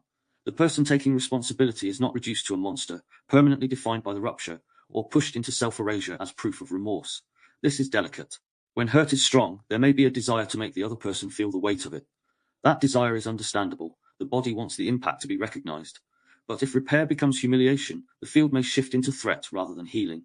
The other person may collapse, fight, flee, or fawn, and the original wound may remain unmet. Dignity does not weaken accountability. It makes accountability more possible. A dignified repair might say what happened mattered and I want it taken seriously. It might say I am angry, but I do not want to dehumanize you. It might say I need accountability, not punishment. It might say I want to own my part without pretending I am the whole problem. This kind of language keeps the field open enough for truth. It allows repair to become more than winning, losing, blaming, or escaping. Repair and the body repair is not complete just because words have been spoken. The body has to register something different. This is why people may receive an apology intellectually, but still feel unsettled. The mind may understand the words, but the body may not yet trust the field. It may still be braced. It may still be waiting for the pattern to repeat. It may still need time to see whether the repair becomes behavior. This is especially true when harm has been repeated. The nervous system does not trust repair only because language appears correct. It trusts repair when words, tone, timing, and future behavior begin to align. If someone apologizes but keeps repeating the same pattern, the body learns that the apology is a performance. If someone names impact but then punishes the other person for still being hurt, the body learns that repair is unsafe. Repair must become embodied. It has to move from a sentence into a pattern. This does not require perfection. Human beings will still miss each other, but if the field repeatedly shows that rupture can be noticed, owned, slowed, and met, the nervous system begins to update. It learns that conflict does not always mean danger. It learns that honesty does not always destroy a connection. It learns that being impacted does not mean being abandoned. This is one of the deepest gifts of repair. It teaches the body that a relationship can survive truth. Repairing misattunement. Some ruptures are not caused by major harm. They are caused by misattunement. A person needed softness and received analysis. They needed to listen and received advice. They needed space and received pursuit. They needed clarity and received vagueness. They needed reassurance and received silence. The other person may not have intended harm, but the nervous system still registered a miss. Repairing misattunement often begins with recognizing that impact can exist without blame. A person might say, I think I missed what you needed there, or I responded with advice when you needed me to listen, or I thought I was giving space, but I can see it felt like withdrawal. These sentences are powerful because they show that the field has been noticed. Misattunement becomes painful when it is defended against. If someone says, that is not what I needed, and the response is, well, I was only trying to help, the repair closes. The intention may be true, but the impact is left outside.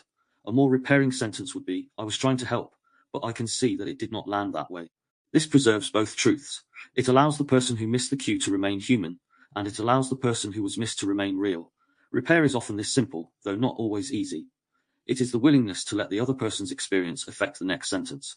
When repair is refused, not every rupture can be repaired. This is important. Repair requires some degree of willingness. It requires the possibility of honesty, ownership, listening, and change. If one person repeatedly denies impact, refuses accountability, weaponizes apology, uses repair language to manipulate, or punishes vulnerability, the field may not be reparable in the way we wish. Nervous system language should never become a trap that keeps someone trying to repair what is repeatedly harmful. Sometimes the language of repair becomes a way of prolonging exposure to the very field that keeps causing injury. A person may keep explaining, softening, translating, forgiving, and trying to create safety where there is no mutual participation. This can become another form of fawn or collapse. Repair requires dignity. If dignity cannot be restored inside the interaction, distance may become necessary. This does not mean the repair has failed morally. It means the conditions for repair are not present. Sometimes the most honest sentence is, I cannot repair this alone. Or, I am willing to talk when there is ownership, but I cannot keep entering the same pattern. Or, I need distance because this field is not becoming safer. These sentences are not anti-repair. They protect the possibility of repair from becoming self-abandonment. Repair also happens inwardly. There are moments when we rupture the relationship with ourselves. We ignore our bodies. We betray our boundaries. We speak to ourselves with contempt. We abandon our own truth in order to be accepted. we push past limits, and then blame ourselves for collapsing. Self-repair begins when the inner language changes from attack to contact. Instead of "I should have known better," the repair may sound like, "I can see why I did that, and I want to learn from it." Instead of "I always ruin things," it may sound like, "I acted from a state I did not recognize at the time." Instead of "I am weak," it may sound like, "Something in me was trying to stay safe." This is not self-excusing, it is self-return. Self-repair allows responsibility without self-hatred. It allows learning without humiliation. It allows grief without collapse. It allows change without making the self into an enemy. This matters because the way we repair with ourselves affects the way we repair with others. A person who can only meet their own mistakes with shame may find it difficult to take clean ownership externally. They may collapse, defend, or avoid because accountability feels like identity death. A person who can remain in dignity with themselves is more able to remain in dignity with another. Self-repair is part of relational repair because the internal field travels with us. We speak from the field we live inside. The difference between repair and reassurance are not the same.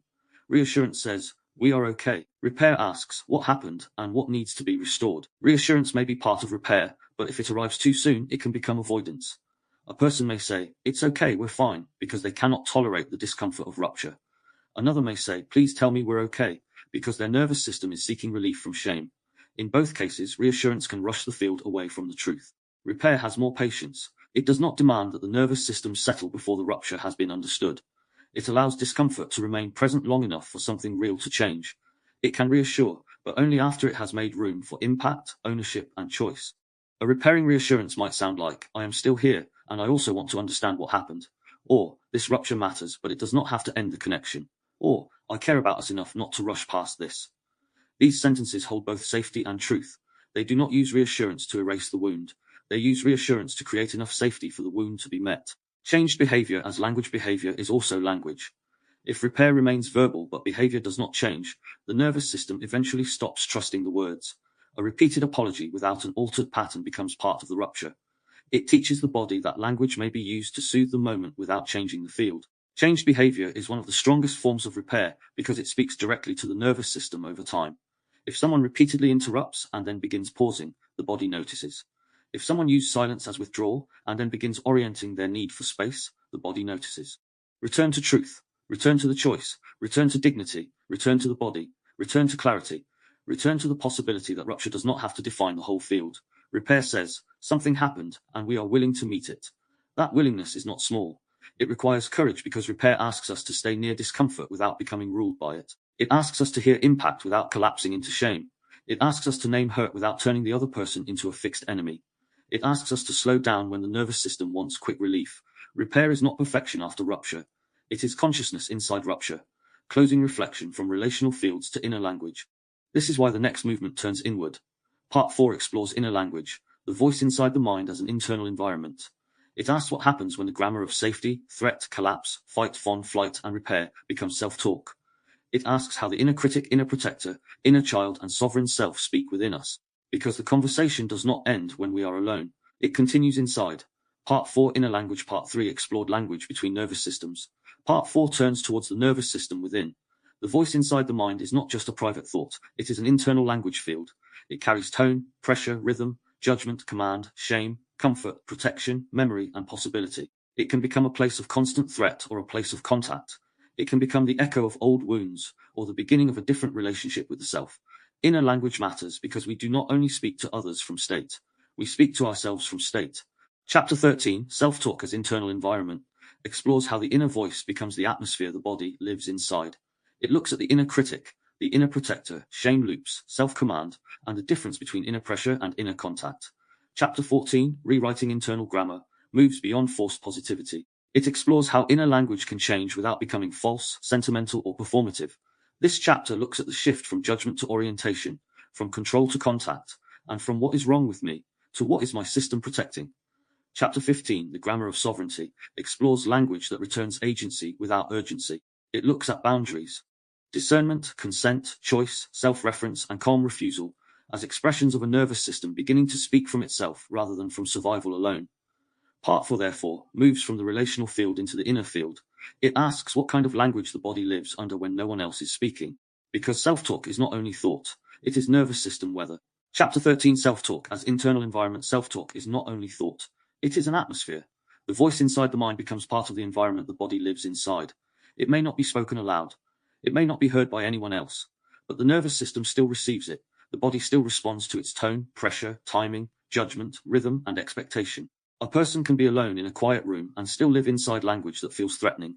They may hear internally that they are behind, failing, too much, not enough, selfish, weak, broken, difficult, lazy, dramatic, or unworthy. No one else may be speaking, but the body is still being spoken to. It is still receiving signals. It is still organizing around the grammar of the inner field.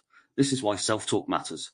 Not because every thought is true, not because every inner sentence deserves obedience, but because the language we repeatedly live under begins to shape what the nervous system prepares for. An inner voice can create pressure before anything has happened.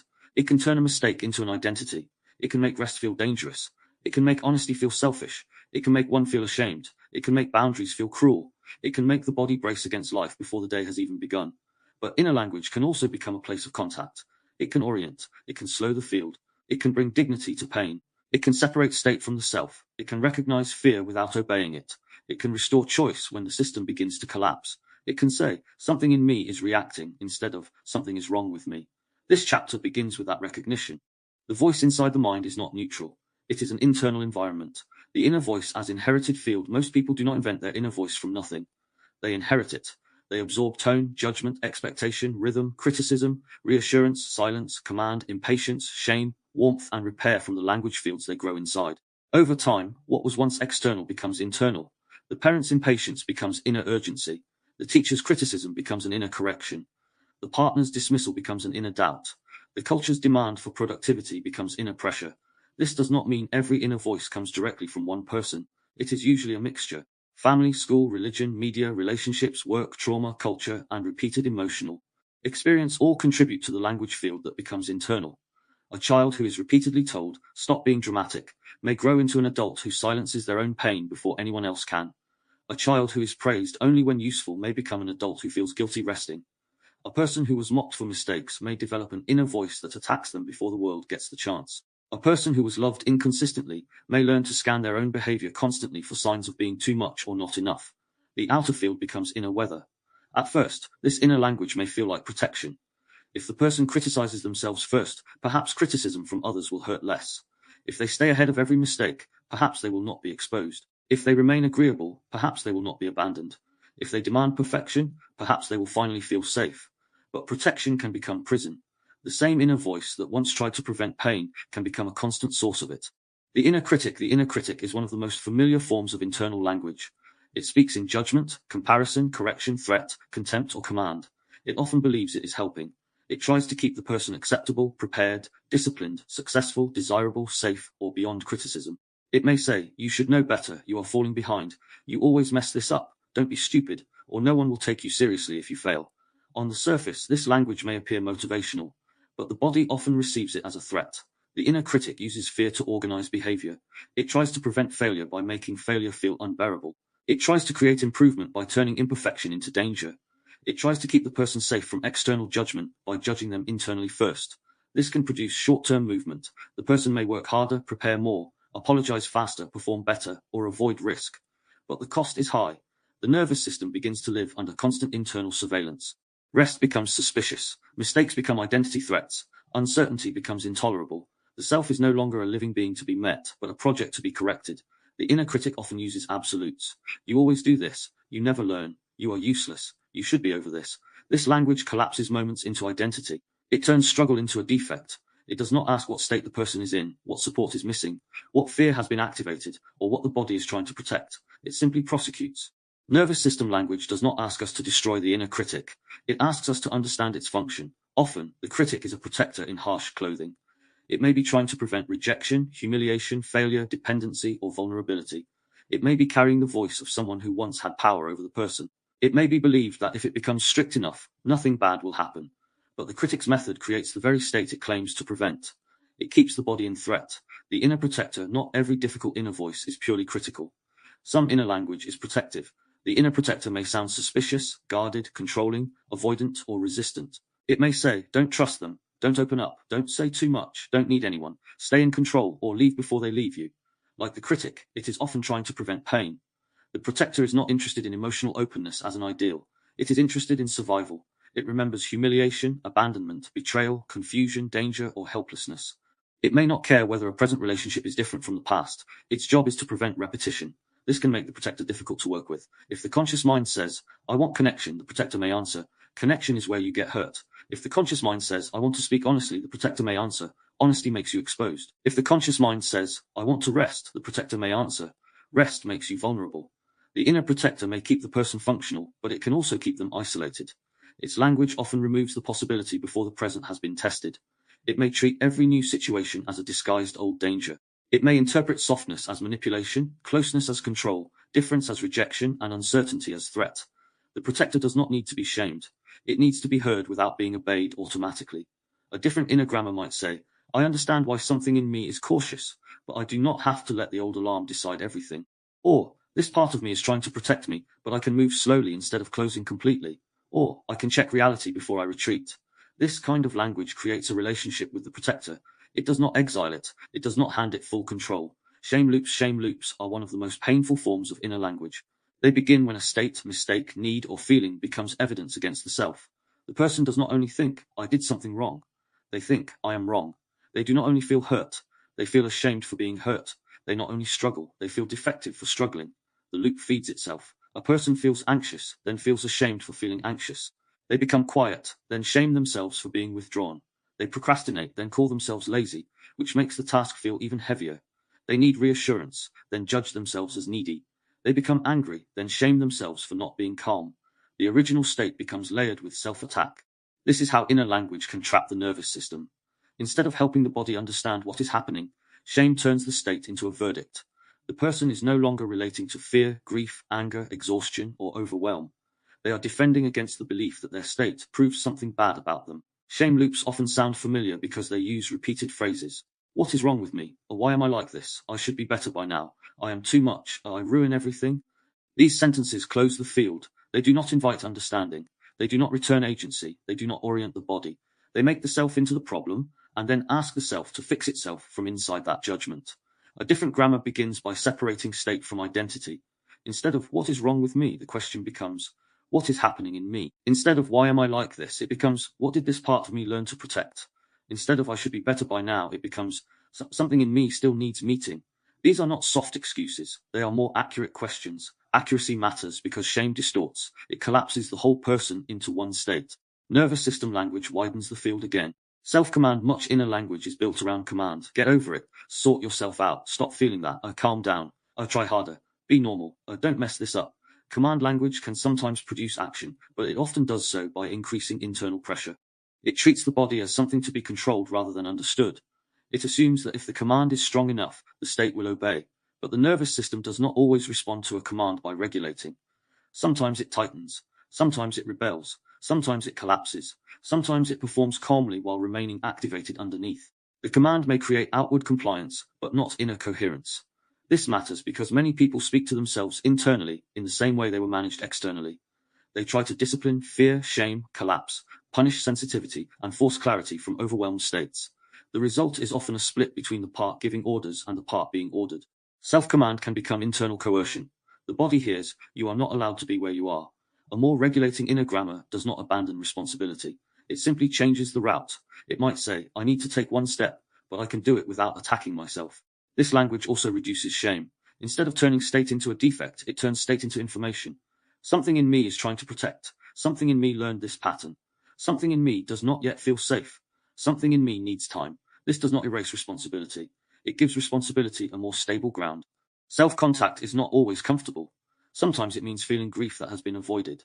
Sometimes it means admitting anger beneath politeness, need beneath independence, fear beneath control, resentment beneath overgiving, or exhaustion beneath performance. But discomfort met with contact is different from discomfort met with attack. One opens, the other closes. The inner child is not only a metaphor for innocence. It is also a way of speaking about younger states that remain active inside the adult nervous system. These states may carry old fear, longing, shame, confusion, hope, play, sensitivity, creativity, or unmet need. They often appear when present moments resemble early relational experiences. A small delay may awaken a younger fear of being forgotten. A critical tone may awaken an old sense of being defective. A boundary may awaken the feeling of being rejected. A mistake may awaken the panic of being punished. The adult mind may know the present is different, but the body may be responding from an earlier state. Inner language matters here because the way we speak to these younger states either repeats the original wound or begins to repair it. If a younger part feels afraid and the inner voice says, "Stop being pathetic," the old injury continues. If a younger part feels needy and the inner voice says, "You are too much," the system learns again that need is unsafe. If a younger part feels angry and the inner voice says, "You have no right to feel that," the self becomes another silencing environment. A repaired inner grammar sounds different. It might say, "Of course, this feels big. Something old is being touched." It might say, "You are not wrong for needing care." It might say, "We are not back there now, but I understand why it feels that way." It might say, "I can stay with you without letting this state control everything." This kind of language brings the adult self into a relationship with the younger state. It does not let the child drive the whole system. It does not abandon the child either. The internalized other, sometimes the voice inside the mind, is not ours in any original sense. It is an internalized other. It may be the voice of a parent, teacher, partner, authority figure, community, culture, or repeated social message. It may not sound exactly like them, but it carries their tone. It carries their judgment. It carries their rhythm of expectation. A person may criticize themselves in words they would never choose consciously. They may hear themselves saying, "Don't be selfish," and realize that this phrase has a history. They may hear, "You should be grateful," and feel the weight of old guilt. They may hear, "No one wants to hear that," and recognize the echo of being silenced. Identifying the internalized other is important because it restores distance. The person begins to ask, "Whose voice is this?" Not to blame endlessly, but to recognize that not every inner sentence deserves authority. Some inner language was absorbed under pressure. Some was inherited from people who were themselves dysregulated. Some was shaped by systems that needed compliance more than aliveness. When an internalized voice is recognized, the self can begin to separate from it. The sentence may still appear, but it no longer has the same power. The person can say, "That is an old voice," or "I know where that came from," or "This is not the language I want to live under anymore." This is a crucial movement in inner language. Recognition creates distance. Distance creates choice. Inner pressure and productivity. Modern self-talk is often saturated with pressure. Do more, be better, move faster, stay relevant, stay useful, stay attractive, stay informed, stay healed, stay calm, stay productive. Even healing can become another performance demand, another way the inner voice says, "You are not there yet." This is why productivity language can become a nervous system threat. The person may wake up already behind. Rest may feel like failure. Slowness may feel like weakness. A day without visible achievement may feel like evidence of worthlessness. The body is not allowed to simply be alive. It must justify its existence through output. This pressure is not only personal, it is cultural. Many people carry internal language shaped by systems that value usefulness over presence. The body learns that safety is linked to performance. The inner voice becomes a manager, constantly measuring whether enough has been done to deserve rest, approval, money, love, or belonging. Nervous system language does not reject ambition or discipline. It asks what state they are coming from. There is a difference between purposeful movement and threat-driven productivity. Purposeful movement can include rest, pacing, curiosity, and adaptation. Threat-driven productivity treats the self as a machine that must not stop. One creates sustainable agency. The other often leads to collapse. An inner grammar of regulation might say, "I can work with steadiness rather than panic," or "Rest is not the enemy of movement," or "My worth is not created only by output." These sentences may sound simple, but to a nervous system trained by pressure, they can be radical. They begin to change the internal weather. Inner repair self-talk becomes most important when we make mistakes. A mistake reveals the grammar we live under. If the inner field is punitive, the mistake becomes a trial. If the inner field is collapsed, the mistake becomes proof that nothing changes. If the inner field is fawning, the mistake becomes an emergency of approval. If the inner field is avoidant, the mistake becomes something to hide from. Inner repair begins when we can meet imperfection without turning against ourselves. This does not mean avoiding responsibility. It means taking responsibility without self-attack. A person can say, "I handled that badly," without saying, "I am terrible." They can say, "I need to repair this," without saying, "I ruin everything." They can say, "I see the pattern," without becoming trapped in shame. This matters because shame often prevents repair rather than deepening it. If a person becomes too ashamed, they may avoid the issue, defend themselves, over-apologize, or collapse. Inner repair helps them remain steady enough to make external repair possible. The sentence, "I can take responsibility and remain in dignity," is a powerful internal shift. It tells the nervous system that accountability is not annihilation. This is one of the foundations of sovereignty. The body listening within the body listens to inner language. It responds to internal tone in ways that are often subtle but cumulative. A harsh thought may tighten the chest. A shame sentence may drop the stomach. A pressure command may shorten the breath. A kind but honest sentence may create more room. Over time, these internal signals shape the baseline state. A person who lives under constant inner threat may become used to tension. A person who lives under constant inner urgency may struggle to rest. A person who lives under constant self-doubt may hesitate before speaking. A person who lives under constant shame may interpret ordinary imperfection as danger. This is why changing self-talk is not merely about becoming more positive. It is about changing the nervous system environment. The body does not need false praise. It needs accurate, dignifying, orienting language. It needs inner sentences that tell the truth without turning truth into punishment. It needs boundaries without contempt. It needs encouragement without pressure. It needs grief without identity collapse. It needs discipline without threat. The inner language field becomes a home or a battlefield. The body knows which one it lives in. Closing reflection self-talk is not only private thought. It is the internal language field the body inhabits. The voice inside the mind can become a critic, protector, accuser, commander, appeaser, avoider, or repairer. It can carry inherited tones, old shame, cultural pressure, relational memory, and survival strategies that were once necessary, but now keep the nervous system living under threat. Chapter 13 has explored how inner language becomes an environment. It has looked at the inner critic, the inner protector, shame loops, self-command, self-contact, the inner child, internalized voices, pressure, productivity, and inner repair. The central question remains the same. What does this language do to the nervous system? When that question turns inward, self-talk stops being treated as mere thought. It becomes something the body is living under. It becomes weather. It becomes field. It becomes the atmosphere from which we speak, relate, work, rest, choose, and repair. Chapter 14 now moves into how that internal grammar can change, not through forced positivity, not through pretending, not through replacing pain with slogans, but through rewriting the grammar itself, from judgment to orientation, from control to contact, from shame to dignity, and from self-command to self-relationship. Chapter 14 Rewriting Internal Grammar Inner Language does not change by force. This matters because many people try to change self-talk by attacking the part of themselves that is attacking. They criticize the critic. They shame the shame. They command the body to relax. They tell fear to be quiet. They try to replace painful thoughts with brighter ones before the nervous system has had time to believe them. But the body does not always respond to contradiction as safety. If the inner voice says, I am broken, and another voice immediately says, no, I am powerful, the words may be positive, but the field may still be split. By meeting it differently, from judgment to orientation, judgment closes the field. It turns an experience into a verdict. I am anxious becomes I am weak.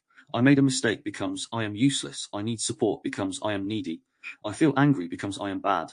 The nervous system is no longer able to help understand what is happening. It is being sentenced. Orientation does something different. Orientation asks, where am I? What is happening? What state is present?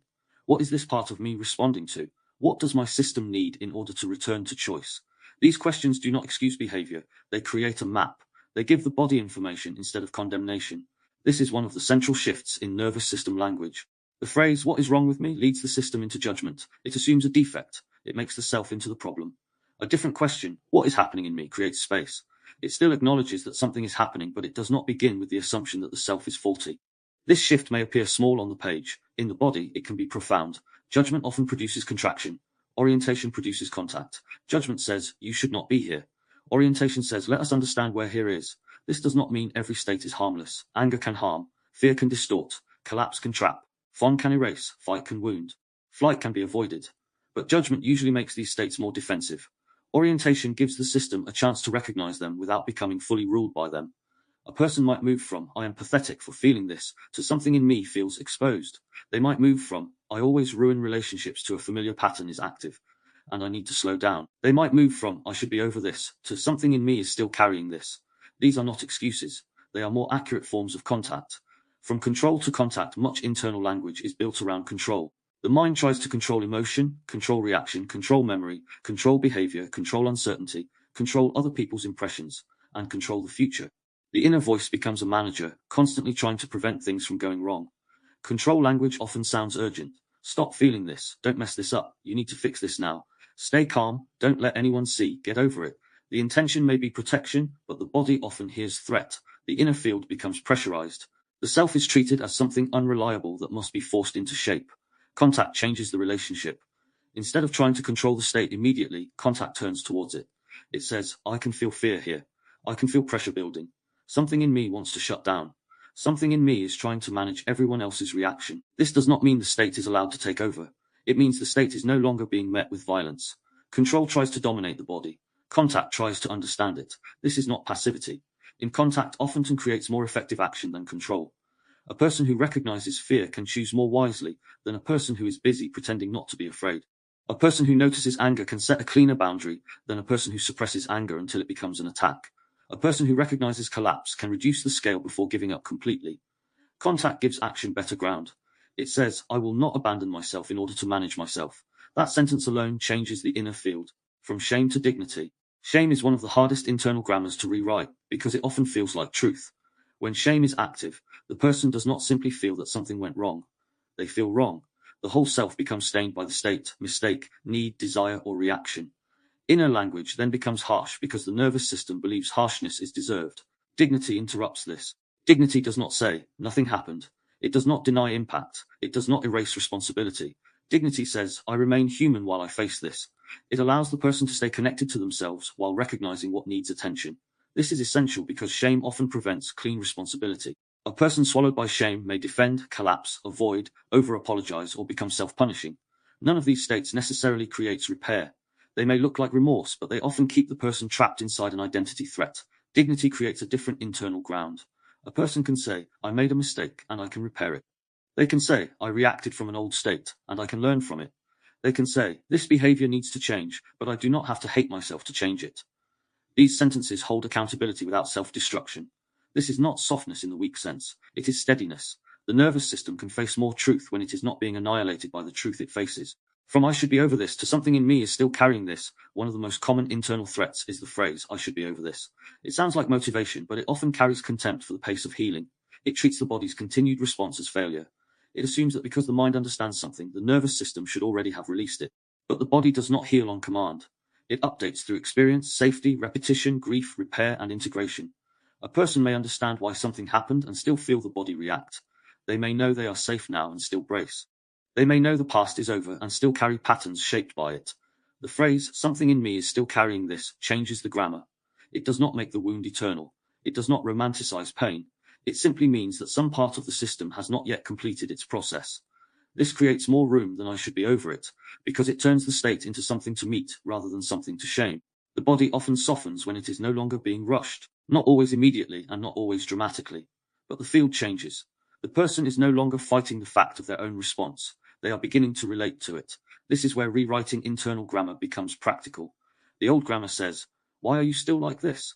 The new grammar says, what part of me is still living as if this is not over? That question opens a door. From I can't to what is the smallest available movement?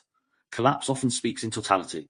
I can't cope, I can't do this, I can't keep going. Sometimes these statements are true at the scale being demanded. The person may not be able to do all of it. They may not be able to speak now.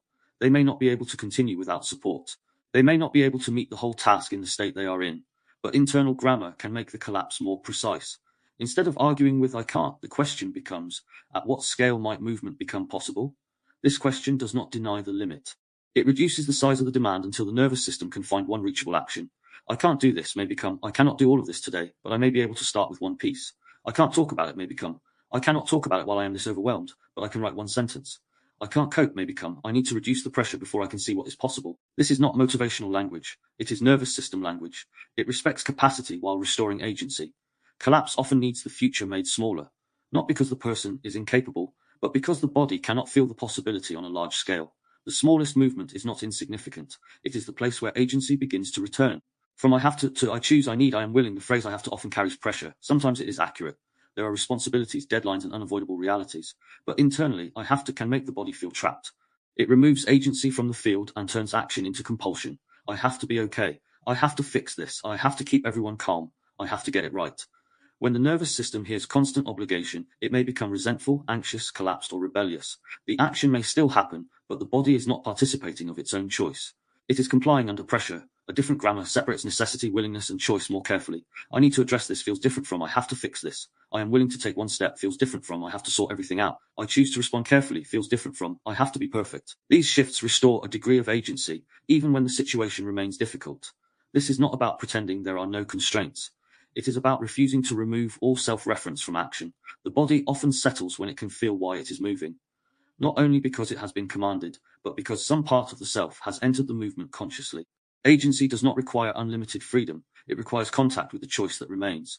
From inner argument to inner listening, many people live inside constant inner argument. One part feels fear. Another part says it is irrational. One part wants rest. Another says rest is lazy. One part feels anger. Another says anger is unacceptable. One part wants connection. Another says the connection is dangerous. The mind becomes a debate chamber. This can be exhausting because no part feels truly heard. The argument repeats because each part is trying to protect something. The fearful part wants safety. The critical part needs improvement. The avoidant part wants distance from overwhelm. The pleasing part wants belonging. The angry part wants a boundary. The collapsed part wants relief from impossible demand. Rewriting internal grammar means moving from argument to listening. Instead of trying to make one part win, the inner field begins to ask what each part is carrying. What is the fear trying to prevent? What is the critic trying to protect? What boundary is the anger pointing towards? What pressure is the collapse responding to? What connection is the fawn state afraid to lose? This does not mean every part gets to lead. It means every part gets to be understood. A more integrated inner language might say, a part of me wants to say yes because it fears disappointing them, but another part of me knows I do not have the capacity. Or, a part of me wants to attack, but underneath that I feel exposed. Or, a part of me wants to disappear, and I need to understand what feels unsafe. This kind of inner listening creates leadership, not control. Leadership. The self becomes less like a battlefield and more like a council.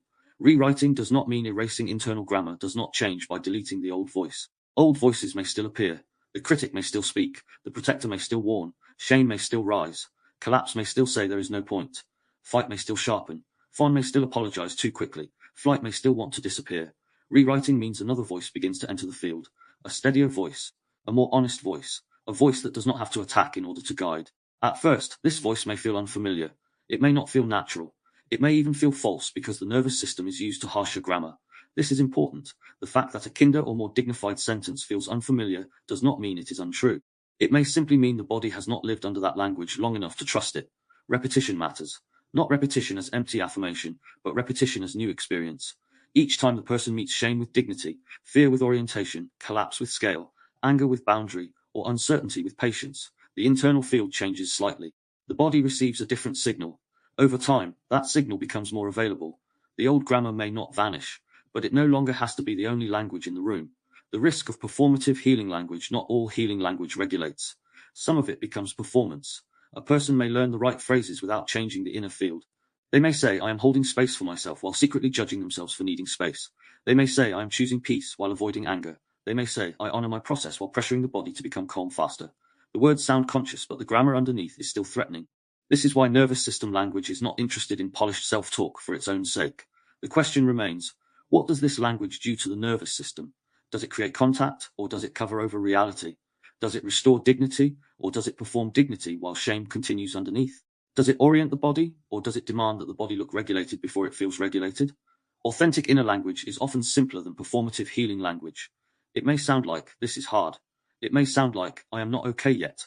It may sound like, I want to be kind to myself, but I can feel the judgment still here. It may sound like, I do not want to pretend I have accepted this when I have not. This is not failure. It is honesty. And honesty is often more regulating than language that tries to sound healed. Rewriting through the body, because internal language is received by the body. Rewriting grammar has to include the body. A new sentence may be intellectually true, but the body may not yet believe it. This does not mean the sentence is useless. It means the nervous system needs time, repetition, and experience to metabolize it. A person might say, I am safe, while the body remains tense. Instead of forcing belief, they might become more specific. I am in my room. The door is closed. No one is shouting. I can feel the chair beneath me. This kind of language gives the body concrete orientation rather than abstract reassurance. A person might say, I am worthy, and feel nothing. A more reachable sentence might be, even in this state, I do not deserve contempt. The body may be able to receive that. It is less grand, but more believable. This is the art of rewriting internal grammar. The sentence has to be close enough to the truth for the nervous system to recognize it. If it is too far away, it may become a demand. If it is close enough, it becomes a bridge. The body does not always need the most inspiring sentence. It needs the most contactful one. Inner grammar and behavior. Internal language does not remain internal. It shapes behavior. If the inner grammar says, you are not allowed to disappoint anyone, the person may overcommit. If it says, you will be abandoned if you are honest, the person may hide. If it says, mistakes are dangerous, the person may avoid beginning. If it says, you must stay in control, the person may struggle to receive care. If it says, there is no point, the person may stop reaching. Changing internal grammar, therefore, changes outer life. Not instantly and not mechanically, but gradually. A person who learns to say, I can pause before answering, may begin setting more honest boundaries. A person who learns to say, discomfort is not always danger, may become more able to remain in difficult conversations. A person who learns to say, I can take responsibility without self-hatred, may become more capable of repair. They create a different field inside the self. Over time, the nervous system begins to learn that inner language can guide without threatening, challenge without humiliating, and protect without imprisoning. That is what rewriting internal grammar means. Closing reflection. Rewriting internal grammar is not the art of thinking nicer thoughts. It is the practice of changing the relationship between language and state inside the self.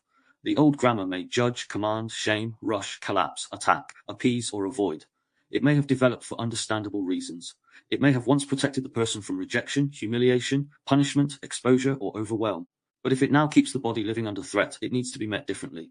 Chapter 14 has explored the movement from judgment to orientation, from control to contact, from shame to dignity, from I should be over this to something in me is still carrying this, from I can't to the smallest available movement, and from inner argument to inner listening.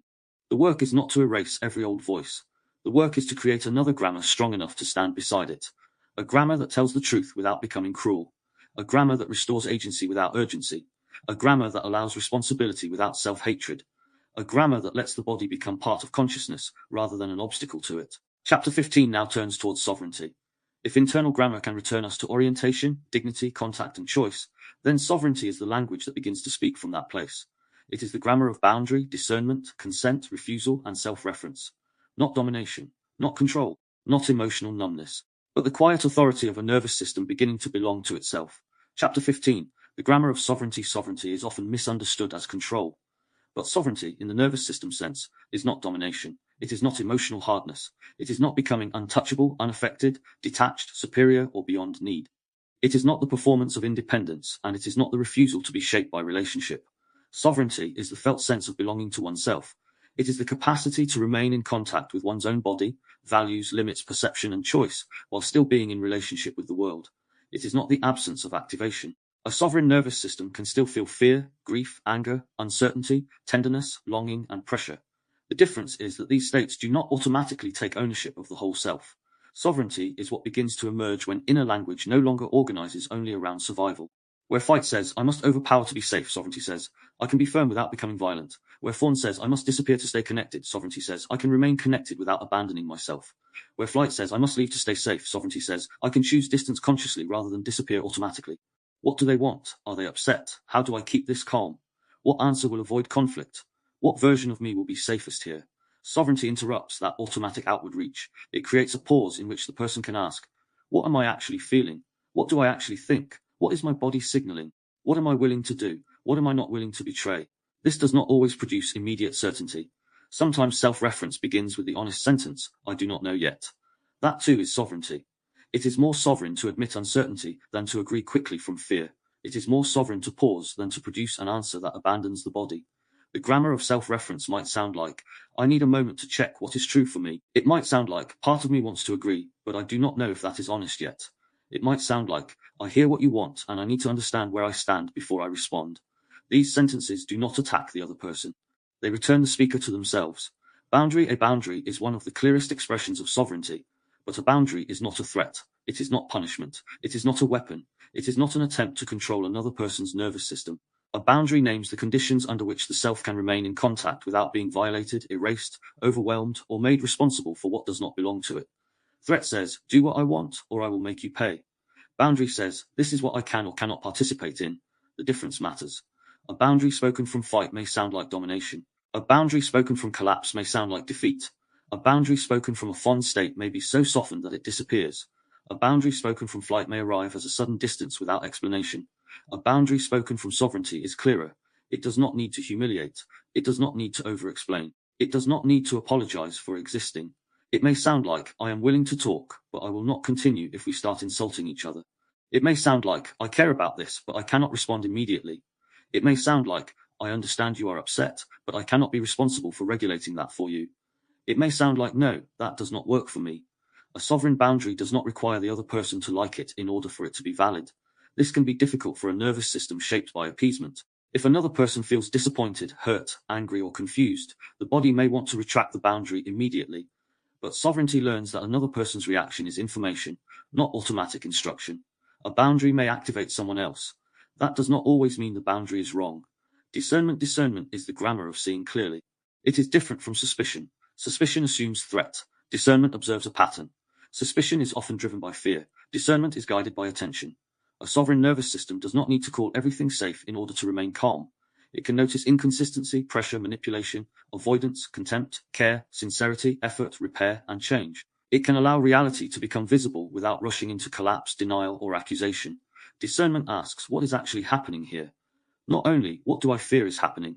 Not only, what do I hope is happening? But what is happening repeatedly in the field? This is where language becomes precise. A person may say, I notice that when I bring this up, the conversation moves away from the issue. Or, I hear the apology, but I need to see whether the pattern changes. Or, something in me feels cautious, and I want to understand whether that caution belongs to now or to history. Discernment allows the nervous system to remain awake without becoming paranoid. It keeps the field open, but not naive. This matters because many people confuse love with the suspension of discernment. They believe trust means ignoring discomfort, overriding the body, or giving endless chances without noticing whether anything changes. Sovereignty does not do this. It allows care and discernment to exist together. A person can be loving and still observant. They can be open and still boundaried. They can be compassionate and still honest about the pattern. Consent is not only sexual or legal. Consent is a nervous system principle. It is the recognition that participation matters. The body responds differently when it feels it has been included in the choice. This applies to touch, conversation, emotional disclosure, time, labor, intimacy, advice, conflict, and expectation. Language that ignores consent often assumes access. It assumes the right to someone's attention, emotional labor, agreement, availability, forgiveness, body, time, or response. It may sound like urgency. The body becomes a participant. Calm refusal, a sovereign no, is different from a defensive no. A defensive no often carries fight, panic, guilt, or urgency. It may be sharp because the person had to build force before they could refuse. It may be over-explained because the person feels guilty. It may be delayed because the body is afraid of disappointing someone. It may arrive with resentment because the boundary was crossed long before it was spoken. A calm refusal is simpler. It does not need to become cruel in order to be clear. It might sound like, no, I cannot do that, or that does not work for me, or I am not available for this, or I do not want to continue this conversation in this form. The simplicity may feel unfamiliar at first. A person shaped by fond may feel that a no must be cushioned, justified, softened, apologized for, or made acceptable. But over-explaining can sometimes weaken the boundary. It invites negotiation where there may not need to be one. It also tells the nervous system that refusal is dangerous unless defended by enough reasons. Sovereignty allows no to be complete. Not every no needs a courtroom. This does not mean being cold. A refusal can still be kind. It can include care. It can acknowledge impact. But it does not have to surrender itself in order to remain relational. I know this may be disappointing, but I cannot do that. I care about you, and my answer is still no. I understand why you are asking, but I am not available. These sentences hold both contact and boundary. That is the grammar of sovereignty. Agency without urgency. Sovereignty restores agency without urgency. This is important because many people confuse agency with immediate action. They believe that if they recognize a truth, they must act instantly. If they see a pattern, they must solve it now. If they feel a boundary, they must speak it perfectly today. If they notice a wound, they must heal it quickly. But urgency often belongs to threat. Sovereignty can move without rushing. It can say, this matters, and I can take time. It can say, I see the pattern, and I will choose my next step carefully. It can say, I do not have to abandon myself, but I also do not have to react from activation. This kind of agency is steady rather than frantic. It does not collapse into passivity, but it does not confuse speed with power. A sovereign nervous system can pause without disappearing. It can wait without surrendering. It can act without panic. It can refuse without attack. Agency without urgency is especially important after years of self-abandonment. Once a person begins seeing the patterns clearly, they may feel a rush to correct everything at once. They may want to set every boundary, confront every wound, end every false agreement, repair every rupture, and rewrite every inner voice immediately. That urgency is understandable. But sovereignty grows through integration, not force. A person can begin with one honest movement, one clearer sentence. One refusal is not buried under an apology. One pause before agreement. One moment of checking inward before responding outward. Small agency is still agency, and when repeated, it becomes a new grammar. Sovereignty and relationship. Sovereignty does not mean becoming separate from a relationship. It means entering a relationship without abandoning the self. This distinction matters because some people imagine sovereignty as distance, detachment, or emotional independence. But a person can be distant and still not be sovereign. They may simply be in flight. A person can appear strong and still not be sovereign. They may be in fight. A person can appear peaceful and still not be sovereign. They may be in fawn or collapse. Sovereignty is not measured by appearance. It is measured by inner contact. A sovereign person can be tender. They may need others. They can be affected. They can grieve. They can apologize. They can receive feedback. They can change. What makes the state sovereign is not invulnerability, but the ability to remain in relationship with oneself while being in relationship with another. This changes the language field. Instead of saying yes to preserve connection, sovereignty can say, I want connection, and I also need honesty. Instead of attacking to protect dignity, one can say, that crossed a line for me. Instead of disappearing to avoid pressure, it can say, I need space, and I will return. Instead of collapsing into helplessness, it can say, I do not know the whole path, but I can take one step. Sovereignty allows contact without fusion. It allows differences without threat. It allows love without self-erasure. The grammar of self-trust grows when inner language and action begin to align. If the body repeatedly signals no and the person says yes, self-trust weakens. If the body signals overwhelm and the person keeps pushing, self-trust weakens. If the person knows something is wrong but talks themselves out of it every time, self-trust weakens. If the inner voice promises change but behavior remains the same, self-trust weakens. The nervous system learns from consistency. Self-trust is rebuilt when the person begins to listen to their own signals and respond with respect. Not perfectly, not dramatically, but repeatedly enough that the body begins to believe, I will not be abandoned by myself. This is one of the deepest forms of sovereignty. A person who trusts themselves does not need every answer immediately. They do not need perfect certainty before moving. They do not need everyone's approval before recognizing their own limit. They do not need to turn every reaction into truth, but they also do not dismiss every signal as irrational. Self-trust says, I can listen to myself and still check reality. It says, I can be affected and still remain discerning. It says, I can change my mind without betraying myself. It says, I can make mistakes and still return. This grammar takes time because many people have learned to abandon their own perception in order to stay connected, safe, approved of, or functional. Rebuilding self-trust means keeping small promises to the self. It means noticing when language is moving away from truth. It means repairing internally when we override ourselves. The sovereign self is not the self that never fractures. It is the self that knows how to return. The difference between sovereignty and control tries to manage the field so nothing painful happens. Sovereignty allows reality to be met without abandoning the self. Control wants certainty. Sovereignty can tolerate not knowing. Control tries to prevent all discomfort. Sovereignty learns which discomfort is meaningful and which discomfort is a threat. Control tries to make others respond correctly. Sovereignty takes responsibility for its own language, boundaries, and participation. This distinction is essential. Many survival states disguise themselves as sovereignty. Fight may call itself strength. Flight may call itself peace. Fawn may call itself compassion. Collapse may call itself acceptance. Control may call itself discernment. Sovereignty is quieter than these performances. It does not need to prove itself as much. It is the ability to say, this is where I stand, without needing to make the other person small. It is the ability to say, I cannot participate in this, without needing to punish. It is the ability to say, I was wrong, without falling into shame. It is the ability to say, I need help, without collapsing into helplessness. Control is afraid of what might happen if the self is not defended constantly. Sovereignty trusts that the self can respond. Sovereignty in self-talk sovereignty must first become an inner language. The self has to hear itself differently before it can speak differently in the world. If the inner voice is still dominated by shame, urgency, self-attack, appeasement, or avoidance, the outer language will often carry those states with it. Sovereign self-talk is not grandiose. It does not say, I am above everyone. It does not say, I need no one. It does not say, nothing affects me. It says, I can remain with myself. It says, I can listen before reacting. It says, I can honor this boundary. It says, I can be kind without disappearing. It says, I can be wrong without being worthless. This kind of language gives the body a different home. It does not remove all activation, but it reduces the fear of activation. It tells the nervous system that difficult states can be met without panic, punishment, or abandonment. Sovereign self-talk may be especially important in moments of pressure. Before saying yes, it may ask, is this true for me? Before apologizing, it may ask, what is actually mine to own?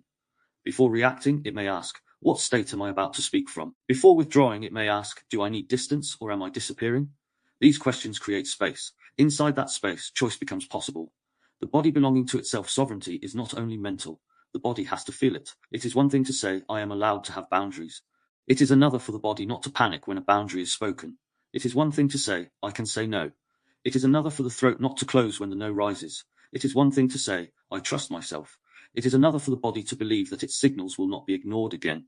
The grammar of sovereignty must therefore be lived slowly. The body learns through experience. It learns when a no is spoken and the world does not end. It learns when disappointment is survived. It learns when honesty creates discomfort but not destruction. It learns when the person pauses instead of betraying themselves. It learns when an old pattern is recognized before it becomes an action. Each small act of self-reference tells the body, you are not abandoned here. Over time, the body begins to belong to itself. This does not mean life becomes easy. It means the person is no longer constantly leaving themselves in order to survive it. Closing reflection, from inner language to applied practice, the grammar of sovereignty is the language of returning to oneself.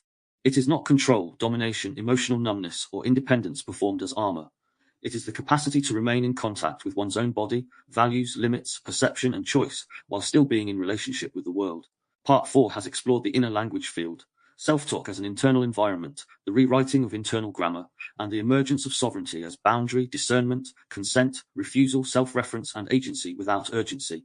It has been shown that the conversation does not end when we are alone. The nervous system continues to live under language, even in silence. This matters because inner language becomes outer practice. The way we speak to ourselves shapes the way we parent, love, disagree, repair, refuse, listen, respond, and participate in culture. A person living under inner threat may carry the threat into the world. A person learning inner repair may become more capable of repairing with others. A person beginning to trust their own signals may become less vulnerable to coercion, appeasement, collapse, and false urgency. The work now moves from the inner field into application. Part 5 turns towards applied nervous system language. It asks how this grammar appears in parenting, relationships, intimacy, culture, media, collective state, and practical regulation. It asks how children internalize language, how love becomes a language field, how public speech shapes shared nervous systems, and how simple grammar patterns can help return safety, boundary, grief, anger, fear, and reconnection. The book began with the recognition that the body hears first. It now moves towards the practical question: how do we speak, listen, pause, repair, refuse, and return with that knowledge? Part 5, Applied Nervous System Language. Part 4, turned inward. It explored the voice inside the mind as an internal language field, the way self-talk becomes an environment, and how sovereignty begins when a person can remain in contact with their own body, values, limits, perception, and choice. Part 5 now turns towards application. If nervous system language is a grammar of state, then it does not only belong in theory. It appears in parenting, relationships, intimacy, culture, media, conflict repair, boundaries, and everyday speech. It appears in the words used with children, the tone carried between partners, the urgency of public messaging, the shame embedded in social narratives, and the small sentences people use to return to themselves and each other. This part explores how nervous system language lives in practice. Chapter 16, Parenting and the Child's Nervous System, looks at how children do not only learn words, they learn states through words. It explores threat-based discipline, repair after rupture, naming feelings, creating orientation, and how parental language becomes part of a child's internal weather. Chapter 17, Relationships and Intimacy, moves into the language field of closeness. It explores attachment language, defensive listening, tone, vulnerability, honesty, repair, and the difference between sharing truth and unloading state. Chapter 18, Culture, Media, and Collective State, widens the frame into public language. It looks at fear loops, urgency scripts, shame campaigns, identity activation, manufactured certainty, and how collective nervous systems can be shaped through repeated linguistic signals. Chapter 19, A Practical Grammar of Regulation, brings the book into a more direct applied framework. It gathers the core patterns into usable forms: pause grammar, orientation grammar, boundary grammar, repair grammar, grief grammar, anger grammar, fear grammar, and reconnection grammar. Part 5, therefore, moves from understanding into use. It asks what happens when the grammar of the state is carried into the places where human beings are most shaped: childhood, love, culture, conflict, and the private moments where one sentence can either close the body or help it return. Because nervous system language is not only something to understand, it is something to practice. Chapter 16, Parenting and the Child's Nervous System. Children do not only learn words, they learn states through words. Before a child can explain what safety is, the body has already begun learning the language of safety. Before a child can understand discipline, the nervous system has already begun learning whether correction means guidance, humiliation, danger, withdrawal, love, control, or repair. Before a child can name shame, the body has already felt what it is like to be looked at, spoken to, rushed, dismissed, softened, held, ignored, or punished. Parenting is one of the first language fields a nervous system inhabits. The child does not receive parental language as information alone. They receive it as an atmosphere. Tone becomes weather. Timing becomes expectation. Repetition becomes prediction. Silence becomes meaning. Repair, or the absence of repair, becomes part of how the child learns what relationship is. This is why the language surrounding a child matters so deeply. Not because parents must speak perfectly. Not because every sharp sentence destroys a child. Not because children should be protected from all discomfort, boundaries, or consequences, but repeated language patterns teach the child's nervous system what to expect from the world, from others, and eventually from themselves. A child learns whether mistakes are safe enough to admit, whether tears are met or mocked, whether anger is understood or punished, whether no is allowed, whether repair follows rupture, whether love disappears when the child becomes difficult, whether the self must be hidden, exaggerated, performed, or defended in order to remain connected. These lessons rarely arrive as formal teaching, they arrive in the daily grammar of the home. The parent as language field. A parent is not only someone who gives instructions. A parent is a language field. The child hears what is said, but they also feel how it is said, when it is said, and what happens afterwards. They feel whether the parent's voice creates room or pressure. They feel whether discipline arrives as guidance or an attack. They feel whether affection is stable or conditional. They feel whether apology is possible, whether anger becomes danger, and whether silence means peace or punishment. This does not mean a parent must be calm all the time. That would be impossible. Children do not need flawless parents. They need parents whose language field can be repaired, returned, and become honest after rupture. A parent who never raises their voice may still create a threat if their calmness is cold, controlling, or emotionally unreachable. A parent who sometimes loses patience may still create safety if they can return, own the moment, and repair with dignity. The nervous system not only learns from rupture, it learns from what follows rupture. This matters because many parenting approaches focus heavily on behavior. Did the child comply? Did they stop crying? Did they do what was asked? Did they apologize? Did they behave correctly in public? Nervous system language asks a deeper question. What did the child's body learn in the process? Did the child learn orientation, or did they learn fear? Did they learn accountability, or did they learn shame? Did they learn boundaries, or did they learn obedience without understanding?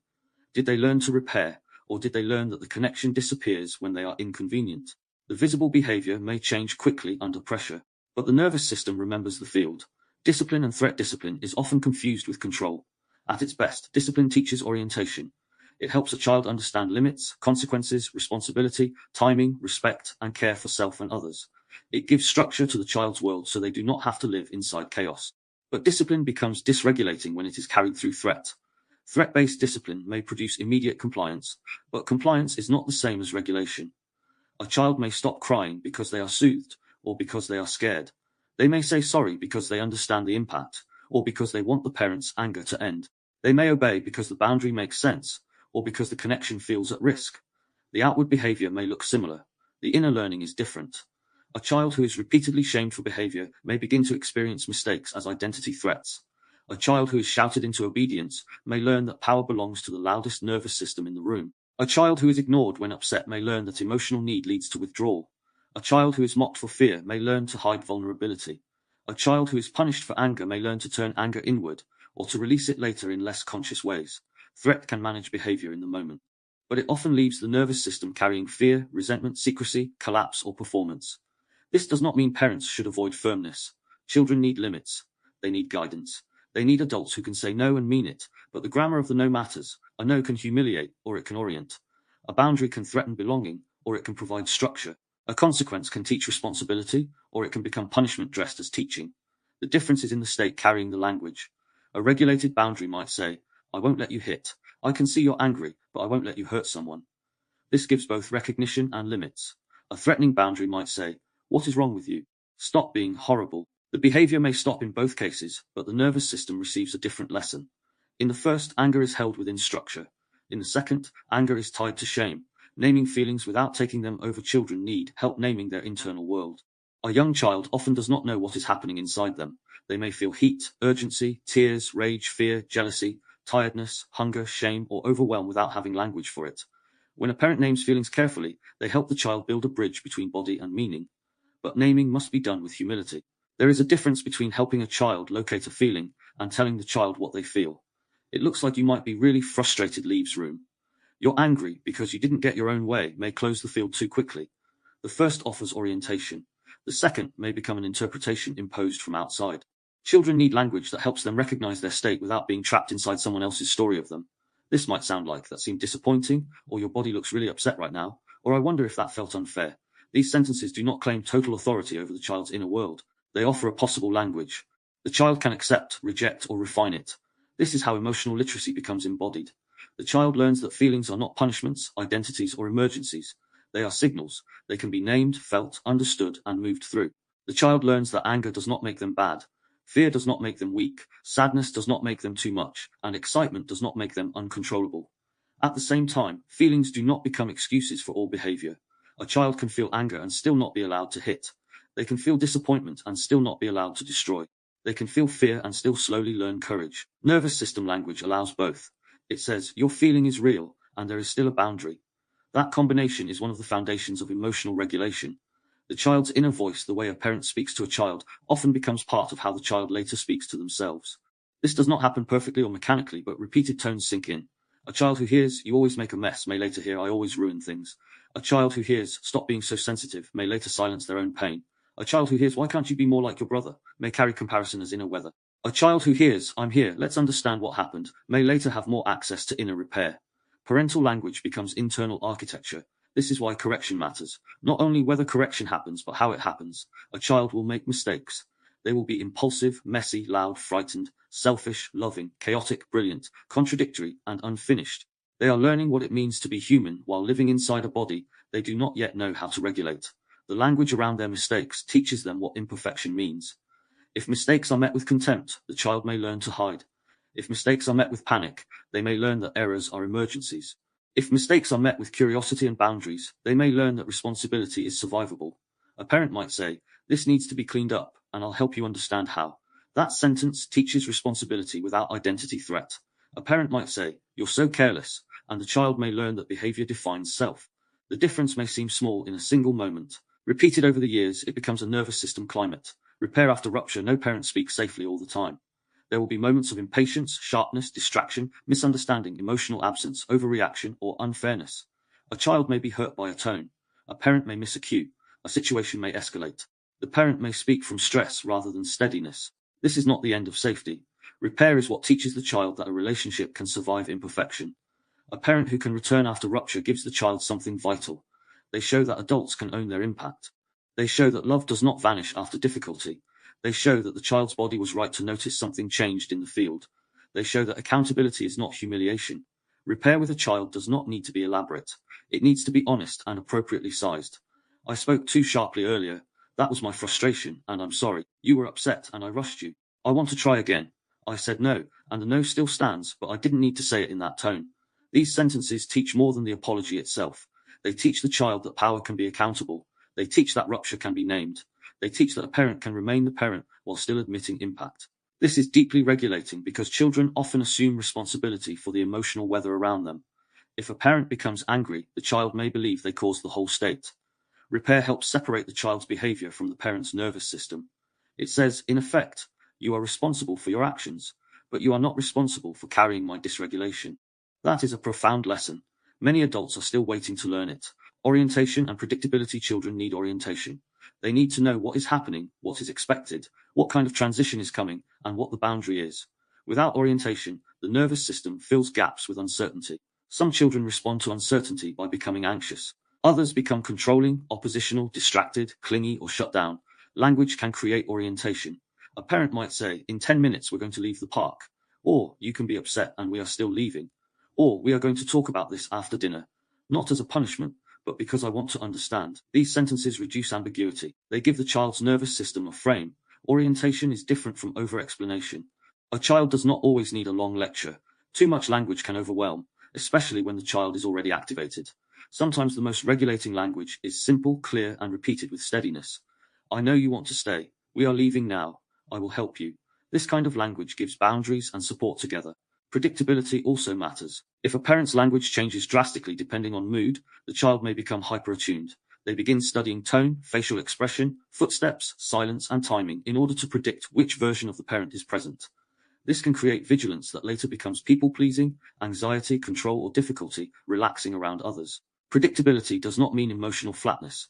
It means the child does not have to become responsible for decoding the adult's unstable field. The difference between obedience and regulation. Obedience can be immediate. Regulation takes longer. This distinction matters because many parenting systems reward visible obedience while ignoring the nervous system state underneath. A child who stops crying because they feel safe enough to settle is in a different state from a child who stops crying because crying has become dangerous. A child who says sorry because they understand impact is different from a child who says sorry to escape shame. Obedience asks, "Did the behavior stop?" Regulation asks, "What did the child learn about themselves, others, and the field?" Sometimes behavior must stop immediately. A child cannot be allowed to hurt others, run into danger, destroy property, or ignore every boundary. But the way the adult intervenes determines whether the child learns fear or structure. A regulated intervention might be firm, direct, and physical if needed, but not humiliating. "I will not let you throw that. I am moving this away because it is not safe. Your body is very angry, and I am going to help you stop." These sentences give the child a boundary without turning the child into a bad object. The aim is not permissiveness. The aim is integration. The child gradually learns that strong feelings can be held in a relationship, that limits do not mean rejection, that repair follows rupture, and that behavior can be guided without the self being shamed. The parent state speaks first. A parent state often speaks before their words do. Children sense when the adult is rushed, irritated, frightened, distracted, ashamed, or overloaded. They may not understand the reason, but the body receives the signal. A parent can say, "It's fine," while their tone says it is not fine. They can say, "Calm down," while their own nervous system is escalating. They can say, "I'm listening," while their attention is elsewhere. This does not make parents bad, it makes them human. But it does mean that parenting language cannot be separated from parental state. The child is not only learning from instructions, they are learning from adults' relationship with stress, anger, mistakes, boundaries, rest, apology, and repair. This is where self-awareness becomes practical. A parent who can notice their own state before speaking has more choice. They might say, "I am getting frustrated, and I need to take a breath before I answer." They might say, "I am tired, so I want to be careful with my tone." They might say, "This is not your fault, I am having a hard moment." This kind of language teaches the child that a state can be named without being dumped onto them. The parent remains responsible for the adult state, but the child is given orientation. They do not have to guess why the room has changed. They do not have to assume they are the cause of everything. This is one of the most important gifts a parent can give, not perfect calm, honest ownership. Shame and the developing self. Children are highly vulnerable to shame because their sense of self is still forming. When a child is repeatedly told they are bad, difficult, dramatic, selfish, lazy, stupid, or too much, they may not have the ability to separate behavior from identity. The language enters deeply. It can become posture, hesitation, people-pleasing, aggression, perfectionism, withdrawal, or inner criticism. Shame may stop behavior in the moment, but it often damages self-connection. A shamed child may become obedient while becoming disconnected from their own emotional reality. They may learn to perform goodness rather than understand impact. They may become skilled at hiding mistakes rather than repairing them. They may become hypervigilant about approval while losing touch with authentic choice. This is why shame is a poor teacher. It may create control. It rarely creates integrated responsibility. A more effective grammar separates the child from the behavior.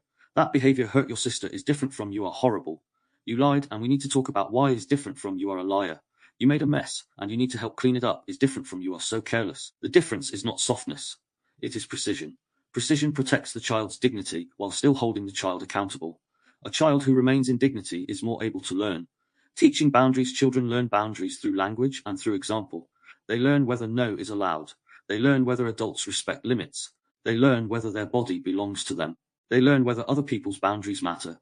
They learn whether disappointment can be survived. A parent teaches boundaries not only by setting limits, but also by how they respond when the child sets one. If a child says no and is mocked, the child learns that no is unsafe. If a child expresses discomfort and is dismissed, the child learns to override the body. If a child is forced into affection to keep adults comfortable, the child may learn that other people's feelings matter more than their own bodily consent. This does not mean children control every situation. They still need to brush teeth, go to school, wear seatbelts, and participate in family life. But even necessary limits can be carried with respect for the child's body and state. A parent might say, "You do not have to hug anyone. You can wave instead." Or, "You do not want to stop playing, and we still have to leave." Or, "I hear your no. This is one of those times where I still need to keep you safe." These sentences teach that boundaries are real, even when life contains limits. Children also learn boundaries by watching adults hold their own. A parent who says yes while resentful teaches one lesson. A parent who says no with calmness teaches another. A parent who apologizes for every limit may teach the child that boundaries are harmful. A parent who sets limits with contempt may teach the child that boundaries are weapons. The grammar of health boundaries teaches that selfhood and connection can coexist. A child's anger can be difficult for adults. It can feel disrespectful, inconvenient, loud, embarrassing, or triggering. It may awaken parents' own history with anger. If the parent was punished for anger, they may punish it. If they were frightened by anger, they may shut it down quickly. If they were never allowed to say no, the child may feel forced. But anger is not automatically bad. Anger is often the child's nervous system trying to express boundary, frustration, unfairness, disappointment, overwhelm, or blocked desire. The behavior around anger may need guidance, but the state itself needs understanding. A child who is told, "Don't be angry," may learn that anger is unsafe. A child who is told, "You can be angry, but I will not let you hit," learns something more integrated. They learn that the feeling can exist and the behavior can still have limits. This is the grammar children need, not emotional permission without boundaries, not boundary without emotional recognition, both. A parent might say, "You are really angry that it is time to stop. I understand. I still won't let you throw the toy." This sentence may not make the child instantly calm. That is not the point.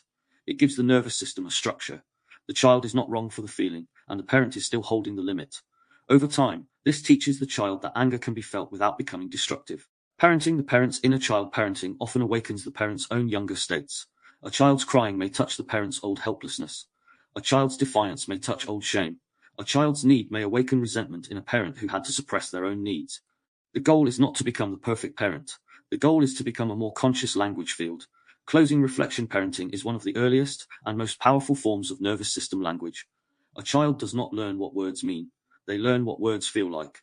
They learn whether correction means shame or guidance, whether anger means danger or boundary, whether no means rejection or structure, whether mistakes mean identity, failure or learning, and whether rupture can be repaired.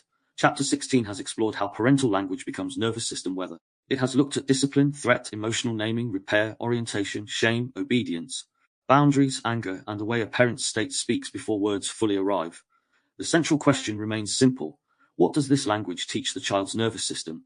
Not only what does it make the child do in the moment, but what does it teach the child to expect from themselves, from others, from conflict, from love, from authority, from boundaries, and from repair? Applied nervous system language begins here because childhood is where many inner grammars are first formed. Chapter 17 now turns towards adult relationships and intimacy, because the language fields we grow inside often reappear in the language fields we create with others. Love, closeness, conflict, honesty, desire, distance, repair, and vulnerability all carry state. In intimate relationships, the nervous system does not only ask, "What are you saying?" It asks, "Can I be myself here and still remain connected?" Chapter 17. Relationships and intimacy. Love has a language field. It is not carried only through affection, attraction, loyalty, promises, or shared history. It is carried through tone, timing, presence, silence, repair, honesty, humor, touch, distance, apology, boundary, and the way two nervous systems learn to meet each other over time. A relationship is never made of words alone. It is made of repeated signals. The body learns whether closeness feels safe or exposing.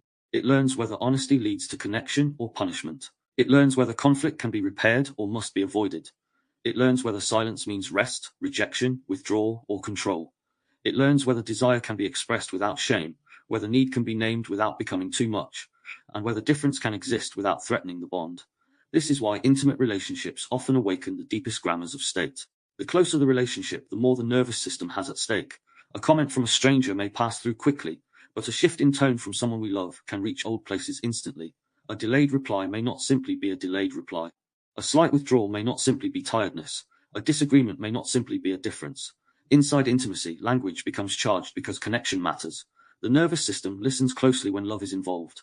It listens for safety, rejection, control, abandonment, contempt, desire, boredom, disappointment, warmth, repair, and belonging.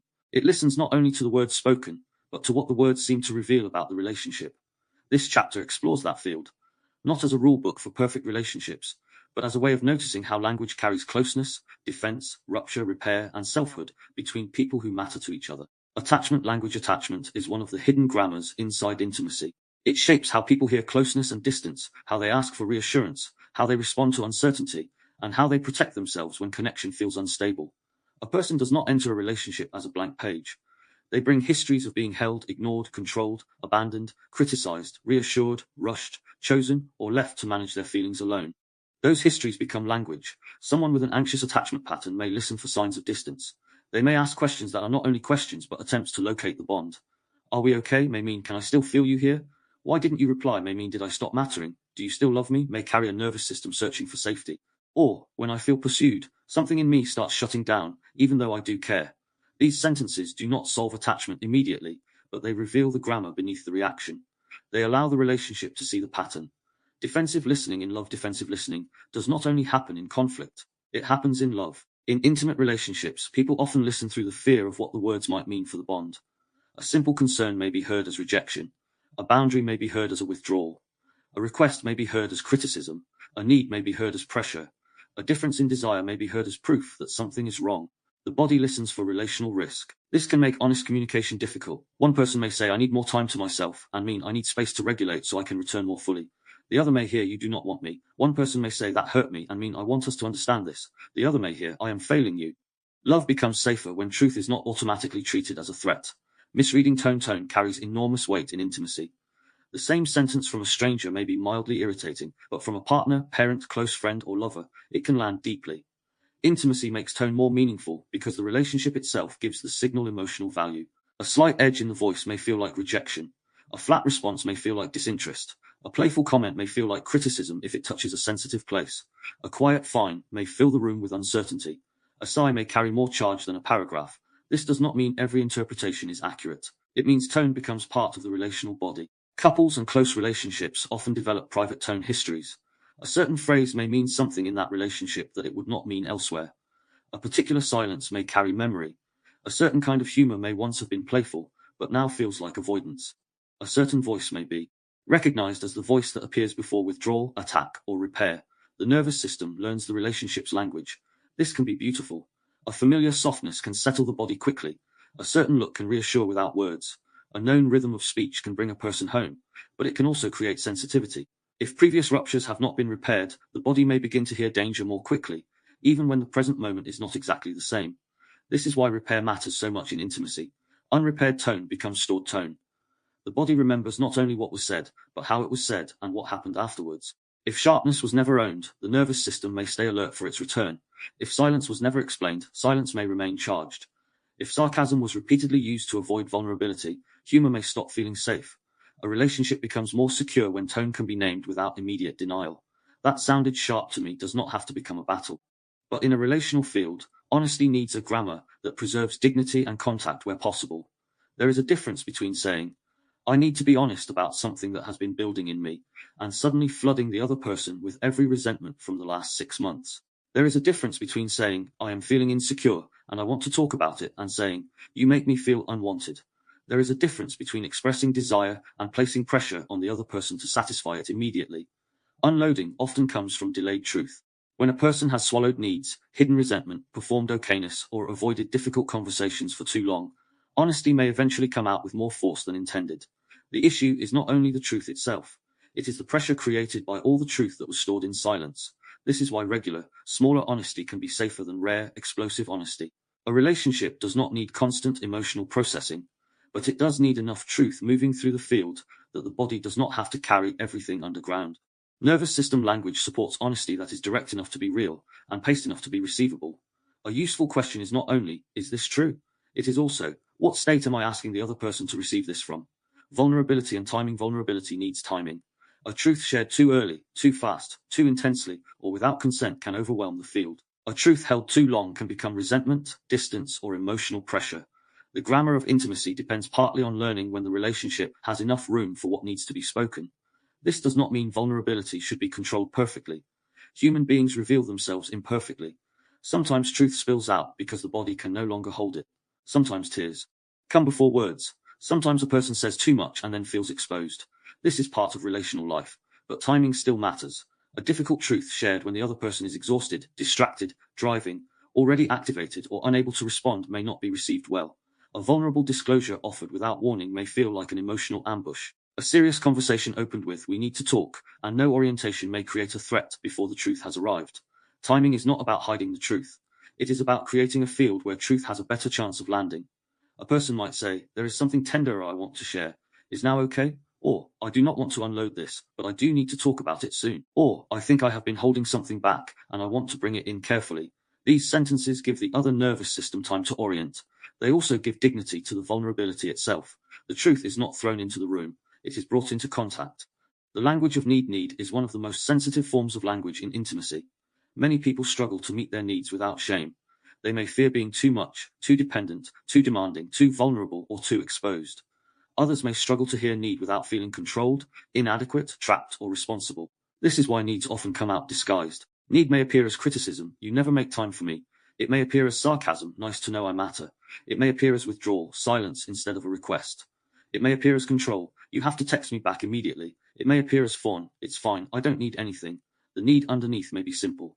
I want to feel close. I need reassurance. I need more clarity. I need space. I need tenderness. I need to know my feelings matter. But because need can feel exposing, it often enters language armored. In intimacy, one of the most important shifts is learning to name need without turning it into accusation or apology. I need more reassurance right now is different from you never reassure me. I need some space to settle is different from disappearing. I need to feel desired is different from blaming the other person for every insecurity. A need is not automatically a demand. It becomes a demand when the other person is not allowed to have their own state, limits, timing, or response. A sovereign need can be named honestly while still respecting the other person's agency. This is delicate work. Need asks for contact. Demand removes choice. Fawn hides need. Flight avoids need. Fight weaponisses need. Sovereignty names need while remaining in dignity. Intimacy and the body intimacy is not only emotional, it is bodily. The nervous system responds to closeness, touch, distance, sexual energy, eye contact, voice, scent, silence, and rhythm. The body may open, brace, soften, tense, reach, withdraw, freeze, or become numb before the mind has clear language for why. This makes intimate language especially powerful. A partner's tone can affect desire. A repeated pattern of dismissal can close the body. A repair can restore warmth. A boundary can create more safety for closeness. Shame can make the body disappear even when affection remains. Pressure can turn desire into obligation. Silence can turn uncertainty into a threat. The body does not separate emotional language from physical intimacy as neatly as the mind may try to. If someone feels criticized, coerced, unseen, or emotionally unsafe, the body may not easily open to closeness. If someone feels respected, chosen, unrushed, and free to say no, the body may have more room to respond. This is not mechanical. Desire is complex. But the nervous system state is part of the field. This is why consent is not only about permission, it is about presence. A yes spoken from fun is not the same as a yes spoken from desire. A no spoken with fear is not the same as a no spoken from calm boundary. A silence may not mean agreement. A body that goes still may not be relaxed. Nervous system language asks intimacy to listen more carefully than words alone. In healthy intimacy, the body is not treated as an object to be persuaded, managed, or performed through. It is treated as part of the conversation. Repair after emotional activation. Every intimate relationship will activate old states. This is not a sign that the relationship is doomed. It is a sign that closeness touches the nervous system deeply. The question is not whether activation happens, but what the relationship does with it. If activation leads to repeated threat, shame, dismissal, or avoidance, the field becomes less safe over time. The body learns to expect harm. But if activation can be recognized and repaired, the relationship may become a place where old patterns are met differently. Repair after activation often begins with state recognition. I think I reacted from fear there. I went quiet because I felt overwhelmed, not because I stopped caring. I pushed for reassurance because distance scared me. I got defensive because I heard criticism, but I want to understand. These sentences are powerful because they bring the nervous system into language without making it an excuse. They do not say, my state means I can do anything. They say my state shaped what happened, and I want to meet that honestly. In intimacy, repair also requires a changed pattern. If a person repeatedly says, I shut down because I was overwhelmed, but never works on returning, the other person may continue to feel abandoned. If a person repeatedly says, I attacked because I was hurt, but never learns to name hurt before attack, the field remains unsafe. Repair must become practice, not perfect practice. Repeated enough practice that the body begins to believe the relationship can change. Defensive independence. Some people protect themselves in intimacy through defensive independence. They may say, I do not need anyone, I am fine on my own, I do not care, or I can handle everything myself. Sometimes independence is healthy. A person should not lose themselves in a relationship. They should have self-trust, boundaries, and the capacity to stand alone when needed. But defensive independence is different. It is not freedom, it is protection against need.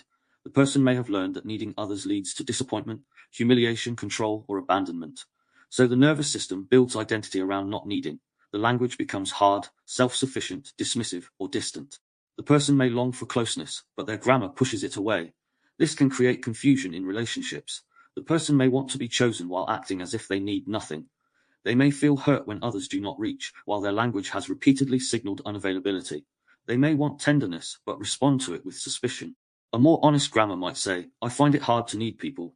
Or, part of me wants closeness and part of me protects against it. Or, I am used to handling things alone, but I do not want that to become a wall. This kind of language does not make need easy, it makes it visible, and what becomes visible can begin to change. Emotional responsibility intimacy requires emotional responsibility, but not emotional ownership of the other person. This distinction is central. A person is responsible for how they speak, how they repair, how they name needs, how they respond to activation, how they hold boundaries, and how they work with their own patterns. They are not responsible for becoming the sole regulator of another adult's nervous system. Without this distinction, relationships can become confused. One person may believe love means preventing all discomfort. Another may believe their partner is responsible for making them feel secure at all times. One may fawn, the other may demand. One may collapse under emotional labor, the other may feel constantly unmet. Nervous system language asks each person to notice what belongs to them. My fear is mine to understand, but I can ask for reassurance. My boundary is mine to speak, but I cannot control whether you like it. My hurt is real, but I need to express it without turning it into an attack. My need matters, but it does not erase your capacity. This is the grammar of mature intimacy. It allows two nervous systems to affect each other without becoming responsible for each other's entire regulation. It allows support without fusion. It allows care without self-abandonment. It allows autonomy without emotional disappearance. Love does not require one person to become the nervous system of the other. It asks both people to become more conscious participants in the shared field. Everyday language fields relationships are shaped less by dramatic conversations than by repeated ordinary language. The small greeting, the tone after work, the way requests are made, the way silence is held, the way annoyance is expressed, the way humor lands, the way a partner is spoken about when they are not in the room, the way gratitude is offered or withheld, the way a mistake is met. These daily signals teach the body what kind of relationship it is living inside. A relationship may not be defined by one argument, but by hundreds of small moments where the nervous system learns whether it is safe to be real. It learns whether warmth returns, whether irritation becomes contempt, whether an apology is possible, whether affection is conditional, whether truth has room, whether the other person can be trusted with vulnerability. This is why small language matters. A softer entrance into the room can change the evening. A clear request can prevent resentment. A pause before sarcasm can protect the field. A simple "I hear you" can reduce the need for escalation. A small repair after a sharp tone can prevent the body from storing another unresolved wound. Intimacy is built through repetition. So is disconnection. The grammar used most often becomes the climate of the relationship. When love becomes a threat field, love can become a threat field when closeness is mixed with fear. This happens when affection is inconsistent, when repair is absent, when honesty is punished, when needs are mocked, when boundaries are treated as betrayal, when silence is used to control, when apology is performative, or when vulnerability becomes ammunition. In such a field, the nervous system cannot relax into love, because love is not stable enough to feel safe. The body learns to scan, it listens for mood changes, it predicts withdrawal, it edits speech, it performs okayness, it keeps parts hidden. The relationship may still contain real affection, but affection alone does not create safety. A person may love someone and still create a threat through language. They may care deeply and still use shame. They may want closeness and still punish honesty. They may fear abandonment and still create pressure that makes the other person withdraw. This is why love needs grammar. Feeling love is not the same as communicating in a way the nervous system can receive as love. A more conscious love field does not require perfect calm. It requires enough repair, honesty, boundary, warmth, and responsibility for the body to trust that difficulty will not automatically become danger. Love becomes safer when it stops demanding self-abandonment as proof. Closing reflection relationships and intimacy are language fields. They are built through the signals two people repeat over time. Tone, timing, silence, repair, honesty, affection, desire, distance, humor, and the way each nervous system responds when the other becomes real. Chapter 17 has explored attachment language, defensive listening, tone, honesty, need, vulnerability, physical intimacy, repair after activation, defensive independence, emotional responsibility, everyday language fields, and the way love itself can become either a place of safety or a field of threat. The question beneath it all remains, can I be myself here and still remain connected? That question lives at the center of intimacy. It is the question asked by the body when truth rises, when need appears, when desire moves, when anger forms, when silence stretches, when a boundary is spoken, when repair is needed, and when old wounds enter the present. Nervous system language does not make relationships simple. It makes the field more visible. It helps us notice when love is being carried through safety or threat, contact or control, honesty or unloading, need or demand, boundary or punishment, repair or performance. Chapter 18 now widens the frame again. Because language does not only shapes families and intimate bonds, it shapes culture. It moves through media, public narratives, identity groups, institutions, and collective emotional climates. If relationships are language fields between nervous systems, culture is a language field between many. That is where we go next. Chapter 18 Culture, Media, and Collective State Culture is a language field. It is not only made of traditions, symbols, customs, stories, institutions, entertainment, politics, education, media, and public behavior. It is also made of repeated signals. Words, tones, slogans, headlines, images, accusations, fears, promises, labels, warnings, jokes, moral frames, and emotional rhythms move through a population until they begin shaping how people feel before they have fully examined what they think. The nervous system does not only respond to private language. It responds to public language too. A society can be spoken into fear. It can be spoken into urgency. It can be spoken into shame, suspicion, division, compliance, hope, resentment, pride, grief, or numbness. This does not mean language controls everyone in the same way. People have different histories, beliefs, temperaments, experiences, communities, and degrees of awareness. But collective language still shapes the emotional atmosphere in which people think, relate, disagree, and make meaning. This is why culture matters in nervous system language. The individual does not live outside the wider field. A person may do deep inner work, build healthier relationships, and learn the grammar of repair, but they still exist inside a larger stream of language that can activate threat, collapse agency, manufacture urgency, reward outrage, shame dissent, flatten identity, and turn attention into a battlefield. Public language does not merely inform, it regulates and dysregulates at scale. Fear loops. Fear is one of the easiest collective states to activate. A fearful nervous system looks for danger, and public language can feed that search continuously. Headlines, alerts, warnings, predictions, rumors, social media posts, political speeches, institutional statements, and viral narratives can create a loop in which the body is repeatedly told to prepare, scan, brace, and react. The issue is not that danger never exists. Real threats exist. Public information can be necessary. Warnings can protect. The mind may call it awareness, but the nervous system may experience it as a never-ending alarm. Nervous system language does not ask us to ignore the world. It asks us to notice what the world's language is doing to the body. Urgency scripts. Urgency is one of the dominant grammars of modern culture. Everything asks to be answered now, understood now, solved now, bought now, feared now, believed now, reacted to now. The nervous system is surrounded by signals that compress time. Notifications, breaking news, algorithmic feeds, marketing campaigns, political messaging, social pressure, productivity culture, and moral outrage all compete to make the present feel like an emergency. Urgency removes space. It reduces reflection. It makes the body feel that waiting is dangerous, doubt is weakness, slowness is failure, and complexity is avoidance. This is why urgency is so powerful. A person under urgency is easier to steer because they have less room to orient. They are more likely to react, share, comply, buy, accuse, defend, or join before they have fully checked what state they are acting from. Urgency creates movement, but not always awareness. Again, some urgency is real. A fire requires urgency. A medical emergency requires urgency. A child in danger requires urgency. But much cultural urgency is manufactured.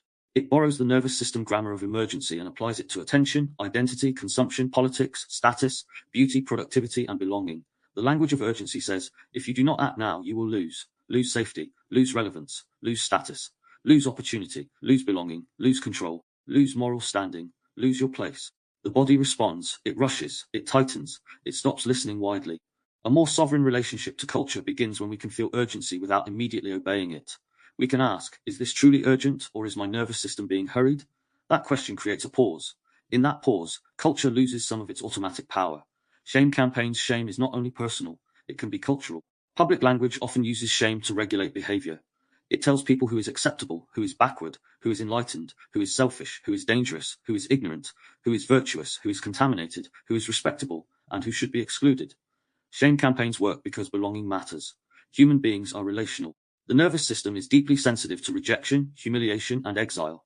When public language frames a position, behavior, appearance, class, belief, emotion, or identity as shameful, the body may respond before the mind has fully evaluated the claim. People may comply to avoid being marked. They may perform agreement to avoid suspicion. They may silence questions because questions carry social risk. They may attack others to prove they do not belong to the shamed category. This does not mean all moral judgment is wrong. Societies need ethical language. Harm should be named. Injustice should be challenged. Cruelty should not be protected under the excuse of avoiding shame. But there is a difference between moral clarity and shame as a weapon of control. Moral clarity names behavior, impact, responsibility, and consequence. Shame collapses personhood into contamination. Once shame enters collective language, people stop listening for truth and start listening for social danger. They ask, what can I say without being punished? They ask, which side must I appear to belong to? They ask, who is safe to associate with? The nervous system shifts from discernment into belonging management. This is one of the ways culture trains fawn at scale. People learn to speak in approved phrases, avoid forbidden questions, and perform emotional alignment before they have privately understood their own position. Identity activation. Identity is one of the strongest routes into nervous system activation. When language touches identity, it touches belonging, selfhood, memory, dignity, group membership, and moral worth. This is why public discourse often moves quickly from issue to identity. A policy becomes a personality. A disagreement becomes proof of what kind of person someone is. A question becomes betrayal. A preference becomes allegiance. A mistake becomes a category. Identity activation is powerful because it turns thought into protection. If my identity is at stake, I am no longer simply considering information. I am defending who I am, who I belong to, and what I may lose if I am seen on the wrong side. Media and political language often use this grammar because it binds attention quickly. It says, in effect, people like you should feel this, or people like them are the problem. It creates an emotional shortcut. Instead of asking what is true, what is incomplete, what is being framed, what is missing, or who benefits from this interpretation, the nervous system is invited to defend the self through the group. This can happen across every political, cultural, spiritual, ideological, or social identity. No group is immune. The grammar is the same even when the content changes. Identity activation reduces complexity by turning the world into us and them. It offers safety through belonging and certainty through opposition. But the cost is high. The body becomes easier to mobilize. Empathy narrows. Language hardens. Curiosity becomes risky. The other side stops being made of nervous systems and becomes a symbol of threat. Nervous system language asks us to notice when identity has been activated before thought has had time to widen. It asks, am I responding from discernment or from the fear of losing belonging? Manufactured uncertainty is uncomfortable. The nervous system often prefers a clear story, even if the story is incomplete. Public language knows this. It offers certainty through headlines, slogans, simplified narratives, heroes, villains, experts, enemies, predictions, and moral frames that make complex situations feel emotionally manageable. Certainty can regulate. A clear explanation can settle the body. A trustworthy source can help people orient. A shared story can reduce chaos. But certainty becomes manufactured when it arrives too quickly, ignores complexity, punishes questions, or uses confidence as a substitute for truth. Manufactured certainty often sounds clean. It tells people exactly what is happening, exactly who is responsible, exactly what kind of person disagrees, and exactly what emotional response is appropriate. The body may relax into the structure because ambiguity is tiring, but false certainty can become a nervous system trap. It removes the need to stay open. It turns inquiry into danger. It makes doubt feel like betrayal. It rewards people for repeating the right language rather than engaging with reality directly. This can happen in mainstream narratives, fringe narratives, institutional messaging, activist spaces, spiritual communities, scientific discourse, conspiracy cultures, corporate language, and personal development spaces. Any field can become dysregulated when certainty becomes more important than contact with truth. Discernment requires a different grammar. It can say, this may be true, but I need to understand how it is being framed. It can say, I feel the relief of certainty, and I want to be careful with that. It can say, I do not have to choose immediate belief or immediate rejection. This language gives the nervous system permission to remain in inquiry without collapsing into confusion. Certainty is not always truth. Sometimes it is simply the state the body wants most. Emotional capture happens when attention is held through state. A person keeps watching, reading, scrolling, arguing, sharing, or checking, not because they are becoming clearer, but because the nervous system has been hooked. Fear, anger, envy, disgust, hope, outrage, humiliation, belonging, and urgency become the fuel that keeps the loop alive. Modern media systems are highly effective at this because they not only present information, they present emotional sequences. A headline activates fear, a clip activates anger, a comment thread activates contempt, a counterpost activates superiority, a notification reactivates the loop. The nervous system is moved from state to state, often without any real completion or integration. The person may feel informed, but the body may feel fragmented. This matters because attention is not only cognitive, it is bodily. Where attention goes, state follows.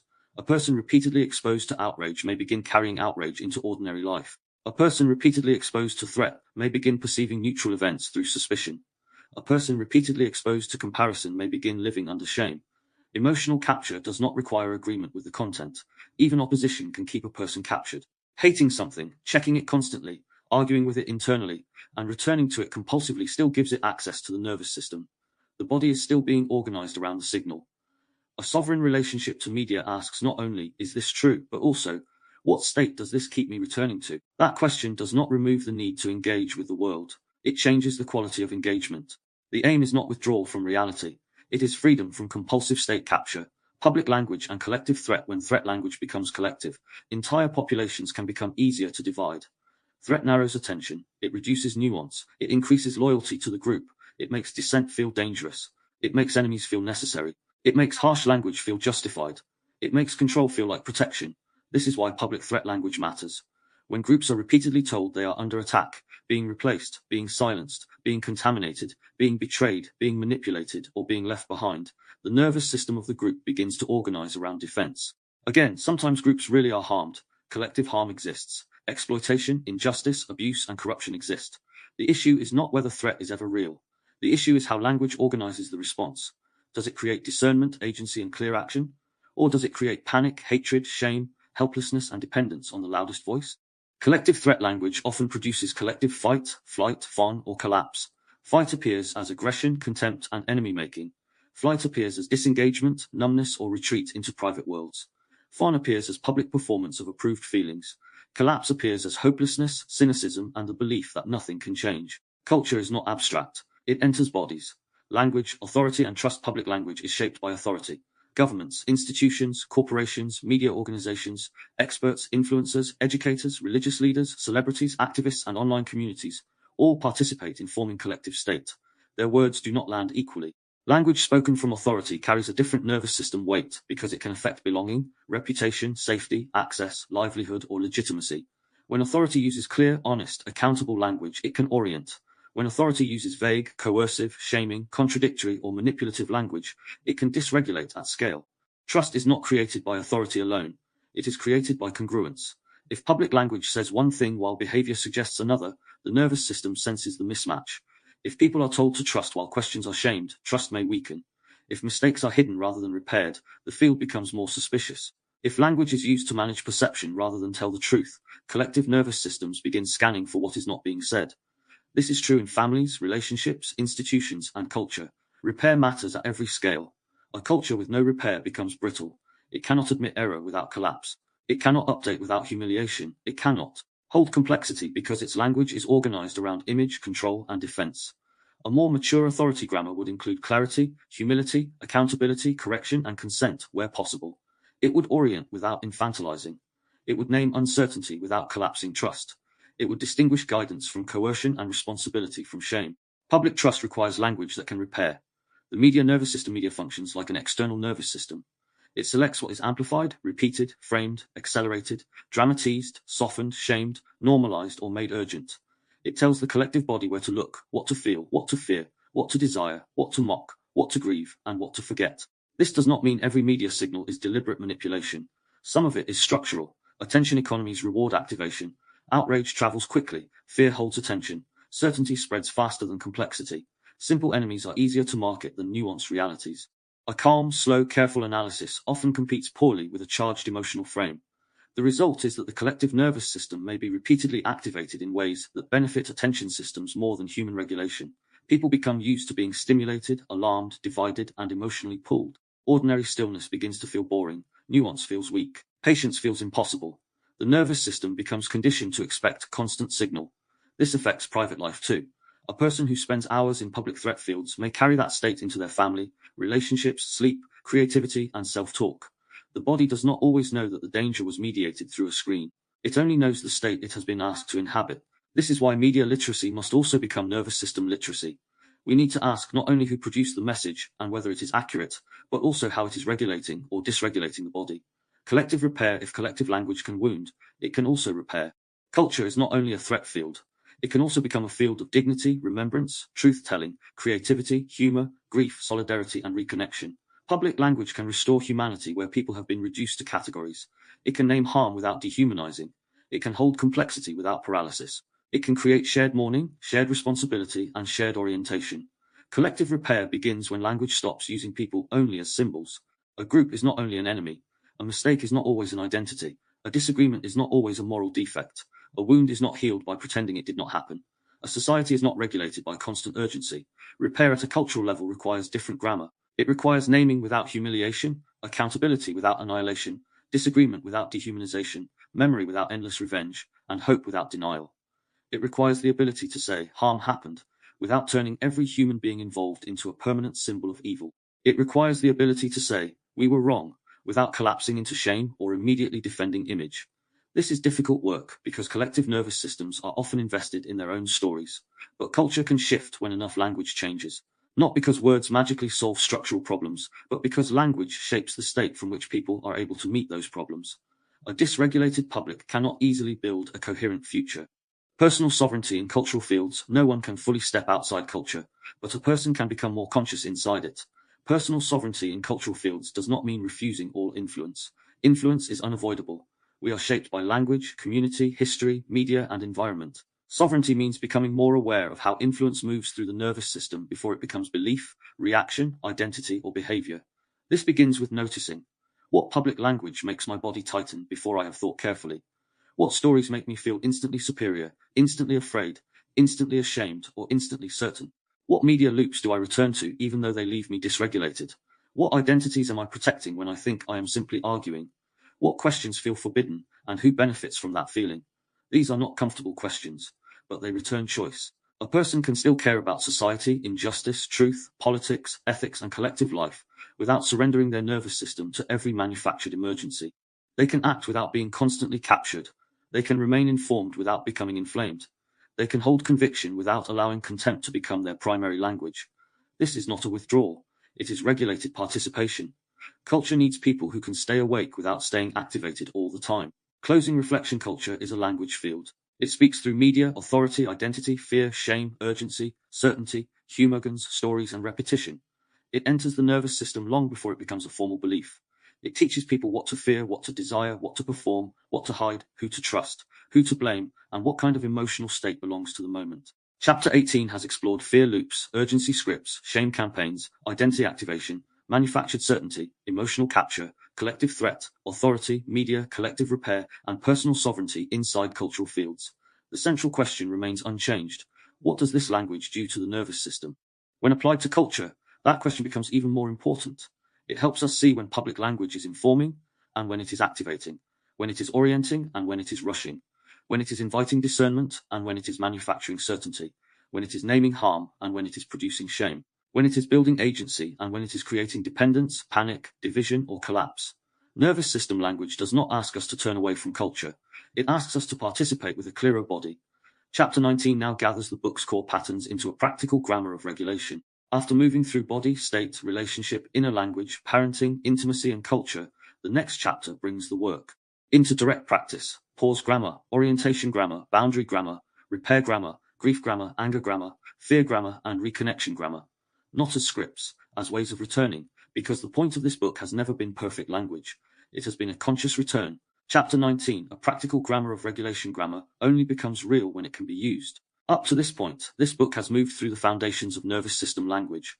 The body hearing before the mind explains, state forming before story, language operating as signal, and the Mirror-Linguistic Hypothesis placing language inside the living field of regulation, relationship, memory, identity, and repair. It has explored the grammars of safety, threat, collapse, fight, fawn, and flight. It has moved through relational language fields, conflict, repair, self-talk, sovereignty, parenting, intimacy, and collective state. Each chapter has returned to the same central question. What does this language do to the nervous system? This chapter gathers that question into practice, not as a rigid method, not as a script, not as a set of correct phrases to memorize. A practical grammar of regulation is not about becoming perfectly calm, perfectly kind, perfectly boundaried, or perfectly articulate. It is about recognizing the state that is present and choosing language that helps the nervous system return to contact, orientation, dignity, and choice. The aim is not to control the body. The aim is to speak with enough awareness that the body is no longer abandoned inside language. Pause grammar begins before the next sentence. It is the grammar of not letting the first reaction become the whole response. When the nervous system is activated, language often moves quickly. Fight sharpens, fawn apologizes, flight redirects, collapse gives up, threat compresses, shame explains, urgency demands. The state begins speaking before the self has fully arrived. A pause creates a small space between activation and expression. This does not mean silence as punishment. It does not mean disappearing. It does not mean withholding contact to control another person. A regulating pause is different. It gives the body a moment to register what is happening before language turns into reflex. Pause grammar may sound simple. I need a moment before I respond. I can feel myself reacting, and I do not want to speak from that too quickly. Let me slow down. I want to answer this properly, not defensively. These sentences do not avoid the moment. They protect it from becoming automatic. The pause is not empty. It is a return to choice. Many ruptures happen because no pause was allowed between the state and the sentence. A sharp tone became an accusation. A fear became a demand. A wound became sarcasm. A need became pressure. A boundary became punishment. Pause grammar interrupts that sequence. It tells the nervous system something is happening, but we do not have to become it instantly. Orientation grammar gives the nervous system a frame. When people do not know what kind of moment they are in, the body often fills the gap with threat.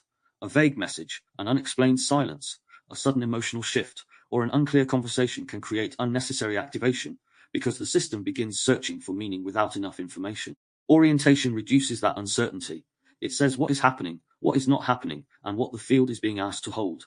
This may sound like, I want to talk about something important, but nothing terrible has happened. Or, I am quiet because I am thinking, not because I am withdrawing.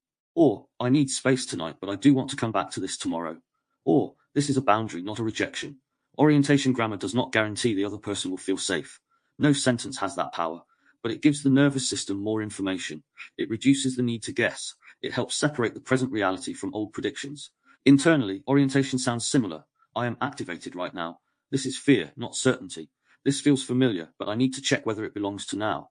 My body is reacting before the whole story is clear. Orientation is the grammar of locating. It helps the body know where it is. Boundary grammar names the edge of participation. It says what can continue, what cannot continue, what is available, what is not available, and what conditions are needed for contact to remain clean. It is not the grammar of domination. It is not a threat. It does not need to humiliate, punish, or over-explain. A boundary is language that protects relationship with the self. It may also protect relationship with another person by making contact more honest. Boundary grammar might sound like, I am willing to talk, but not if we insult each other. I care about this, but I cannot answer immediately. I hear that you are upset, but I cannot take responsibility for all of your feelings. No, that does not work for me. I need to stop this conversation and come back when we can both speak more clearly. A boundary does not require emotional coldness. It can be warm, it can be firm, it can be brief. The nervous system often trusts boundaries more when they are clean. Over-explaining can signal guilt. Anger can turn the boundary into a threat. An apology can make the boundary sound negotiable when it is not. The grammar of boundary is strongest when it is clear enough to be understood and dignified enough not to wound unnecessarily. Internally, boundary grammar may sound like, I do not have to say yes before checking my capacity. I can disappoint someone without abandoning myself. I can care and still refuse. My no does not need to become an attack. Boundary grammar returns the self to the field. Repair grammar begins where rupture has happened. It does not rush to make everything comfortable. It does not use apology as a shortcut. It does not demand forgiveness. It does not collapse into self-hatred. It brings ownership, naming, pacing, choice, dignity, and changed behavior into the field. Repair grammar might sound like, I sparkly earlier and I want to own that. I can see that my silence affected you. I interrupted you and I think that made you feel dismissed. I was defending myself instead of listening. I want to understand the impact before I explain my intention. These sentences matter because they show that the rupture has been noticed. A nervous system does not always need perfect words. It often needs evidence that the field is no longer denying what happened. Repair grammar also respects time. I understand if you need space. I am not asking you to be over this immediately. I want to repair this, and I know that may take more than this conversation. This restores choice where rupture may have removed it. Repair becomes real when language becomes a pattern. If the same apology is repeated without changed behavior, the apology becomes part of the rupture. The body learns that words are being used to soothe the moment rather than change the field. Repair grammar, therefore, includes action. It says, I will speak differently, and then begins to speak differently. It says, I will listen, and then makes listening visible. Repair is not the sentence alone. It is the direction the sentence begins. Grief grammar. Grief needs language that does not rush it. Much dysregulation around grief comes from the demand to make loss meaningful too quickly, to become strong too quickly, to move on too quickly, or to turn pain into a lesson before the body has had time to mourn. Grief grammar does not force closure. It creates room. It may sound like, this hurts, and I do not have to explain it yet. Something in me is still carrying this. I do not need to turn this into meaning before I have felt it. I can miss what is gone without being trapped forever. I can let grief move at the pace the body can bear. Grief grammar is important because grief is often treated as a problem to solve rather than a process to honor. People may try to encourage too quickly, spiritualize too quickly, advise too quickly, or compare pain too quickly. These responses may be well-intentioned, but they can leave the grieving nervous system feeling unseen.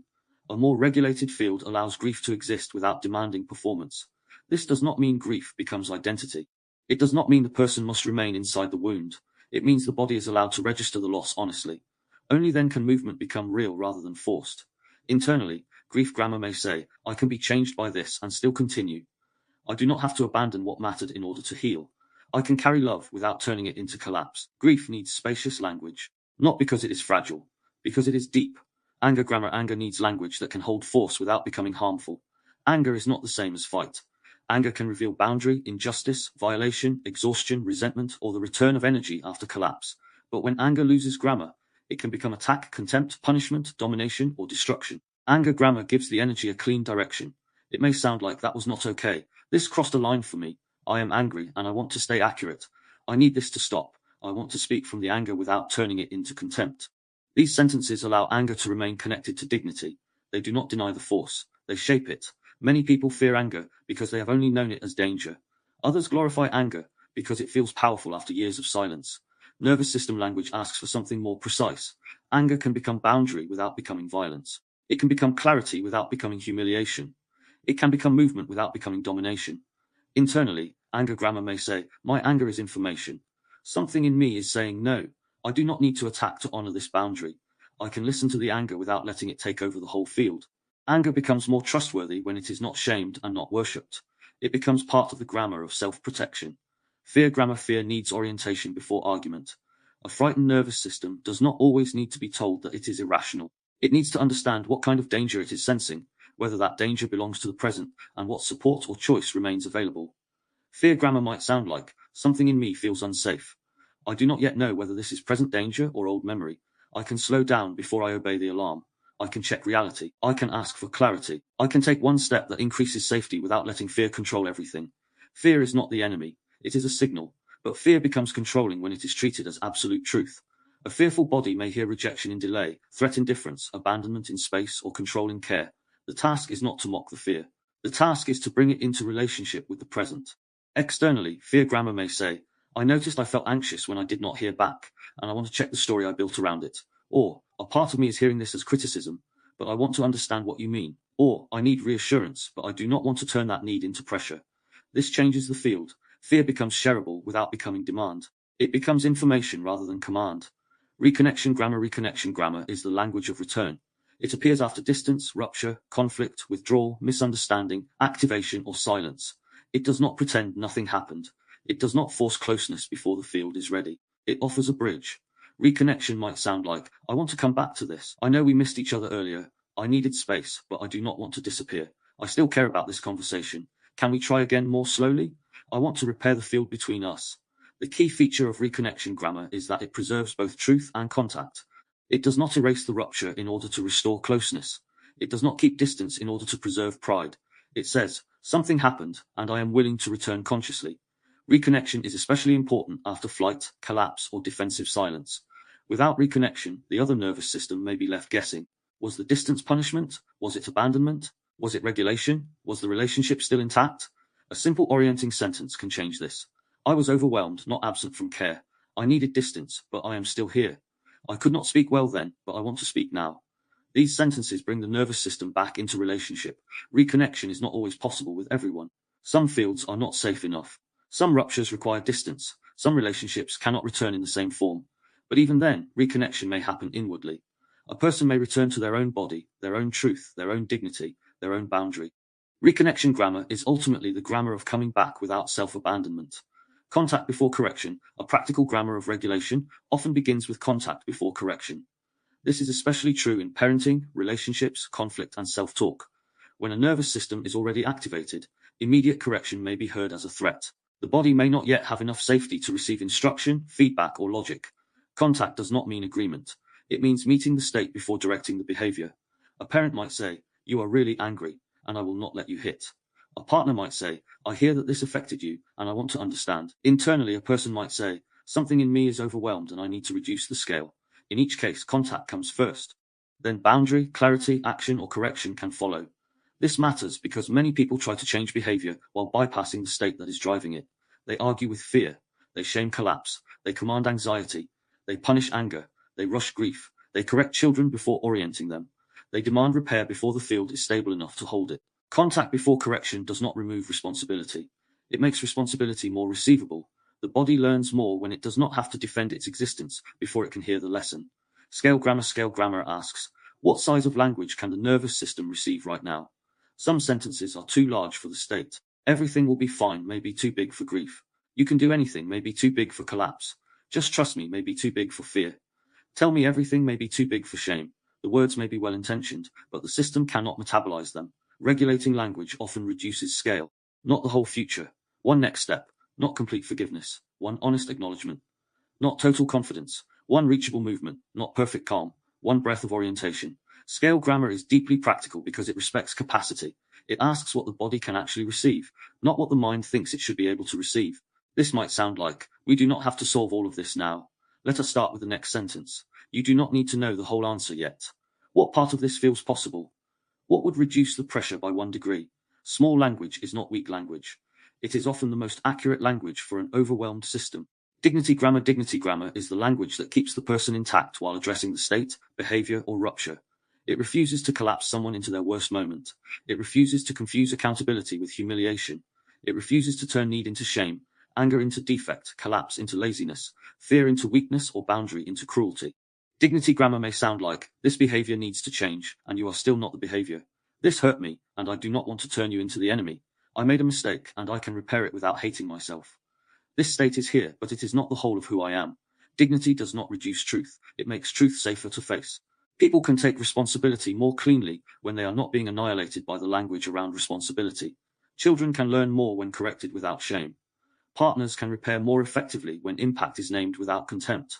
Individuals can heal more deeply when inner language does not treat pain as proof of defect.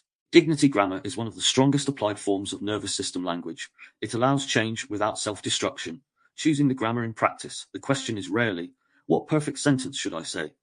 The more useful question is, what grammar is needed here? If the field is rushed, pause grammar may be needed.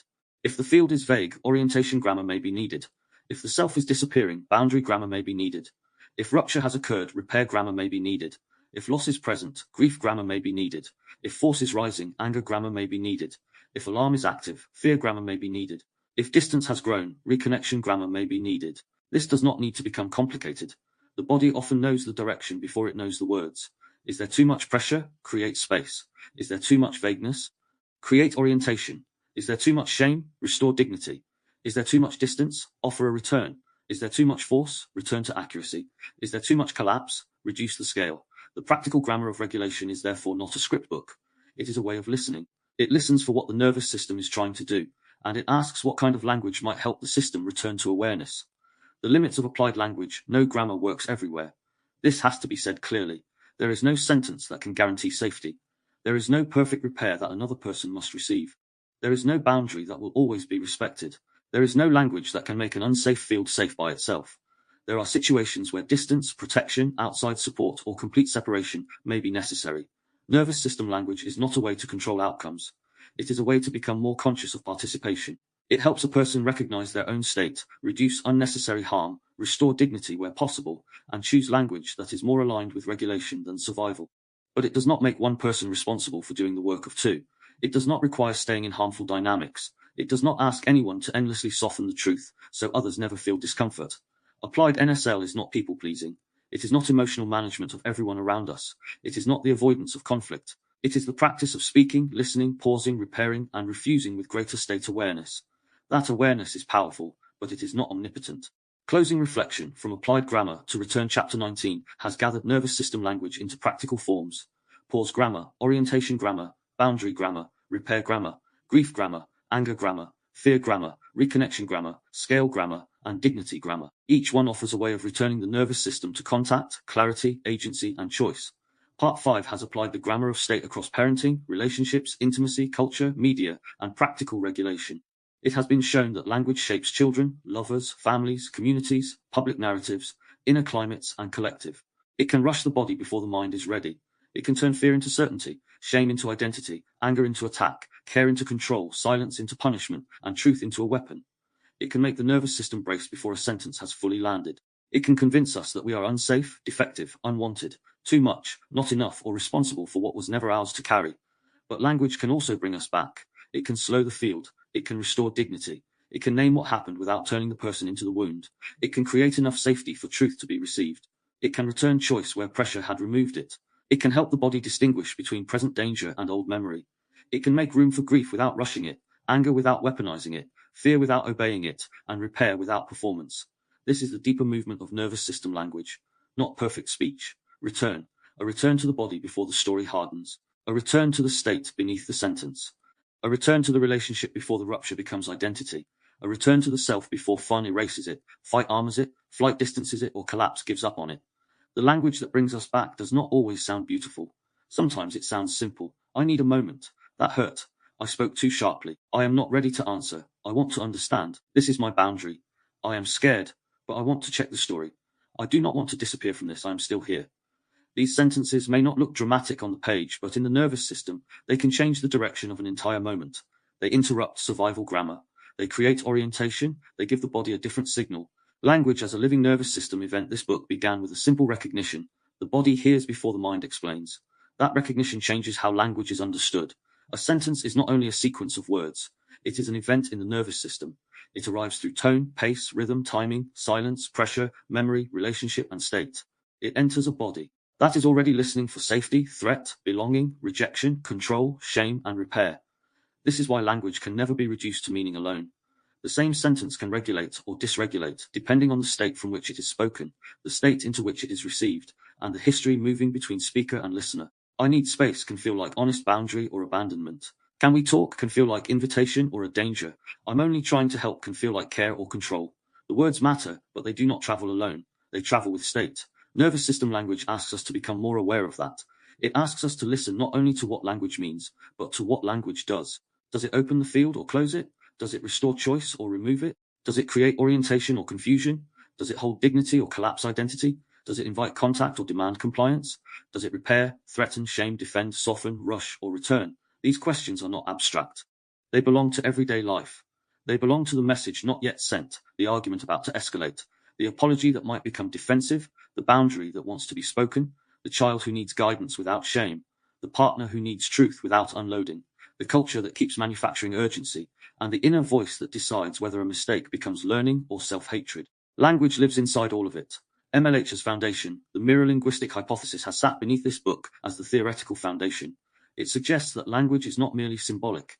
It is embodied, relational, reflective, and regulatory. It not only describes what is happening, it participates in what is happening. It mirrors state, transmits state, and shapes the field in which meaning is formed. This is why language can feel so powerful. Words enter the body. Tone alters interpretation. Silence carries meaning. Repair changes the field. Self-talk becomes atmosphere. Public language shapes collective state. In every layer, language is doing more than representing reality. It is participating in the way reality is felt and organized. Nervous system language is the practical extension of that foundation. If MLH asks us to recognize language as embodied and regulatory, NSL asks us to notice the grammar of that process. It asks how safety is signaled, how threat is created, how collapse speaks, how fight sharpens, how fawn appeases, how flight distances, how repair returns, how sovereignty speaks, and how internal language becomes the weather of the self. The hypothesis gives the frame. The grammar gives the practice. Together, they suggest that conscious speech is not merely a matter of choosing better words. It is a matter of recognizing the state beneath language, and the state language may invite. The aim is not perfect speech. The aim of this book has never been perfect speech. Perfect speech would be another form of pressure. If nervous system language became a rule book for saying everything correctly, it would betray its own foundation. It would turn language into performance. It would create another inner critic. It would make people anxious about every tone, every pause, every sentence, every possible impact. That is not the work. Human beings will still misunderstand each other. We will speak too quickly. We will react from old wounds. We will defend when we mean to listen. We will collapse when something feels too much. We will fawn before we realize we have left ourselves. We will flee when contact feels exposing. We will fight when we feel cornered. We will use the wrong words. We will miss each other. The question is not whether this can be avoided completely. The question is whether we can recognize it sooner, whether we can repair more honestly, whether we can return with more dignity, whether we can speak from state awareness rather than state possession. Conscious speech does not mean harmless speech. Sometimes truth will still be uncomfortable. Boundaries will still disappoint. Anger will still have force. Grief will still ache. Repair will still require humility. Discernment will still require no. Love will still ask us to be real. The aim is not to remove the human from language. The aim is to bring more consciousness into our state of being. Conscious speech begins with state recognition. Before asking, what should I say, it asks, what state am I speaking from? Before answering, it asks, what did my body hear? Before accusing, it asks, what story has formed around this feeling? Before apologizing, it asks, what is actually mine to own? Before saying yes, it asks, is this agreement or self-abandonment? Before going silent, it asks, is this space or disappearance? Before setting a boundary, it asks, can I be firm without turning this into punishment? These questions slow the automatic movement of survival language. They do not make speech perfect. They make it more truthful. Conscious speech can still be direct. It can still be strong. It can still be emotional. It can still say no. It can still name harm. It can still end a conversation or relationship where dignity cannot be restored. But it does not need to be ruled by unconscious grammar. It does not need to attack to be real. It does not need to appease to be loved. It does not need to disappear to be safe. It does not need to collapse to be honest. It does not need to rush to be effective. Conscious speech creates space for the nervous system to participate in awareness, rather than quietly drive the whole exchange from underneath. The future of language and healing, much of healing, is language. Not only talking about pain, but changing the language field in which pain is held. A person does not heal shame by being shamed into improvement. They do not heal fear by being commanded to relax. They do not heal collapse by being told they are lazy. They do not heal fawn by being praised for self-erasure. They do not heal fight by being humiliated for anger. They do not heal flight by being trapped. The body needs different signals. It needs truth with dignity, boundary with care, repair without performance, honesty without unloading, choice without abandonment, challenge without contempt, stillness without withdrawal, support without control. This does not mean language alone heals everything.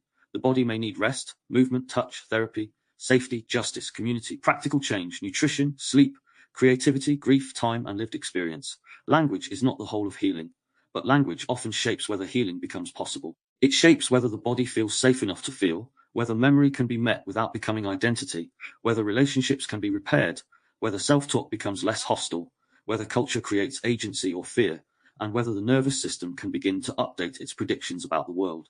The future of healing will need more than technique. It will need a deeper understanding of the language fields people live inside. The future of human regulation. Human beings are increasingly surrounded by language. Messages, feeds, headlines, alerts, comments, adverts, prompts, slogans, scripts, narratives, arguments, captions, broadcasts, AI systems, media cycles, workplace communication, self-help language, political messaging, cultural labels, and private self-talk all move through the nervous system daily. This means regulation can no longer be understood only as something private. The nervous system is shaped in fields: family fields, relational fields, digital fields, cultural fields, inner fields. A person may practice breathing, grounding, reflection, or mindfulness, but still live inside language that constantly activates threat, shame, comparison, urgency, and collapse. A child may be taught emotional regulation while living under parental language that shames their states. A society may speak endlessly of well-being while its public language keeps people in fear, division, and exhaustion. This is why nervous system language matters. It offers a way to understand regulation not only as an individual exercise, but as a linguistic and relational ecology. It asks what kind of speech creates room for presence. What kind of public language creates agency rather than panic? What kind of family language allows repair? What kind of inner language turns the self into a home rather than a battlefield? Human regulation is not only breath, it is also tone. It is the right to pause. It is the absence of unnecessary shame. It is the presence of repair. It is a boundary spoken without violence. It is a sentence that restores choice. It is a culture that does not confuse constant activation with awareness. The practice of return is the simplest word for the whole movement. Return to the body, return to the field, return to the present, return to the self, return to the relationship if the relationship can hold dignity. Return to choice, return to truth, return to repair, return to the sentence that does not abandon the nervous system. This return may be small. It may not look impressive. It may happen in one breath before a response. It may happen in one honest pause before a boundary. It may happen in one moment of realizing I am in fight, or I am fawning, or I am hearing this through fear. It may happen when someone says I need to come back to myself before I answer. These small returns matter. They are how grammar changes, not through one perfect revelation, but through repeated moments where language begins to carry something different. Less threat, less shame, less urgency, more orientation, more dignity, more choice, more repair, more room. Over time, these moments become a different way of living inside speech. Closing the body hears before the mind explains. That is where this book began. By now, that sentence means more than it did at the start. It carries the chapters behind it. The body as first listener, state before story, language as signal, the grammars of safety and threat, the survival patterns of collapse, fight, fawn, and flight, the relational fields of conversation, conflict, and repair, the inner language of self-talk and sovereignty, and the applied grammar of parenting, intimacy, culture, and regulation. Nervous system language is not a finished system. It is a way of noticing, a way of asking better questions, a way of hearing beneath the words, a way of recognizing that every sentence enters a body, every silence carries state, every repair changes the field, and every moment of conscious speech can become an opportunity to return. The language that brings us back is not perfect. It is present. It does not always know the right answer, but it knows how to pause. It knows how to listen. It knows how to name without shaming. It knows how to set boundaries without hatred. It knows how to repair without collapsing. It knows how to tell the truth without abandoning dignity.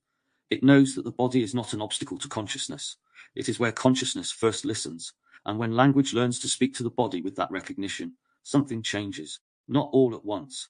Not without rupture, not without practice, but sentence by sentence, pause by pause, repair by repair, the field begins to change. The body no longer has to live under language that only threatens, commands, shames, or rushes it. It can begin to live under a language that orients, language that dignifies, language that repairs, language that returns. That is the grammar of state. That is nervous system language. Appendix A, core nervous system language. Principles. Nervous system language rests on a few central principles. These are not rules for perfect communication. They are orientation points. They help bring the whole book back into a simpler form, so the reader can return to the core grammar without needing to hold every chapter in mind at once. 1. The body hears before the mind explains. Language enters the nervous system before it becomes clear thought. Tone, timing, rhythm, pressure, silence, and emotional charge are registered before the intellect has fully interpreted the sentence. 2. State shapes meaning.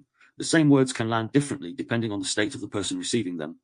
Safety, threat, shame, collapse, fight, fawn, flight, grief, anger, and longing all shape what language appears to mean. 3. Tone alters content. Words do not travel alone. Tone can soften, sharpen, rush, control, dismiss, invite, repair, or threaten. A sentence may be technically correct and still land as unsafe if the tone carries pressure or contempt. 4. Language can regulate or dysregulate. Its language restores agency without urgency, boundary without hatred, refusal without collapse, and care without self-abandonment. 9. Discomfort is not always a threat. Growth, truth, grief, accountability, and boundaries can all create discomfort. Nervous system language does not remove discomfort. It helps distinguish discomfort that expands awareness from threat that compresses the system. 10. State is not self. A person can be in fight, flight, fawn, collapse, shame, fear, or grief without being defined by that state. Naming the state accurately creates room for choice, repair, and return. 11. The nervous system can misread, but it does not respond randomly. Activation is real, even when interpretation is incomplete. The body may be responding to present danger, old memory, familiar pattern, or a mixture of all three. Awareness begins by listening without obeying automatically. 12. Conscious speech is a practice of return. Nervous system language is not about perfect wording. It is about returning to the body, the field, the self, the relationship, and the sentence that restores dignity, clarity, and choice. Appendix B. Quick reference. State grammar. This appendix offers a simple reference for recognizing the main grammars of state explored throughout the book. These patterns are not fixed identities. They are movements of the nervous system expressed through language. A person may move through several of them in one conversation. Safety language creates enough room for the nervous system to remain present. It does not remove difficulty, but it reduces unnecessary threat. It often sounds like, I want to understand this properly. You do not have to answer immediately. Let's slow this down. This is difficult, but I am still here. Threat language removes room. It can appear through urgency, accusation, shame-coded statements, loaded questions, or certainty that leaves no space for another reality. It often sounds like, you always do this. Why are you being like this? Answer me now. You're overreacting. Collapse language appears when the system loses access to movement, choice, or hope. It often turns the present state into a closed future. It often sounds like, there's no point, I can't, nothing ever changes. I'll always be like this. Fight language sharpens. It tries to protect through force, certainty, attack, domination, or proof. It often sounds like, I know exactly what you're doing. You don't care. Don't pretend. I'm not letting you get away with this. Fawn language preserves connection by reducing the self. It may appear kind, calm, or agreeable, but it often carries fear beneath it. It often sounds like, it's fine honestly. Sorry, I'm being difficult. Whatever you want. Don't worry about me. Flight language creates distance. It moves away from direct contact through avoidance, abstraction, humor, vagueness, or delay. It often sounds like, I don't know. It's not that deep. Let's not get into this. I've just been busy. Repair language returns to the rupture with ownership, dignity, and choice. It does not rush the field or demand immediate forgiveness. It often sounds like, I spoke too sharply earlier. I can see how that landed. I want to understand the impact. I'm not asking you to be over it immediately. Sovereign language restores self-reference. It does not dominate, appease, disappear, or collapse. It speaks from contact with the self. It often sounds like, I need a moment to check what is true for me. No, that does not work for me. I care, and my answer is still no. I can take one honest step. Appendix C. Practice pages. These prompts are not exercises to complete perfectly. They are points of return. They can be used in real time, after a conversation, during reflection, or when noticing a shift in state.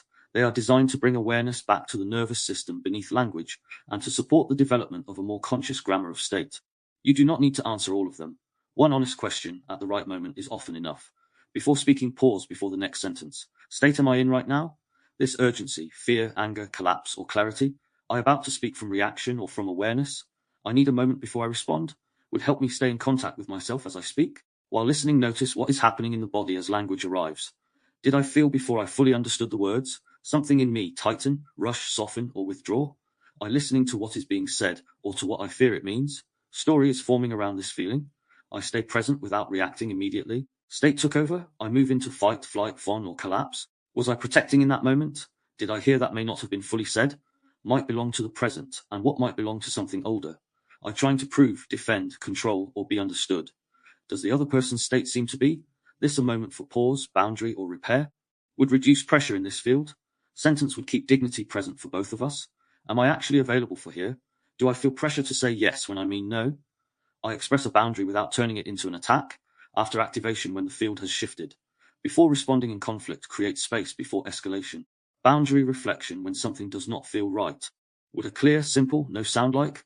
I abandoning myself to preserve the moment? did my tone, timing, or state convey? Impact might my words or silence have had? I name this without collapsing into shame. Would repair look like if I stayed in dignity? Am I speaking to myself right now? This language supportive, shaming, pressuring, or collapsing? I speak to someone I care about in this way? Would a more regulated sentence sound like? I shift from judgment to orientation? Repair reflection after rupture. Was my part in what happened? Self-talk awareness, notice the internal language field. Slowing the system when everything feels too fast. Happens if I reduce the pace of my speech. Happens if I take one breath before the next sentence. I reduce the scale of what I am trying to solve. Is one small, clear step instead of the whole problem? Would it feel like to not rush this moment, bringing language to state? Is here right now anger, fear, grief, shame, confusion something else? I name this without turning it into identity. Might this feeling be pointing to? This need expression, boundary, or simply space? Happens when I allow the feeling without immediately acting on it. I want to reconnect with this person or with myself. Stopped contact, overwhelm, fear, defensiveness, withdrawal. Would a simple return sound like? I acknowledge what happened without forcing a resolution. Sentence would reopen the field gently. Closing practice, if nothing else, return to this. Emotional naming, returning to contact when distance has formed. Is my body doing right now? State am I in? Kind of language would help me come back into contact. This is the practice, not perfect language. Return. Appendix D, Influences and Foundations. This book is not written as an academic text. It is an original framework built through observation, lived experience, systems thinking, relational analysis, and the development of the Mirror-Linguistic Hypothesis. Nervous system language is presented here as a practical grammar of state, a way of understanding how language regulates, dysregulates, mirrors, protects, repairs, and reorganizes the nervous system. At the same time, this work sits in conversation with several established fields. It is informed by ideas from trauma theory, attachment theory, interpersonal neurobiology, somatic psychology, communication studies, linguistics, systems thinking, and the study of emotional regulation. The following influences are not included to make this book academic in tone, but to acknowledge some of the wider foundations that support the territory being explored. Key areas of influence. Attachment theory has helped shape the understanding that early relational patterns influence how people experience closeness, distance, safety, threat, abandonment, and repair. Trauma theory and somatic approaches have helped clarify why the body may respond before the conscious mind has fully understood what is happening. Interpersonal neurobiology has contributed to the view that the mind, body, brain, and relationships are deeply connected, and that regulation is shaped in relational fields. Polyvagal informed thinking has influenced the way this book speaks about safety, threat, shutdown, mobilization, social engagement, and the body's search for cues of safety. Nonviolent communication has influenced the distinction between blame, need, feeling, request, and repair, while this book extends that concern into nervous system state and language field. Linguistics, especially the study of prosody, tone, rhythm, timing, and meaning making, has influenced the idea that communication cannot be reduced to dictionary meaning alone. Systems thinking has influenced the way this book treats language as part of a wider feedback loop between body, mind, relationship, culture, and behavior. Selected further reading for readers who want to explore related fields more deeply. The following works may be useful. John Bowlby, Attachment and Loss, Mary Ainsworth et al., Patterns of Attachment, Stephen W. Porges, The Polyvagal Theory, Peter A. Levine, Waking the Tiger, Bessel van der Kolk, The Body Keeps the Score, Daniel J. Siegel, The Developing Mind, Marshall B. Rosenberg, Nonviolent Communication, Gabor Mate, When the Body Says No, Alan Shaw, Effect Regulation and the Origin of the Self. Eugene Gendlin, Focusing Original Contribution. While this book is informed by these wider traditions, the framework of nervous system language and the mirror-linguistic hypothesis is an original synthesis. The aim has not been to reproduce any single field, model, or therapeutic system. The aim has been to bring language, state, embodiment, relationship, self-talk, repair, sovereignty, and culture into one practical grammar. A grammar that asks one central question: what does this language do to the nervous system? That question is the foundation of this book. It is also the doorway into further work. Acknowledgements. This book has grown out of years of reflection, observation, writing, conversation, and lived experience. It is not only the result of theory, but of paying attention to the subtle ways language moves through the body, through relationships, through memory, and through the world around us. I want to acknowledge everyone whose presence, absence, kindness, conflict, silence, honesty, misunderstanding, repair, and emotional truth helped shape the questions behind this work. Some lessons arrive through support, others arrive through rupture. Both can become part of the grammar that teaches us to listen more deeply. This book is also part of a wider creative and reflective body of work, developed through this place called Earth, the Mirror-Linguistic Hypothesis, and nervous system language. It belongs to an ongoing exploration of perception, communication, emotional regulation, identity, and the hidden architectures that shape human behavior. To anyone reading this who has ever felt the body react before the mind could explain why, this book is for you. May it offer language for what you already knew somewhere beneath the words. About the author. James Miller is an independent researcher, writer, systems thinker and creator of this place called Earth. His work explores the relationship between language, perception, emotional regulation, identity, influence, and the nervous system. Drawing from systems thinking, lived experience, psychological reflection, and embodied observation, James develops original frameworks that examine how human beings are shaped by the signals they receive, inherit, internalize, and transmit. He is the creator of the Mirror-Linguistic Hypothesis, which explores language as embodied, relational, reflective, and regulatory, rather than merely symbolic. Nervous system language is the practical extension of that work, offering a grammar of state for understanding how words, tone, timing, silence, repair, and self-talk influence the body before the mind has fully explained what is happening. Through books, podcasts, essays, and reflective media, James continues to develop a wider body of work focused on consciousness, trauma, communication, culture, selfhood, and the hidden patterns beneath everyday human experience. About This Place Called Earth. This Place Called Earth is an independent, creative, and reflective platform created by James Miller. It is built around a slow, honest exploration of human experience, perception, language, emotion, identity, nervous system state, influence, culture, and consciousness. Rather than treating these subjects as abstract ideas, the project approaches them as lived realities that shape how people relate to themselves, to each other, and to the world around them.